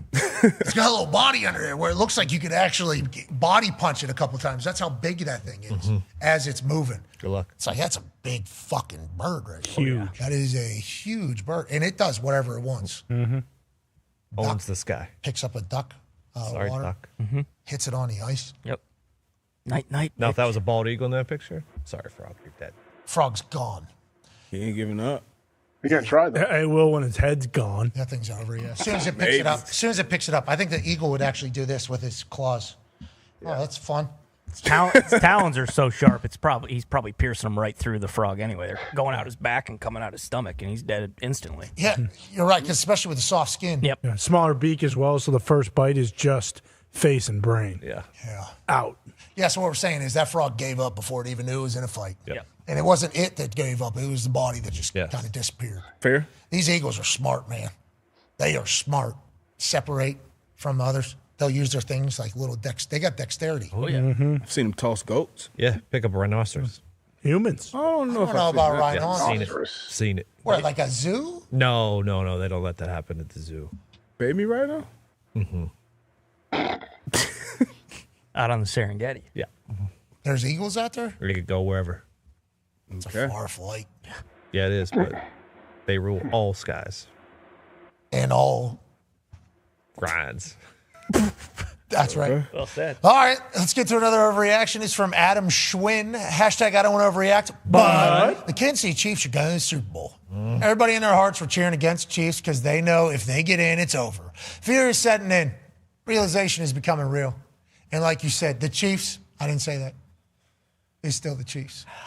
That's kind of what I was thinking whenever they had 4 minutes and 30 seconds left. You never really think the Chiefs aren't the Chiefs in that moment. As soon as Patrick Mahomes jogs on that fucking field, okay, and does his thing, and they show Andy Reid with a fucking play sheet, Rigoberto and the boys do an incredible job and get a penalty, have them start at their own fucking 2-yard line here, okay, up by 3. That's exactly where you want. Full field to work with to get into field goal range, even though Bucker has a big leg. And they just did the same shit they did basically all game, but all in one drive. And they just walked right down, took out the whole clock. They get this 2-yard line. Okay, they get to the 2-yard line. I'm thinking to myself, they're going to score a touchdown. We all we needed was the hold for a field goal. They're going to score a touchdown against us and win this game. And then tick, tick, tick, tick, tick, tick, tick, tick. We ran out of timeouts. All of a sudden, it was under a minute, and they're like second down and goal on like the 2. I'm like, we fucking lost this game. We didn't even get the ball back. And then somehow they hold him, thank God. Yeah. He kicks a extra or a field goal. They tie it up. We go to overtime. We take the ball first, 3 and out. The boys hadn't been on the field in like 45 minutes. It's been like an hour since the boys have been on the field with how and what Patrick Mahomes did with 2-minute warning, other fucking TV timeouts, and having the ball for 98 yards. I mean, the boys weren't on the field forever. 3 and out. Fuck. Patrick Mahomes goes on the field. Your immediate thought is Chiefs still the Chiefs. Chiefs going to score a touchdown right here, and they did. And, you know, just like the sportsbooks thought with the Baltimore Ravens whenever they were down and out early, the sportsbook said, Ravens are going to come back. Ravens are going to come back. I think we all need to do the same thing with this Chiefs team. No matter how ass they've looked, the Chiefs are still the Chiefs until further notice. Now, there's somebody on this stage who said that it's not a question mark on if they still got it. It's actually an exclamation point that says they don't. You thought the Chiefs were dead. Did they earn your trust or fandom back into their dynasty conversation, We had a chance to kill him. in their house, and we did not. So they're not dead until they're actually dead. But I'll stand on what I say. I don't think they're going to run this year. I don't think they win the Super Bowl. I think the dynasty is still alive and well with Patrick Mahomes and Andy Reid, but not this season. Yep. So the Colts aren't real either, that is what you're saying. No, we're real. Okay. We'll bounce back. Colts are still the favorite to win the AFC. Boom. Boom. I like that, AJ. I don't like that we didn't win that game. I didn't like that. I mean, in the grand scheme of all of it, sometimes you might need a tough road loss like that to catapult you, into the playoffs. Yeah, you're right. Hell yeah. A good loss whenever you look back on it. Hey, little perspective, Porter. This is the top of the class here. This is what happens when we go to their place. Now we lose in Pittsburgh, too. We lose in Kansas City. Start asking some questions like, hey, we're going to need to win more games, boys, because we're going to need to have home field. Loud House a little different than everywhere else. We need to start getting after it here. And I got faith in him. Zaire made a hell of a play. Guy balanced on Zaire's helmet. It was like a Spanish fly. Guy does a front flip. Zaire does a back flip, strips him in the middle of it. Ball out, Colts ball. It was like, love that that's happening. I thought it was like good news for us. Danny Dimes makes some good throws. We have a couple, little moments of greatness. And then Chiefs, I can't have it. Yeah. Are we good enough to win a Super Bowl? Big one this week. A huge one this week. Are we just a little bit excited because we're finally fucking a team worth watching? That's kind of the battle that I've House money. That's how I'm viewing it now. Just house money. We're playing with house money. You're right, because it sucked last year. Exactly. We already hit our overs on team total wins this season. This is all house money. We didn't expect this. We shouldn't be here. We should. But somebody's going to be here. Exactly. But, think about what is starting to be built in both of our buildings. That's just kind of what I fall back on. Yeah, this is an early start for whatever's about to be. Now, granted, we don't have Danny Dimes on contract after this year, and Jonathan Taylor's going to need to be paid. They will. Yeah, I'll figure it out. They've got the big three will figure it out. Yeah, you're right. Big three. Colts is the Colts still. No, Colts is going to be the Colts. Again. CGBCA. Yeah, exactly. CGBCA. Colts going to be Colts again. Let's get to the next overreaction. I don't like. They were favored in Kansas City. That's what the Colts were. Think about that. Yeah, that's kind of bad news going in. Weren't we favored? No, 3.5 point dogs. But even that. Oh, I should have known. Great cover. I should have fucking. It was a great cover. That was a good cover. I should have known then. I just didn't even look at it. Give me the Colts. I was wearing Travis's shirt. They didn't get blown out though. That's if they go into that game and get beat by 3 touchdowns, then it's like, oh wow, blown out by the Chiefs this year. That's what I'm saying. It's like, oh boy, we really are a class below all these good teams. But yeah, they fought tooth and nail. Yeah. They tried hard. Let's go then. Let's go close it out. Age. I don't like that. Try hard. They played hard. Would you take the ball if you win the toss? No, I wouldn't. So Tony Romo made a great point. Tony Romo, immediately upon us taking the ball, said, I'd rather have 4 downs instead of 3, so it'd be good to know what I need to do. But I don't know. Yes, on that note, yes, I think it's the right decision. But I had a thought there for a while where it was like, if you have a very good defense and you've invested in your defense knowing what it needs to do is a good piece of information. I think that could be a good piece of information. Now, granted, defense can't automatically score or, kind of handle it and answer. And an added play, knowing that you have to score a touchdown, is a very big piece of information. Or knowing that you have to kick a field goal. If it's 4th and 10 on your own 30, it doesn't matter because you have to go kick the field goal as opposed to punting that and then the other team coming down and kicking a field goal. Don't even think about your team.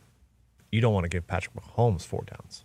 You don't want to score a field goal and then Mahomes knows that he can have 4 downs. Yeah, it just. I always kick it.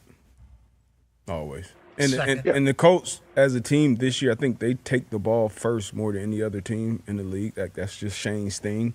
But OT, I want to go on defense first. If I know we're getting a shot, which the new rules we are, I want to know exactly. Yeah, you're a quarterback. As soon as Tony Romo said, I'd rather have 4 downs instead of 3, I was like, yeah, me too. That kind of puts it all to bed right there. Yeah, I think. And to your point about Patrick Mahomes, I don't think it would have mattered. Yeah, you're right. Yeah.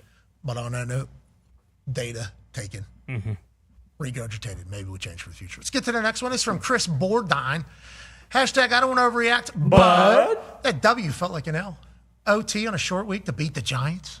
Now they'll lose to the Pack on Thanksgiving, as is tradition. Lose to the Rams in a couple weeks. Brad needs to stop smelling his own shit and actually improve this team in the offseason. Hashtag one pride. Wow. This is how Detroit feels after Jahmyr Gibbs goes for 475 yards? Yeah, I'll tell you what, this is how a lot of people in Detroit feel. I'm a little bit torn because on one hand, you watch that game, we looked like absolute shite. The Giants should have won. They actually had a 4th down in our red zone to win that game. We should have lost. Instead, on the flip side, why I'm torn, because we go down, we kick a field goal, go to overtime, we win the game. A win's a win. We'll take that. But at the end of the day, we just don't look like how we looked last year. Last year, we were so dominant. It was like that team could win the Super Bowl. Welcome. Right now, a lot of teams don't feel that way, or a lot of fans don't feel that way in Detroit. So we're a little torn. But got to beat the Packers. If they beat the Packers, no one will care anymore. Especially on Thanksgiving. That's exactly. That's Lions Day. Mm-hmm. That's Lions It Day. is tradition. Was Schrags calling them a dome team? Was Schrags saying they're strictly a dome team that can't win outside? He basically was saying that today, and luckily we're in a dome until the last game of the year against the Bears. So we're in a good spot. Oh, that game won't matter probably either. We'll win that one, though. Oh, okay. Yeah, of course you will. Congrats, Foxy. You've reached the fan base status where you guys aren't happy with just winning. It needs to look good, too. Yeah. Congrats. Very different than what 3 years looked like. 3 years ago looked like for you guys. Definitely. It's kind of weird because, like I said, a win's a win, and I'm pumped up. But also, they were so good last year, and something's missing this year. The Lions fan from last week, did you guys get along? Did you guys talk? Because remember, you said you hated him. Oh, yeah? Yeah, I was really mad. And then about 3 days later, he actually tweeted at me and basically said, wow, I really upset Foxy here. And I just said, charge it the game, overreaction Monday. No big deal. Okay, so bygones be bygones. Yeah, exactly. And now we're all on the same page. Just don't look like a championship team. Yes. This is one pride, one team, one sound, one band. Let's go to the next one. Dan, Mr. Roman, 1927. This guy's old. Hashtag I don't want to overreact, but Micah Parsons looks like Lawrence Taylor the way he's manhandling opposing offensive linemen and wrecking quarterbacks' lives.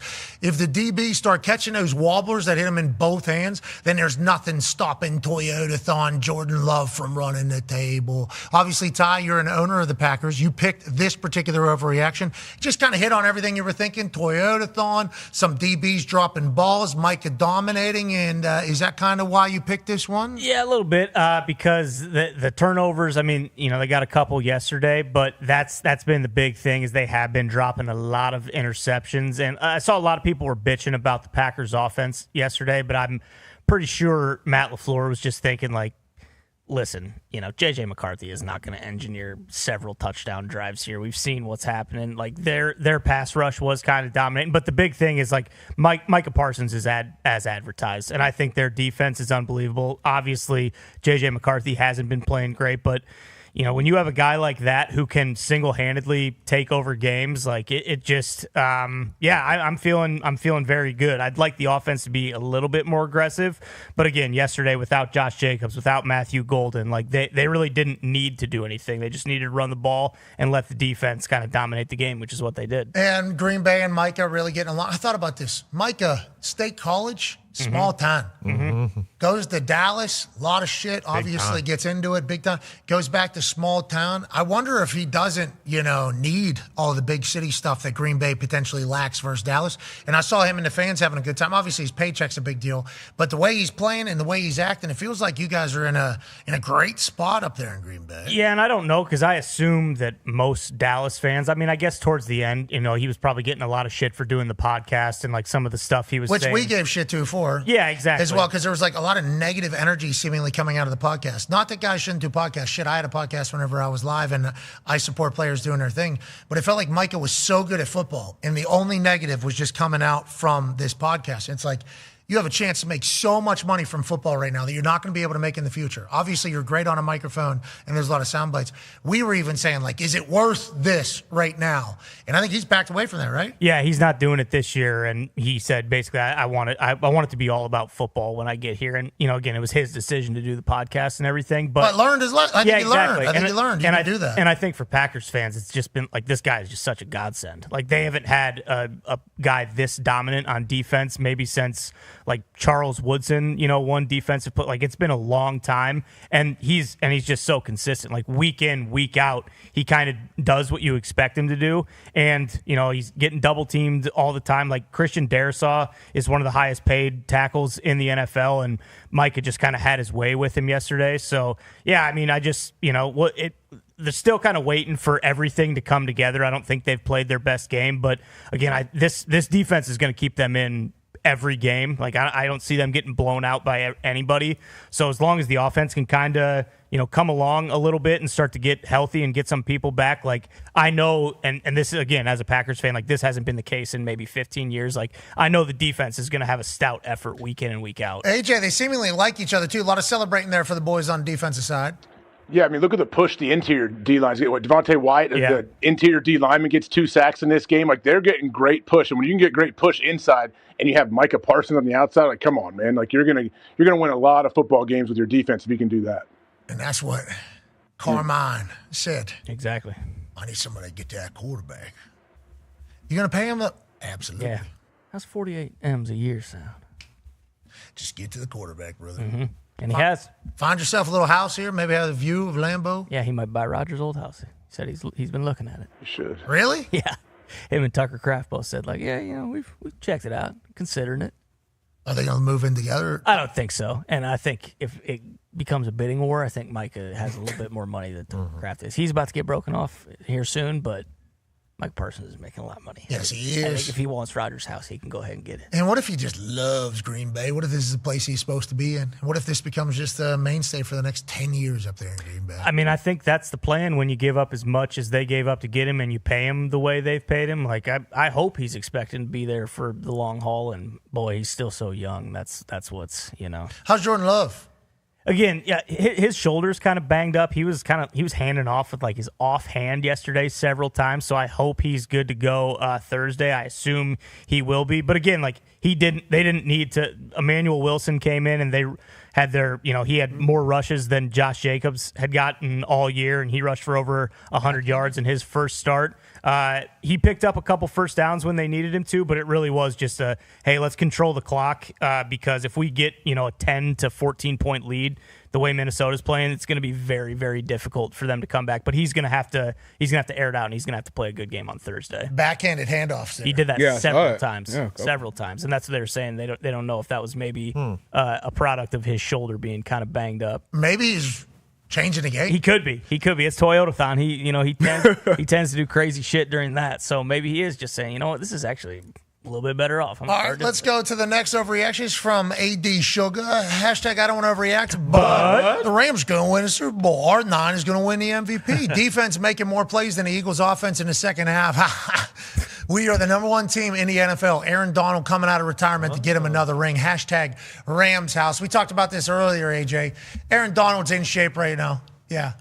Very good shape. He should come make a good playoff run. Oh, my gosh. He was in the building last night. Obviously, he sees the way the boys are cooking. He's Aaron Donald, 10 years in the NFL, 8 of them first-team All-Pro, obviously 3 MVPs, Super Bowl championship. He had a run that is obviously historic and worthy of the Hall of Fame.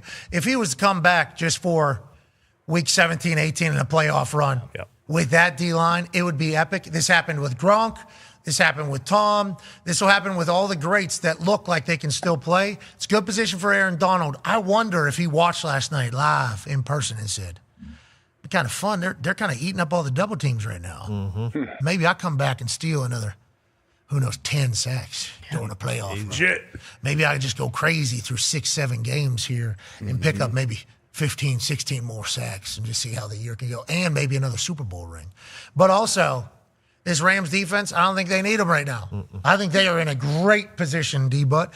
Their fans are pumped. Let's go to the last overreaction here. This is from hashtag Tommy Man, sorry. Hashtag I don't want to overreact. But Jameis Winston is the most electrifying player in the league, and KOC better be doing everything in his power to have that man in a Vikings uniform by day one of free agency, because I'm tired of watching this bum JJ ruin prime years of Jetta's and Addison's career. All right, I think we hit it all. What a day today. We can't thank you all enough for rocking with us. We'll watch tonight's Monday Night Football game. We'll overreact to it tomorrow. We'll chit-chat about everything happening around the sports world, and we're incredibly lucky to do as such. Be a friend, tell a friend something nice that might change their life.